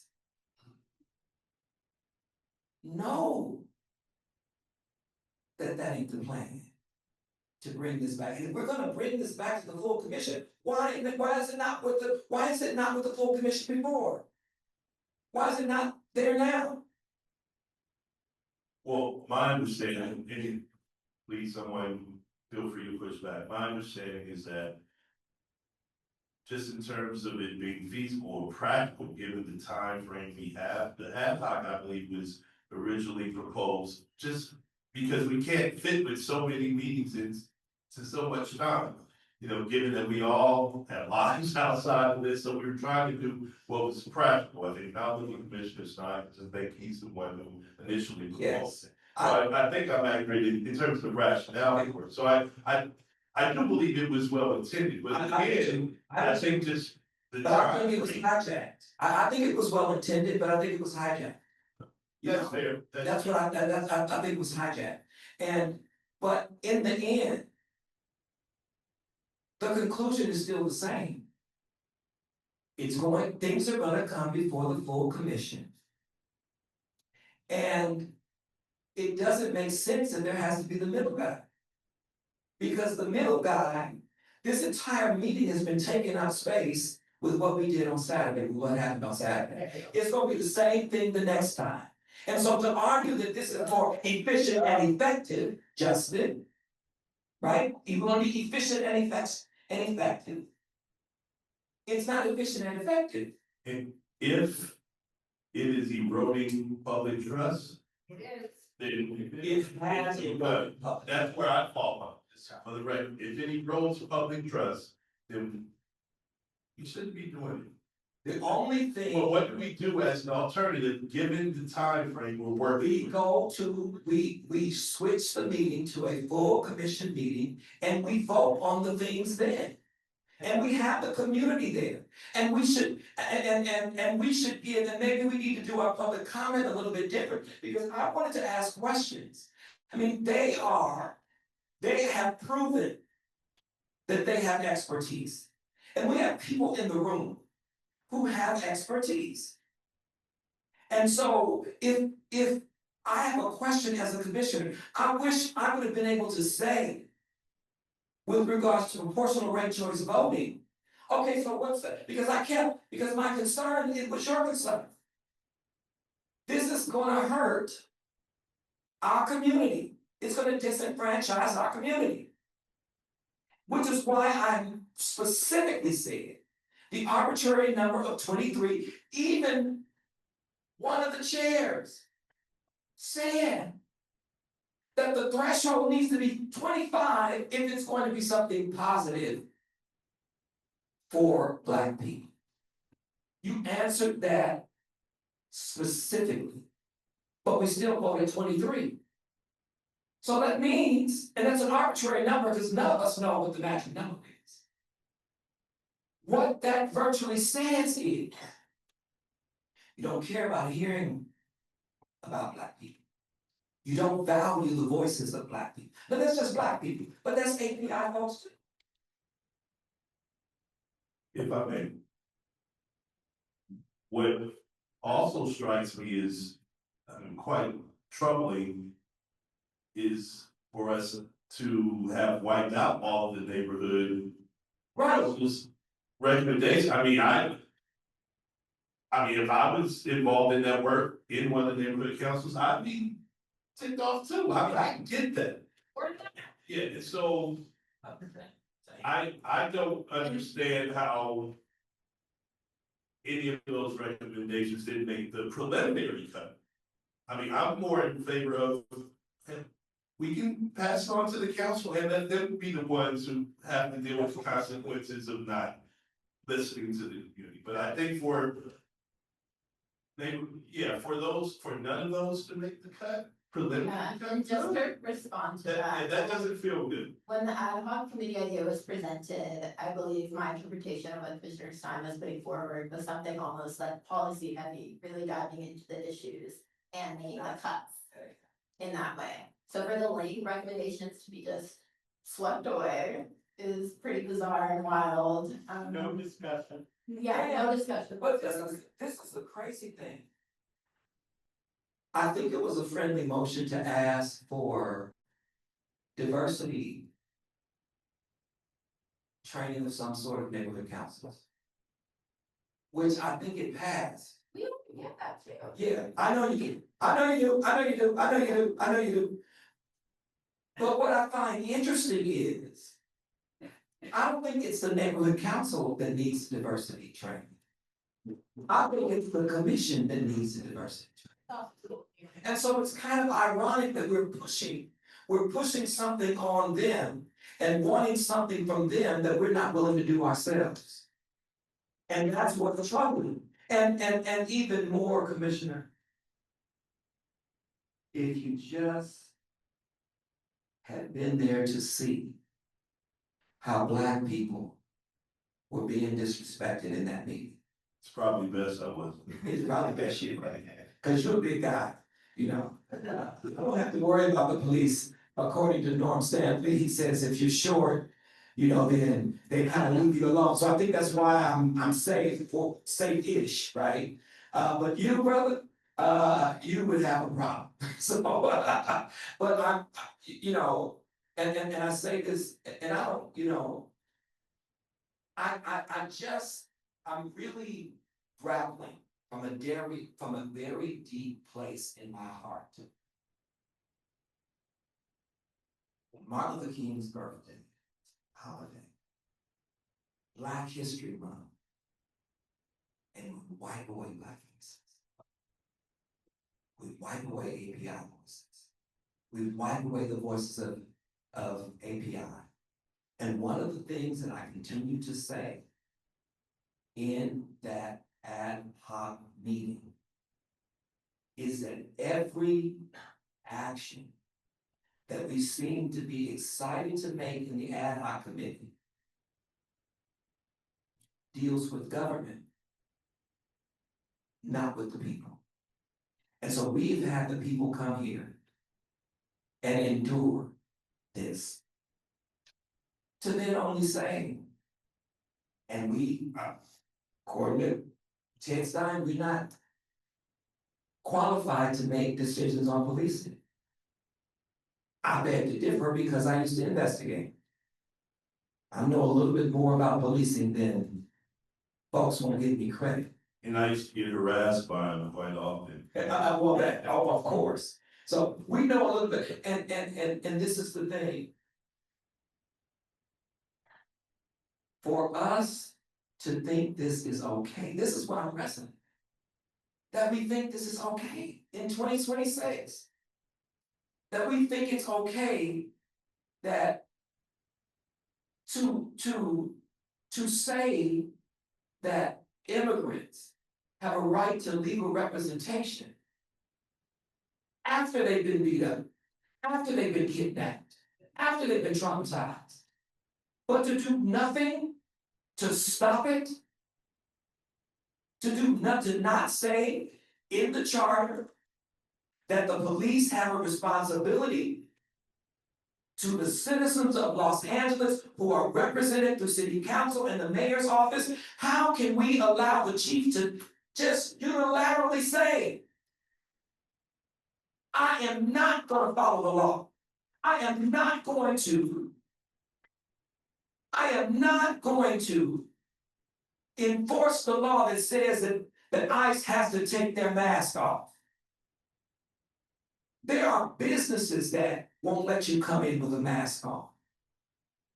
And don't be a young Black guy with the bandana.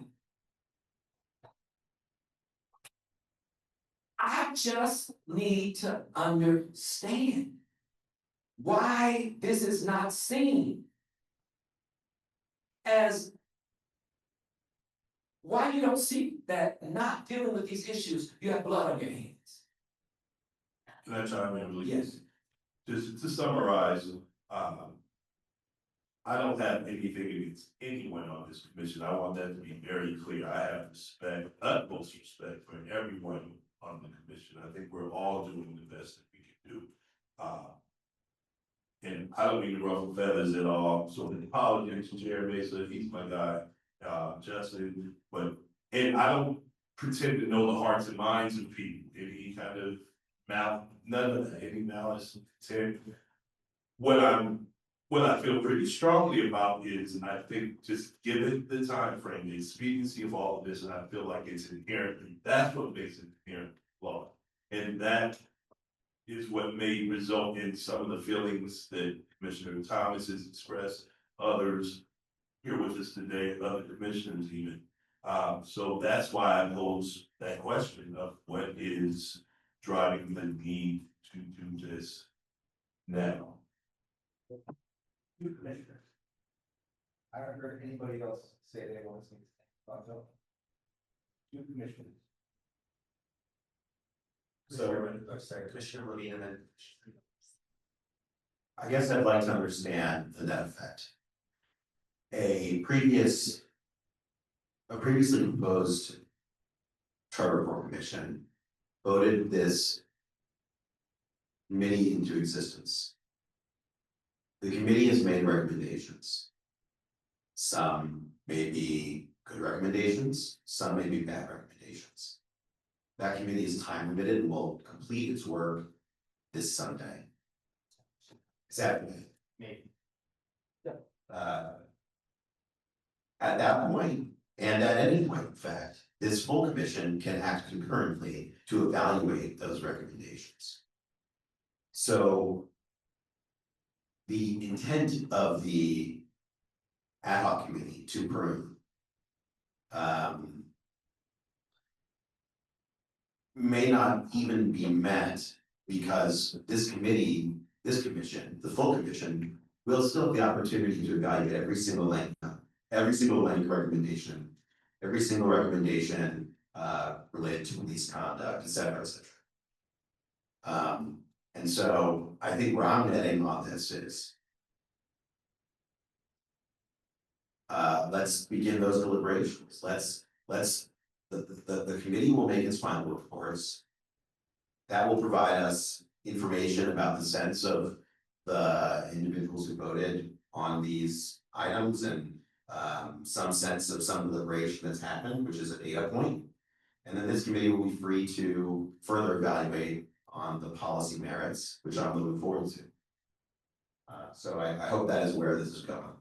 Well, in as much as that is true, that is not what has happened. That's not what happened on Saturday. And in the end, I know activists speak.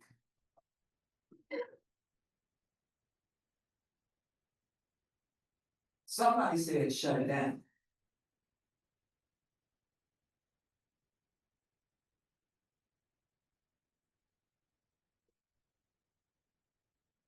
City council meetings have been shut down. Police commissions have been shut down. They were not able to conduct business. For the very same reason. Same things we're dealing with today. Because we think we can wrong the community and use rules to justify it. The decisions that we make have real consequences. Now again, I don't know if anybody has had a gun to their head. Who's on this commission? I don't know who has said, who's had, and for no reason. You fit the description of someone who committed robbery, but it was a female. So why are you stopping me? Why are you telling me that if I just breathe too loud? And I'm really praying under my breath. But if I just breathe too loud, my brains are gonna be splattered all over the street. That's a quote. I came to Los Angeles because I was investigating police, and my mother asked me, leave this town, they will kill you. That's how I got here. So I don't know what anybody else's experiences are. But if you have not experienced that, If you have not experienced the kind of Gestapo tactics that are common in policing, wherever it exists, then maybe you need to abstain from voting. Maybe this is not a decision that you need to be trying to make. You need to abstain. This is not going away. And we are not elected officials, and we are not protected. We got LAPD that back here now, not to suggest that the community's gonna do anything, you know, because they're not violent, they're just peaceful. They protest, and protests are always peaceful. I don't need to put that in front of.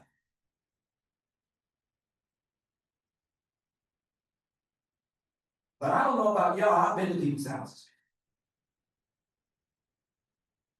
I went to Jackie Lacey's house.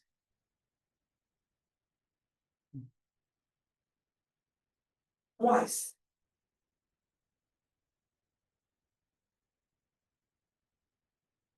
Because she was only giving the death penalty to Black and brown folks. Because she had gang enhancements for Black and brown folks. Because she refused the entire time that she was in office to meet with the very people who LAPD was killing. She said, and I quote, they yell at me. If you kill somebody's innocent child and all you get is yelled at, then that's a good day for you. These decisions have real consequences. Real consequences. And as I said to my dear friend, Mr. Stein, my picture, it may be the poster boy for the minister to be heard by us. That's what that NPR article did in my eyes. And I'm glad that my mother is dead, because it would have brought back too many memories. I've had to sit with my family and talk to them about the work that I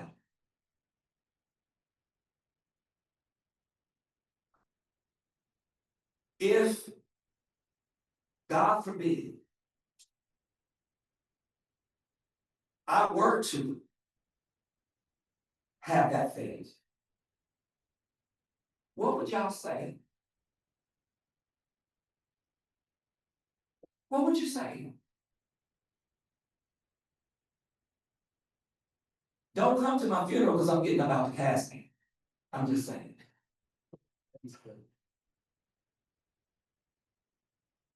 These decisions have real consequences.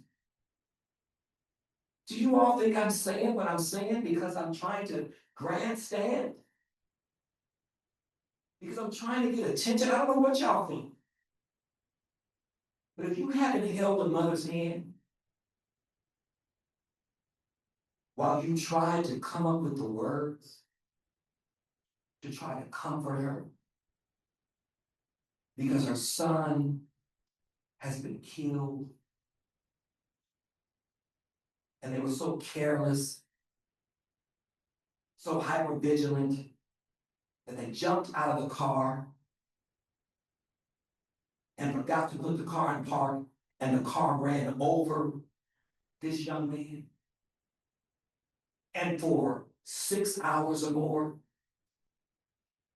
they held the mother back so that she could not console her son. And they did not take the car off him until his torso was completely torched. 6 hours. And the only thing that that mother could say was, please, don't let that car mess up my son's beautiful face. As I'm trying to console her, I'm fighting back the tears. If you ain't seen that, then you need to sit out on this one. And you can tell the powers that be. I didn't vote for it. This is not okay.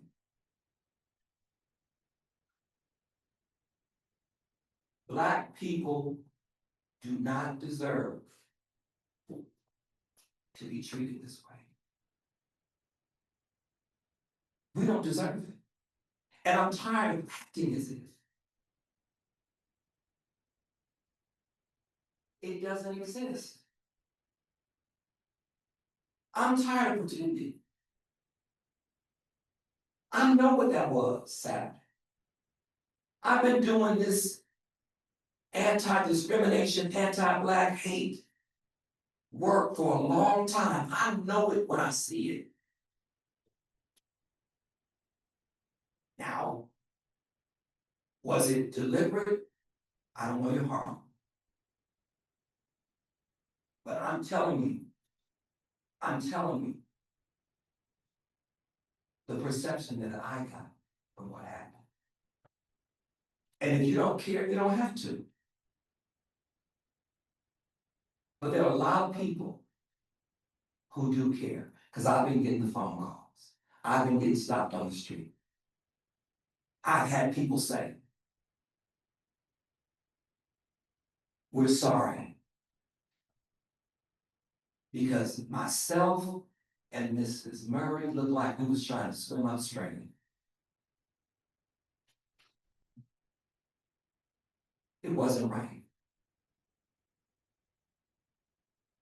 It wasn't right. And meeting on Saturday is not gonna make it right unless it's full commission. It's just not. We need to honor the voice of the people. That's what we need to do. An up or down vote on all of these issues. We didn't deliberate on those issues. Y'all put forth motions. We didn't deliberate. We had discussion.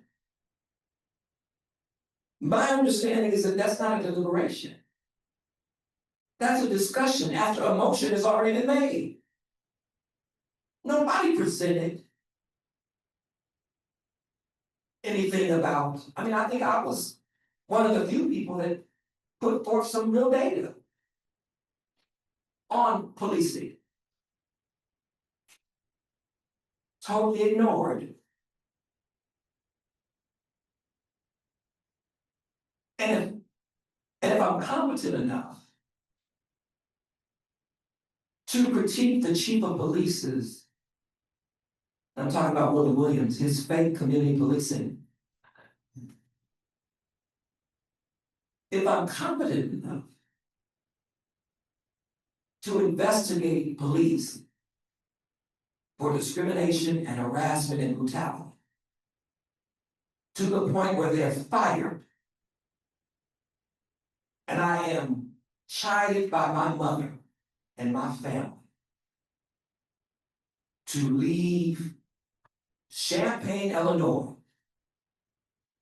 and come to Los Angeles, California, to then find myself sitting in front of Rodney King, to find myself in the room that dismissed both Willie Williams and Daryl Gates. It was city council that played a role in that, and the mayor that brought that about. To talk to the chief on a regular basis, unfortunately.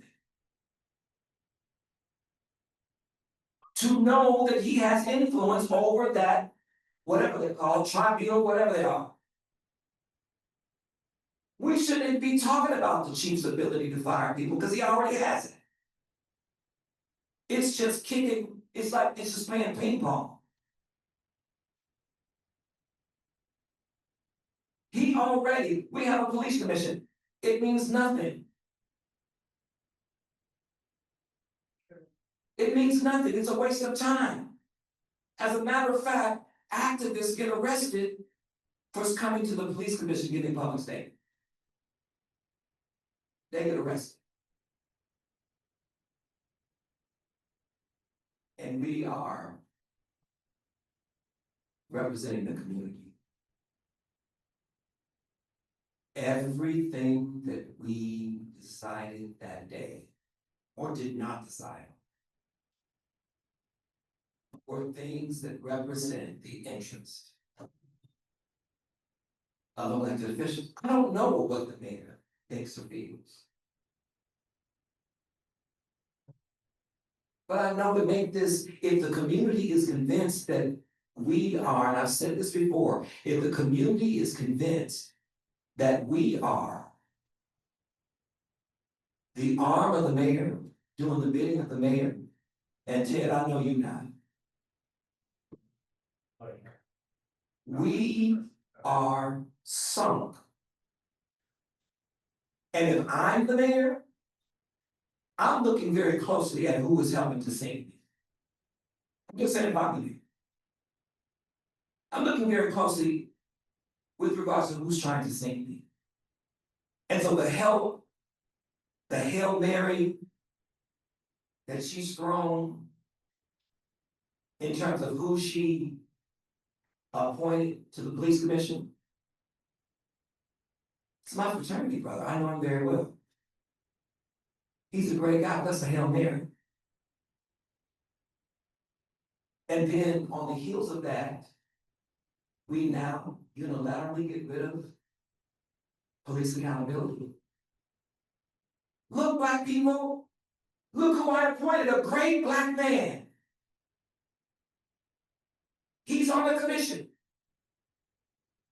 He wouldn't be the first great Black person to be on that commission. The question is, how long will he stay? It's been a revolving door. This is an opportunity once and for all to enshrine in the Constitution, which is that's what this is. It's the Constitution of the city. Equity, diversity, and inclusion.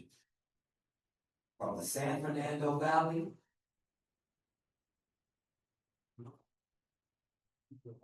to South Central LA, to Koreatown, Chinatown. This is an opportunity for us, not for city council, not for the mayor, but for us, to say this is who we are. I don't know who they are. They have political interests. They're elected officials. They may be good people too. Maybe this is what happens when you get dropped in that process. But is this how we want to be represented? I don't. That's why I'm not going to come to the. If there is an ad hoc committee, I'm not coming. Because I don't want anybody to look at that video and feel like, somebody said I was, they were like, oh, look, you were, Ted grabbed your arm. Oh, me and Ted, I love Ted. But I don't want anybody to misconstrue. I am very passionate, I am loud, I am long-winded, I'm all those things. But I'm not an angry person. And I'm not an evil person. But I am somebody who loves you enough to tell you the truth. And that's all I've been sitting here doing. Everything that has come out of my mouth, if I didn't care about you, I wouldn't say anything, I just let you implode. And that's for everybody. If you're not doing anything that you shouldn't be doing, then stop making it look like you are. If you are above board, stop making it look like you're not. That's all I'm saying. And the easiest way to do that is just say, okay, we'll have full commission meeting. We're gonna affirm the neighborhood council, they make the suggestion. Why can't we just do it? And see what happens. Meeting to start something non-controversial, like 10 minutes. like capitalizing neighborhood councils was not really so controversial. Instead, you're gonna have your meetings shut down on Commissioner Saturday. Thomas, And the motion. I want to make sure you're able to conclude your remarks. Okay. Are there any other commissioners who would like to make remarks? Commissioner Matt. Vacate every single recommendation. I'm gonna go back to Commissioner Lewis' question, and kind of share my comments and thoughts on that. I think pretty early on in the commission process, I also asked myself that same question is, do we have to do it for this ballot? Or, what is the time now? So I think because a lot of the time, the reaction that we get, when we're having these discussions is, oh, there's just not enough time. And so I found myself asking that same question, so valid. I think what I'm hearing from the public today, though, is the issue is, well, yes, time, but the actual issue is the recommendations that the community provided, that all of our committees took up, were not reflected in the discussion in the ad hoc committee on Saturday, and that is actually where the mistrust is starting. And so, I think going back to my initial question, we talked a little bit about blame, but really want to circle back then to the personnel and budget, because that was the chair that the committee that I was chairing, going back to that, there was a substantial amount of public comment today, asking, and also just comments on the 13 recommendations and why that wasn't discussed, and instead it was a package motion. And so I wanted to hear a little bit more about that from the ad hoc committee members, but also sharing my insights as the chair.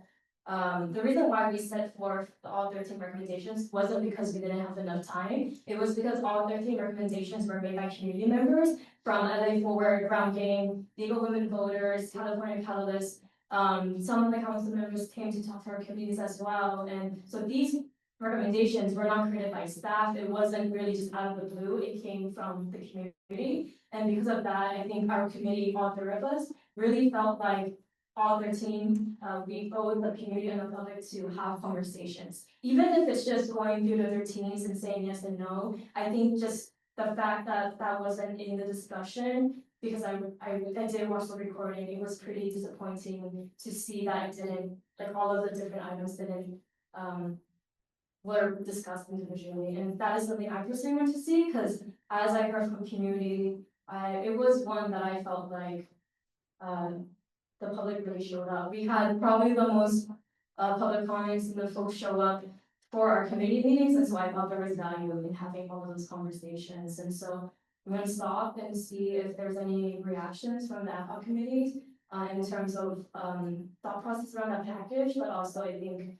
addressing then kind of what the community was saying in terms of wanting to bring up and talk about all Thursday recommendations. And Commissioner Mack, you should know that that is not how we did it. The first time. The first time we went line by line. This time, it was packaged.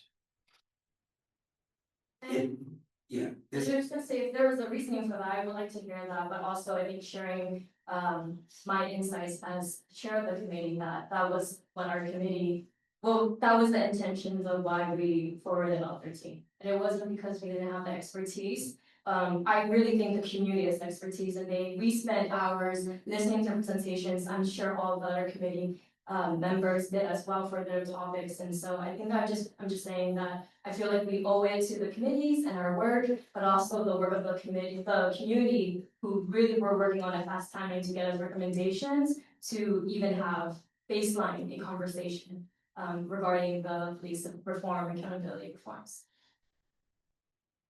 Commissioner Matt, I will answer some of the questions that you have with some considerations that I've kind of viewed a lot of the different recommendations through. Number one is, it has always been, and I've always articulated, and always been aware that whatever the ad hoc committee decides goes back to the full commission. And like I've said numerous times, I think one of the great strengths of this commission is everyone's independence and everyone's ability to really speak for the issues and stances that they have. I am this is where I am at on some of the ways I've been navigating, the process. I am one of the people who also am concerned about the timeline.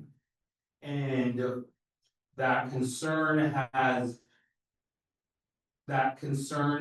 has manifested in a way where I do believe we need fewer than more recommendations. The number, I mean, look, we can tell the number is gonna be decided by this group. There is nothing predetermined about what's gonna happen. And if someone had something predetermined, I would challenge them to find 7 votes on this commission. Well, you keep finding them. Keep finding them. I mean, but I would like to, Commissioner Thomas, I would really like to speak without being interrupted. I apologize. And So you so, look like you were talking to me, I didn't even ask the question, she did. I think I'm just looking at Oh, it. yeah.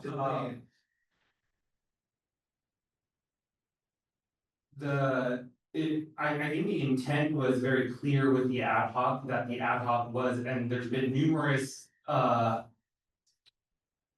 phrases and words used both on the commission and publicly: prune, purge, dispense. It was clearly stated that the ad hoc would go through recommendations and. But we did, Go through recommendations and remove some. You asked a question on the process, and Justin answered it earlier. Now, whether or not people want to accept the answer, I will reiterate it. The staff sent an email to all members of the ad hoc committee prior to the meeting, saying that the chair has requested that people come forward with motions in order to make the meeting more efficient. Now, whether or not it was more efficient is different, but that, and people can CPRA like the emails. So like it will show when it was sent, who it was sent to, everything. So multiple commissioners, including myself, went to work on motions, such as I have previously went to work on motions throughout this entire process. Whether or not commissioners choose to exercise their rights as members of the ad hoc is up to them. Motions can be put forward and commissioners have the ability to put forward amendments. Some did not, some were successful, some were not. And those elicited conversation.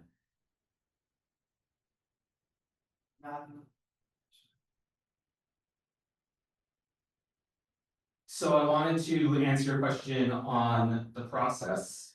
I wanted to answer your question on some of the ways I viewed it, because I do. The ordinance as established by the city attorney or Justin, says that basically we're dissolved 2 months after we send our final recommendations. And we have until, I think it's April 2nd or 4th to send our final recommendations. So unless there is an act by council, then this commission is dissolved. And that has been driving the timeline as you all know. But I wanted to answer the question that Commissioner Lewis has raised that you have also echoed. So maybe we need to talk. I would also like to continue. I'm sorry. Again, it is going to be up to a majority, which is 7 or more members of the full commission, to decide how many recommendations we advance. I genuinely do not want to go through, because we all have records of what has transpired here, including who voted for the ad hoc committee, who voted for the committee structure, who voted for the bylaws. It is all there and public record. And so what I will tell you is that I have heard the feedback from commissioners, and I appreciate you sharing it. Well, let me just tell you what the process was. Since we're talking about the process, you know what the process was on police reform? If Commissioner Murray had not gone to her phone and read each one of them, Rather than have printed copies in front of you. Of the Jim, 13 recommendations. if we did, I didn't see them. You had a copy, sir. From your committee. Well, this is the thing. If we did, again, sometimes it's good to not think somebody's coming for you, because then you make them come for you. What I said, whether I had a copy or not, what was clear in that meeting was that we were relying on Commissioner Murray reading what she had on her phone. You didn't ask Commissioner Murray, did she have a copy?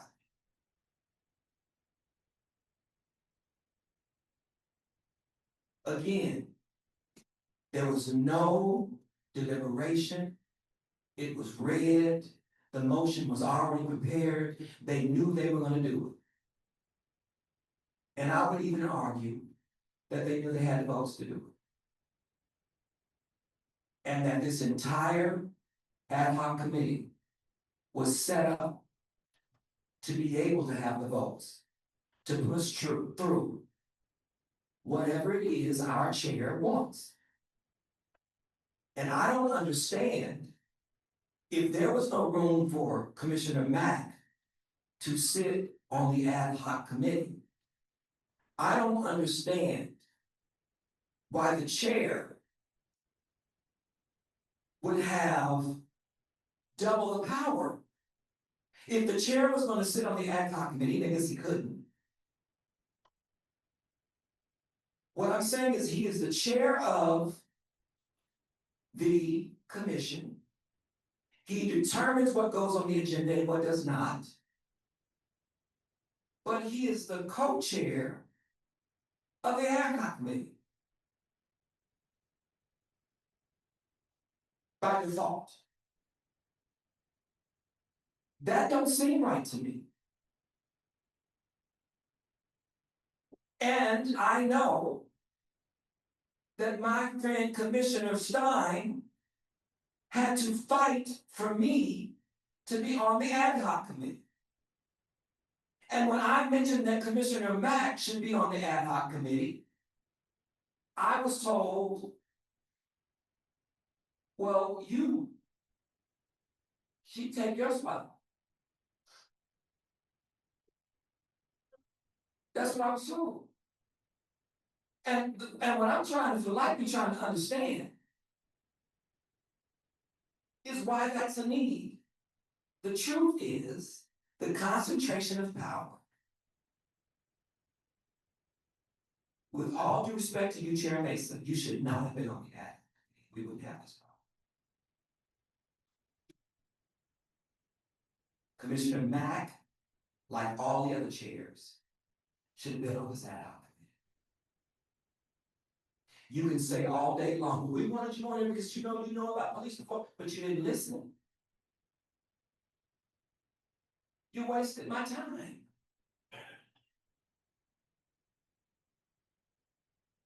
There was no reason for Commissioner Mack to not be asked.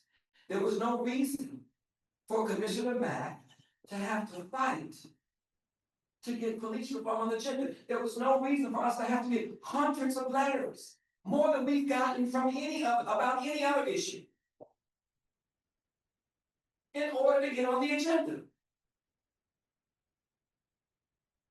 There was no reason, and there was no reason that I had to bring the Black-led groups in order for them to be here.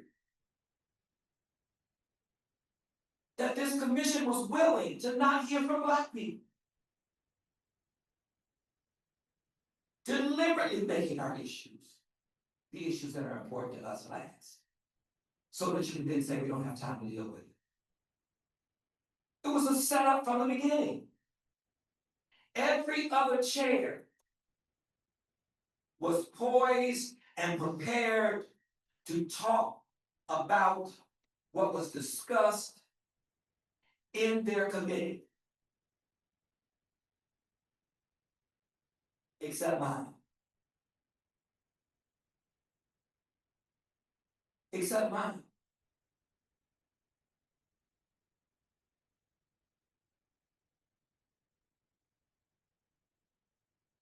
And we still ain't trying to fix it. Why would Commissioner Stein have to fight for me? What that suggests is that maybe somebody does not like, did not want me on the ad hoc commission. No one has said that to me. And then why are discussions taking place about me? That if Commissioner Stein did not inform me, I would not know about it. And Commissioner Stein did not tell me who he was talking to, so y'all don't have to, I could probably wrangle it out of him, but I'm not going to, this is not doing it.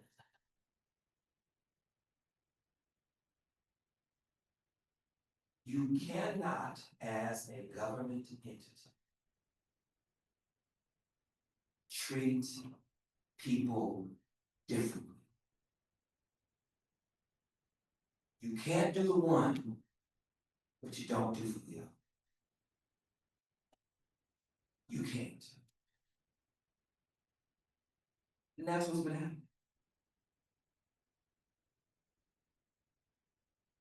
Commissioner Thomas, are your remarks concluded at this point? Commissioner Worley. I just want to ask one more thing before Commissioner Payne. I was told that staff wants me to succeed. That's what I was told.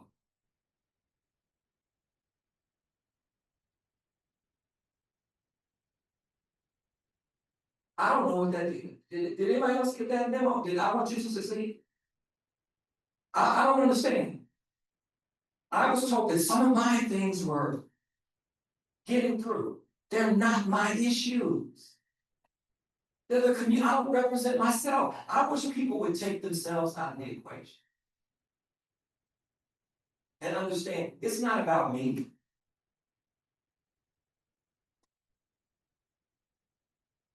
I'm very clear on, I'm not making friends on this commission by the people that are in charge of this city.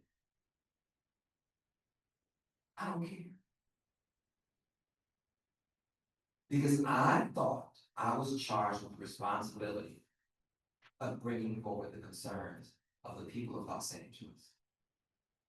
And so, whenever anyone in my life has told me that they want me to succeed, they've always had a dagger in my back.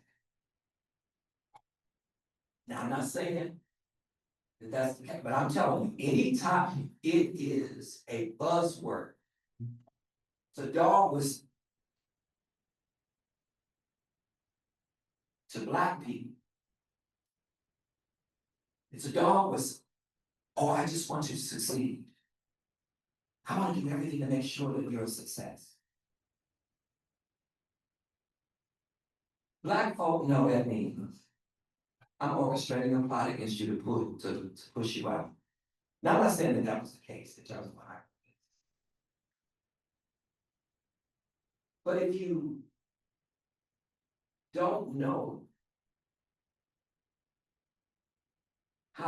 if you don't know the perceptions of people, you don't have to agree with their perception, but you can acknowledge them. You can affirm them. They could even be wrong. But if there's no malice associated with whatever you're doing, you're just wrong. There's no malice associated with my relationship with Ted. I just think Ted is wrong.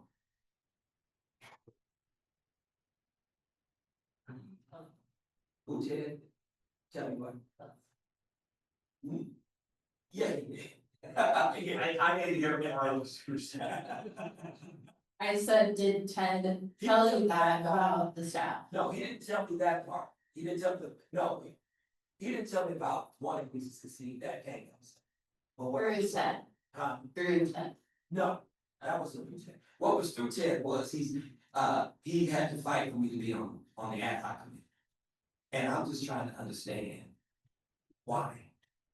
At this point, could we move on to the other items that are on the agenda? I think that You can talk about, you could just in the ad hoc. excuse me, we're the ones that are handling this, not you, Mr. One.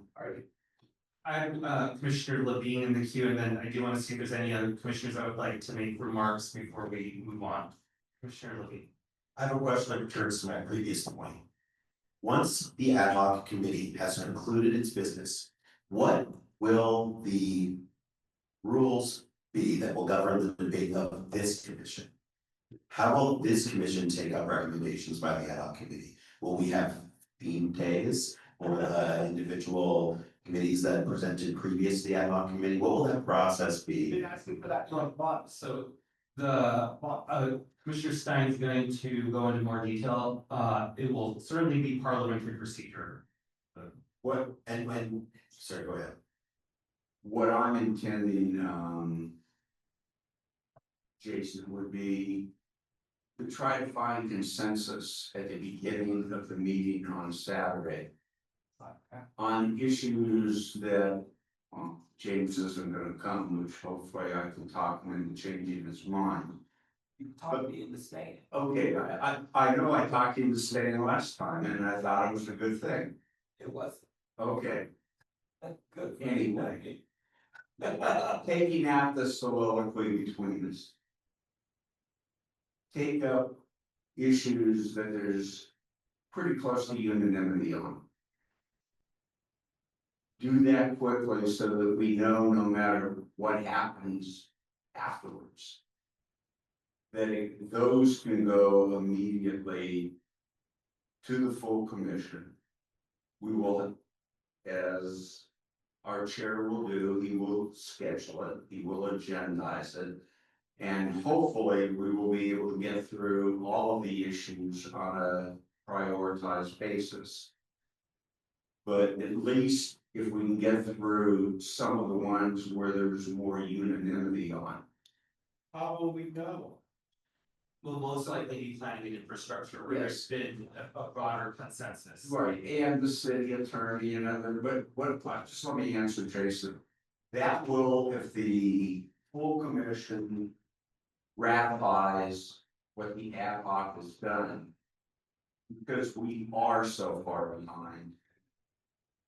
Therefore, staff can start writing up the motions and be able to present them to us so that we will be able to redline them, send them back to staff to do it. I mean, time's very short and I appreciate what everybody said tonight. But if council doesn't grant an extension, which I think there's not a chance and you know what of that happening, we'll never get through the business that we were assigned to do. So let's at least try to get through the major business that we have a closer unanimity about.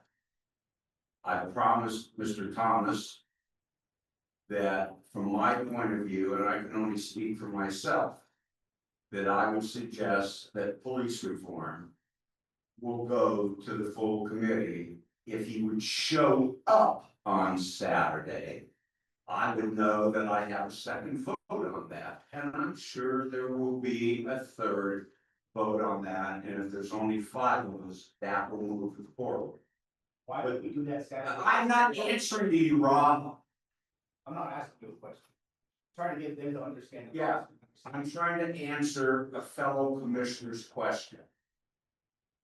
So basically, there's a situation of trying to move as much forward so staff can start preparing that and get us back to us, because at some point, we're gonna run out of time. And at that point, it goes to council. Council might tell us, go pound sand. They don't like any of the recommendations, but that's up to them. So I have a request of the chair. chair, ad hoc or the chair of the commission? Thank you. My request to the chair is that there be consideration given to the way in which deliberation, because Mr. Thomas wisely pointed out the difference between deliberation and discussion, is conducted over the course of the remaining meetings between now and April 2nd, which are few. In terms of when and how we will take up these issues, I think that what we have been talking about this evening in one form or another for the last 4 hours and 45 minutes has been process. And what I've heard consistently from commissioners has been that there's a lack of insight and line of sight to process. And so, being new to this group, getting to know all of you, I believe that it would be prudent for there to be a transparent process to these commissioners about how we will proceed.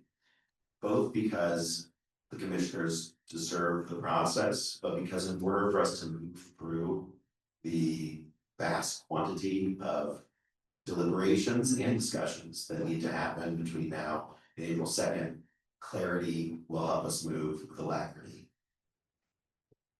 If I may, add on to that, to invoke Rob Vaughn, I do think that we need to have a really, I've been asking for this for weeks, actually. I cleared my February schedule, thinking that we would have these meetings Tuesdays and Thursdays every week in February, so I won't be there next Wednesday, because I cleared Tuesdays and Thursdays, so I would just like, from this point forward, it's staff or the chair or whoever has agenda setting power, please deliberate by unnaturally specify which days we're meeting going forward. I understand we might have to add meetings, but obviously the 7 on our calendar are far fewer than what we will be meeting with, so I would like, if possible, to have our calendar done ASAP. If I can, yes, absolutely. A lot of things will be dependent on actions.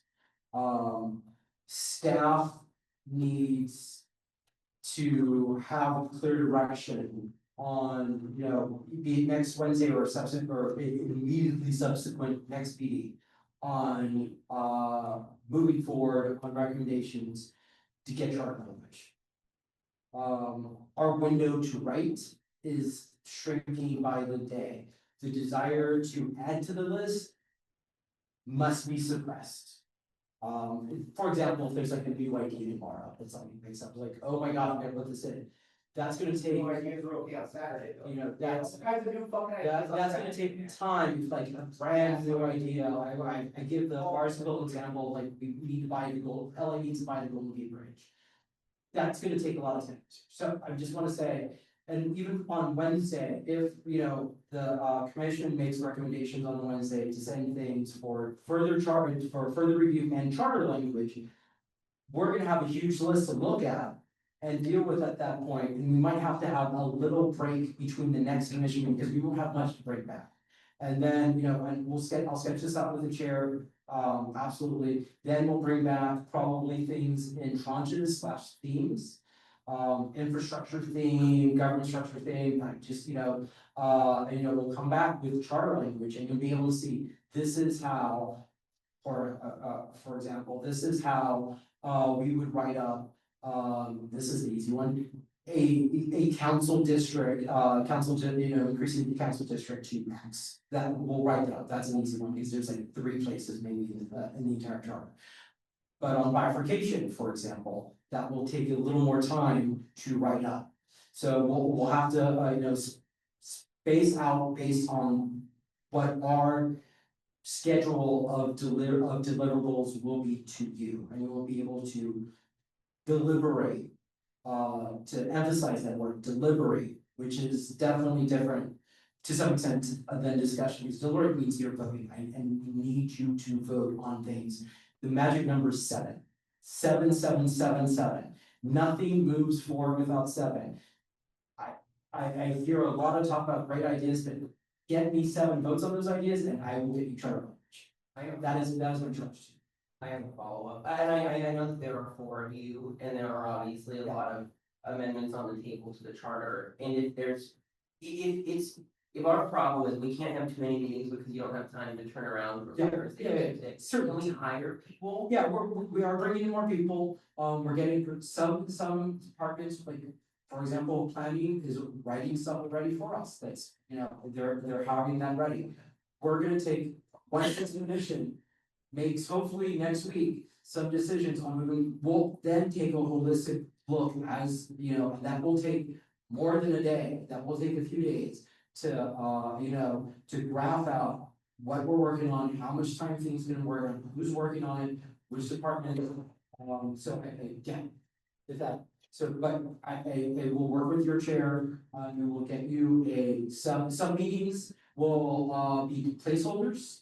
And just rock and roll with us, and we'll work as fast as possible. We want to get these things done with you. We're excited about getting these things, these charter reforms done with you, and we're motivated to do it, but you need to give us that direction to do those reforms. Sentiments on anything. Well, I will just add that the Freedmen's Bureau was brought up today. There is, you know, I do intend to, put forward a motion about it, and there is absolutely no reason that there cannot be a decision on this, because there is a city-oriented report. I just want to focus on what's in front of us right now, which is that. Oh, I know, but I'm saying I want to hear. Yeah, I said I want to hear next week. Absolutely, talk to me later, talk to me after Okay. that, you talk, we can brainstorm on that. I just want to focus on what's right here. Okay. We have dwindling time just tonight, people, it's getting to close to 9 p.m. We still have another item, so I really like this commission to, you know, hopefully, you know, the request always on these things is receive and file report. Next week, you'll deliberate and with votes. I pray you'll send, a good tranche of items, our way for charter language. I don't get a vote, I just have to make it all happen. Help me make it all happen. Yeah, 2 hours ago, if these two would have. So with all that being said, only for that, any other questions on the schedule, and the chair and I will, we'll work on that, and I promise we will get you that, and I apologize for some of the anxiety that it's causing, anxiety also, getting that scheduled to you all. Yes. Thanks. Just I to, just had Commissioner Lewis in the queue, if that's okay, Commissioner Fuentes. I'll go next. Or if you wanna, no, you're good, Commissioner Lewis, sorry, Fuentes, excuse me. Awesome. I'll follow up with you offline about this as well, or online, I guess. Dissolving the ad hoc thing will be a motion that I'm moving forward. Okay. The idea. Commissioner Lewis. 2 weeks ago, he said you were gonna be voting today. 2 weeks ago, he said you're gonna be voting today, and unilaterally, I said, hey, Commissioners, are there any other more remarks on item number 1? One last remark on my end, if possible, Chairman. Yes. I just have to say this once, being one of the Asian commissioners on this body, I just wanted to publicly thank, Commissioner Thomas for being the only one verbally acknowledging, that there was an Asian Pacific Islander in the ad hoc committee just present. I think it's just a fact. None of you identify as API, and so I think just acknowledging that makes a difference, and I think just really thank you, Commissioner Thomas, for saying that publicly in our personnel and budget committee, in the full commission meetings, and at your ad hoc committee. It meant a lot to me personally, as someone who cares about API representation generally around civic engagement, but also the fact that I am the only chair that's not on the ad hoc. That's fine, I get that. Nothing's perfect, and I know that the work continues going. I appreciate the work that you all put forward, but I think even just that acknowledgement would have made a difference in just us continuing to do the work. So I just wanted to voice that. So thank you, Commissioner Thomas, for continuing to say the things that I feel like really matters for public engagement and just community trust. Thank you. Great. I will need a motion to receive and file so that we can move to item number 2. So moved. I will, second by Commissioner Stein. Is there any objection? All right, seeing none, the report is received and filed. We now move on to item number 2, a motion by Commissioner Fuentes on ex parte communication disclosure relative to commission staff. Commissioner Fuentes. I don't think there's anything else I need to add to this or context given. The ad hoc committee says enough for itself as of the last meeting and losing a bit of public trust there. I think this is an important step to get that back, hopefully. Understood. Commissioner Thomas, you were the second. Are there any additional remarks?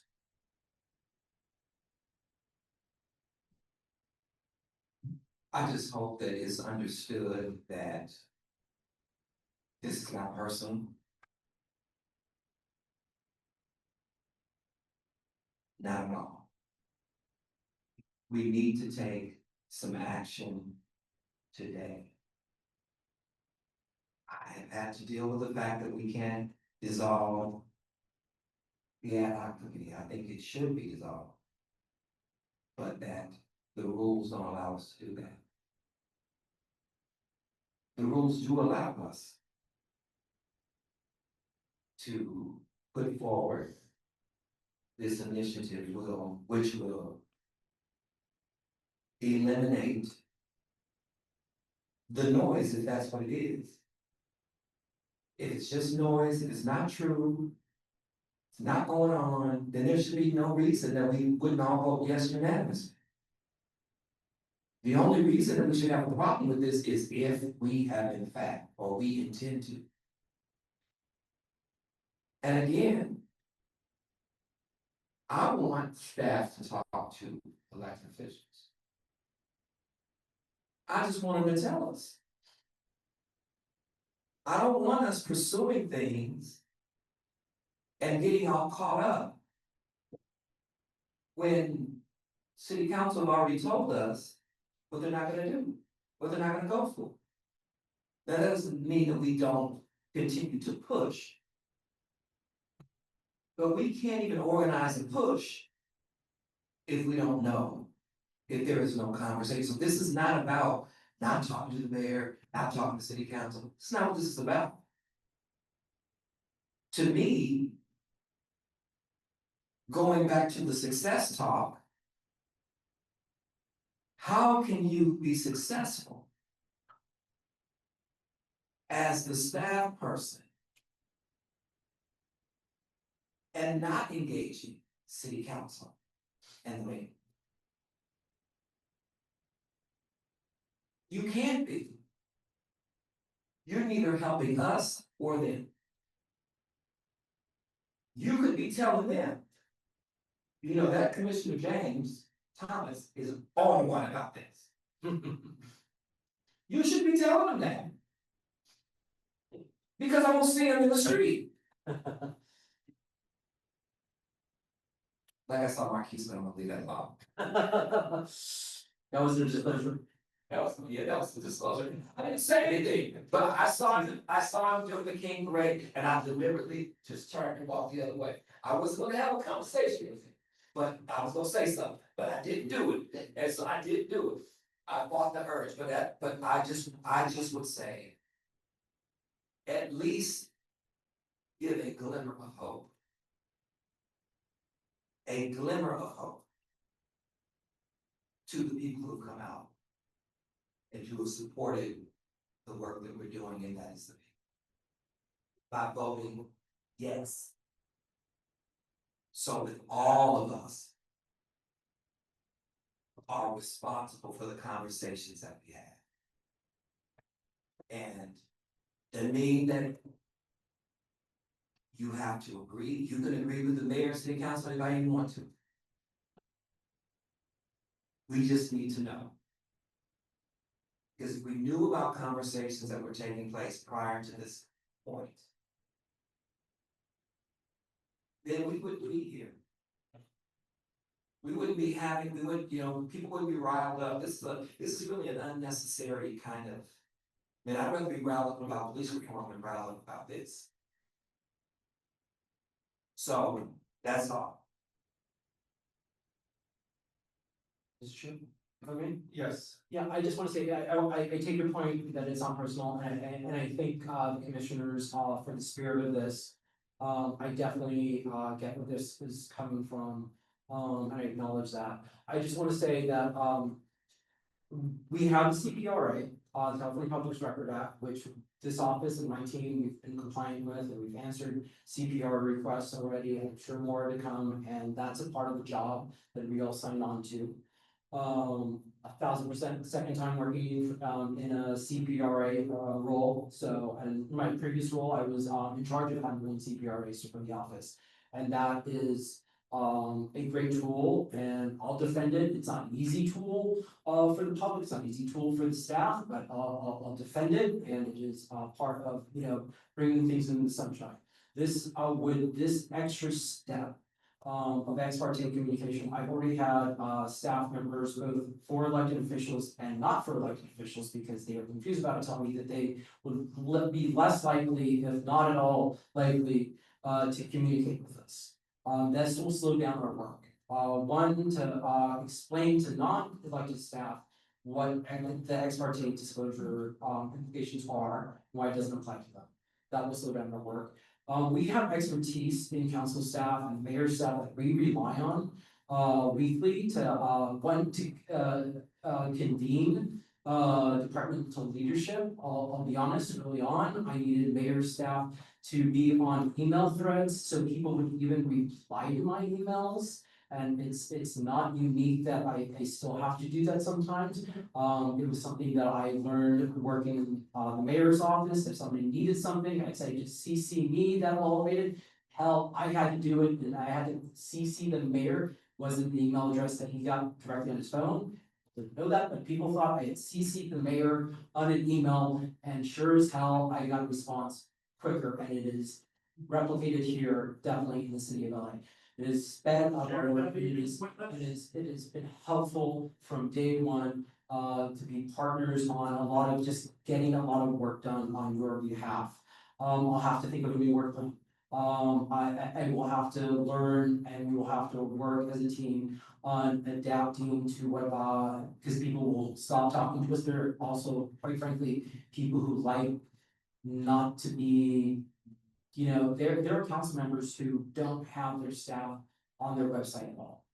Because they're afraid of being doxxed, they're afraid of people harassing them. And those staffers, those expertise, those great public servers, civil servants appreciate flying under the radar for them. And they will stop communicating with us. The folks at the Black Rock Center would love the job. Sir, thank you so much. Would love the job. Thank you so much. So all those being said, it will slow down the work and will affect the work that we were able to do. There was talk about a number out there. I don't have a number of like how many things that I think we'll be able to get to council, but it will be diminished what we'll be able to accomplish on your behalf with this. So I understand it. I understand the impetus, but this is my fourth job in public service.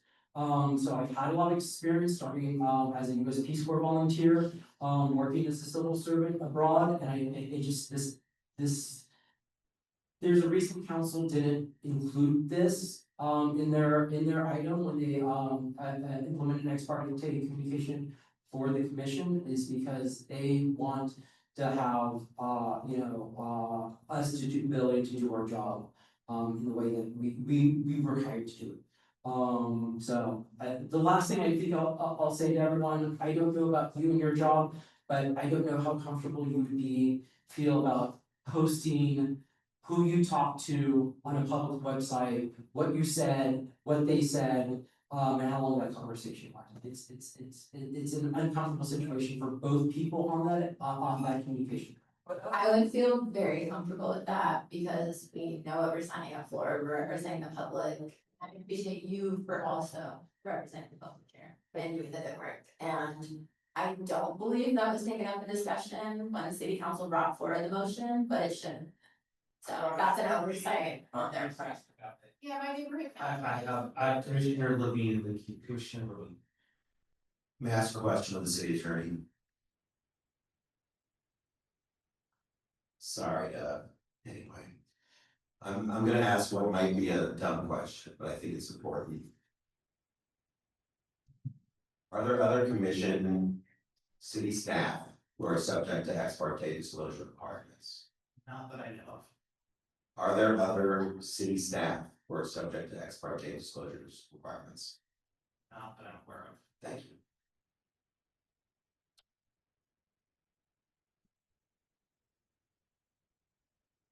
So Justin, if I heard you correctly, you said that you had to send emails back and forth with the mayor's office. So that constitutes discussion. So if there was an ex parte, if this passes, and you did that after this passes, yes, you would need to disclose those emails? That's logical. So you need to disclose that they occurred. That they heard the content, who it was with. Yes. So if we're saying as commissioners, and the community is saying that they have a problem with that. That they have a problem with that. And they have a problem with that because they believe that that's happening. And you say that it's not. What? What I'm saying is that when the question is asked about, when we talk about ex parte, this is the first time that I've heard you say that you've been emailing the mayor back and forth. It's the first time I've heard this. Mayor's office, they have experts. Yeah, We did a radio presentation. Mayor's office, mayor, same thing, tomatoes, tomatoes. Tomatoes, tomatoes. I do not have this mayor's address, I have mayor's. So if you're telling me that staffers are not on the website because they're afraid, right? I'm pretty sure the folks at the Black Worker Center would want to take that risk. So these are the people that made the cut, right? And were able to secure jobs at the city. But they don't want, it's supposed to be transparent. Commissioner Thomas, if I may, I think with the rise in political violence, I've been a congressional staffer, I've been a federal staffer, I completely understand why staff members of the mayor's office would not want to be disclosed to the website. I just get another job. Get another job. That job's not for you. That's the bottom line.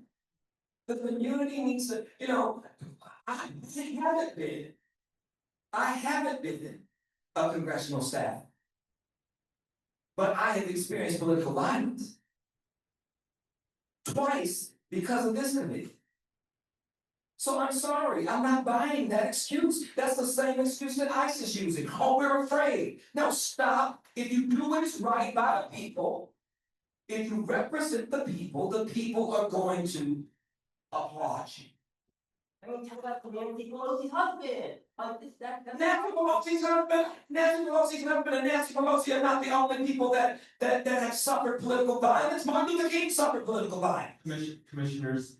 So I mean, no, before you cut me off, let me finish. Do you know the number of Black people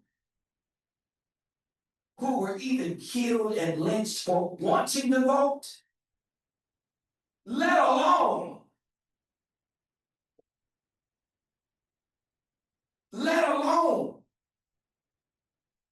So I'm sorry, you should not work for the city if you're scared. Just like you should not be a police officer if you're scared. Most of the violence that happens with police in urban communities is because police officers are afraid.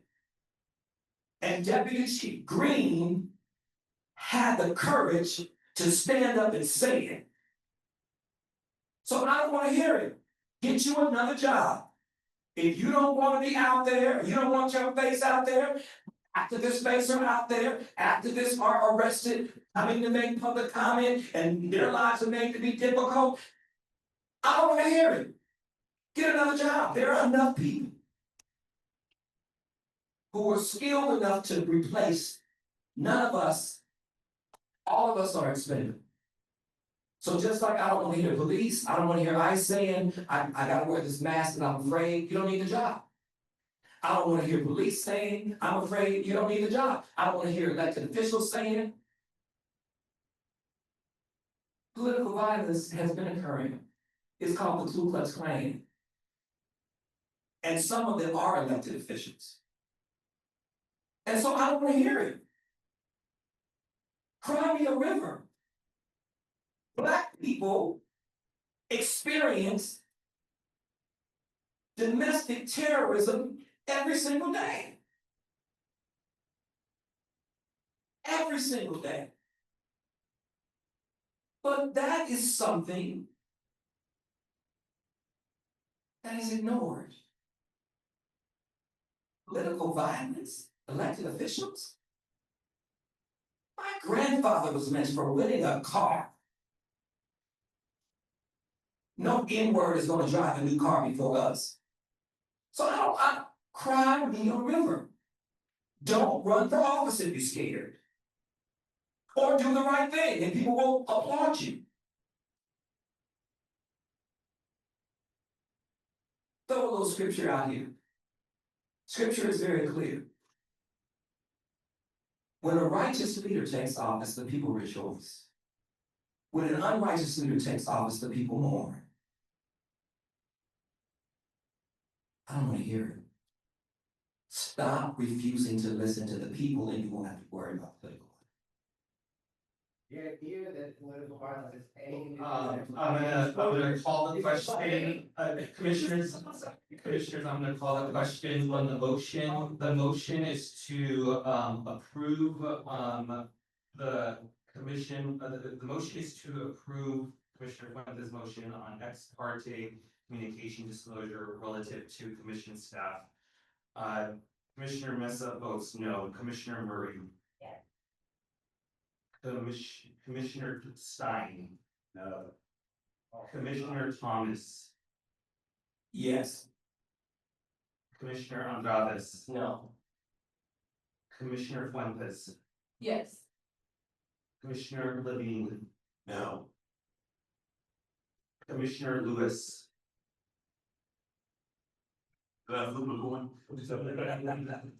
So. Commissioner Lewis, I just we're in the middle of vote, it's either yes or no, I'm sorry. Yes. Commissioner Mack, Yes. motion fails. The vote is 5 yes or no. I'd like to make an amendment. The motion has failed, it is too late, Commissioner Fuentes, I'm sorry. Okay. I'll make another motion for the next meeting.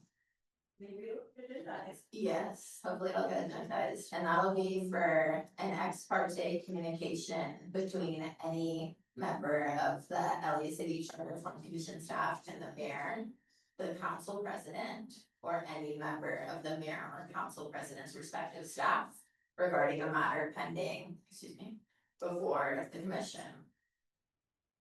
I would just ask that you send it in writing, when you're able to, thank you.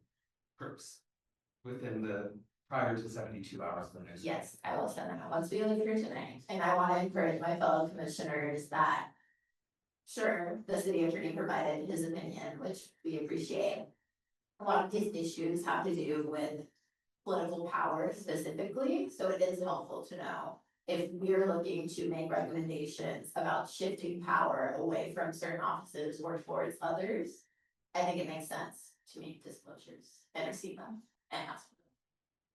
We'll have that discussion next week. Perfect. Is there a motion to adjourn? So moved. Is there a second?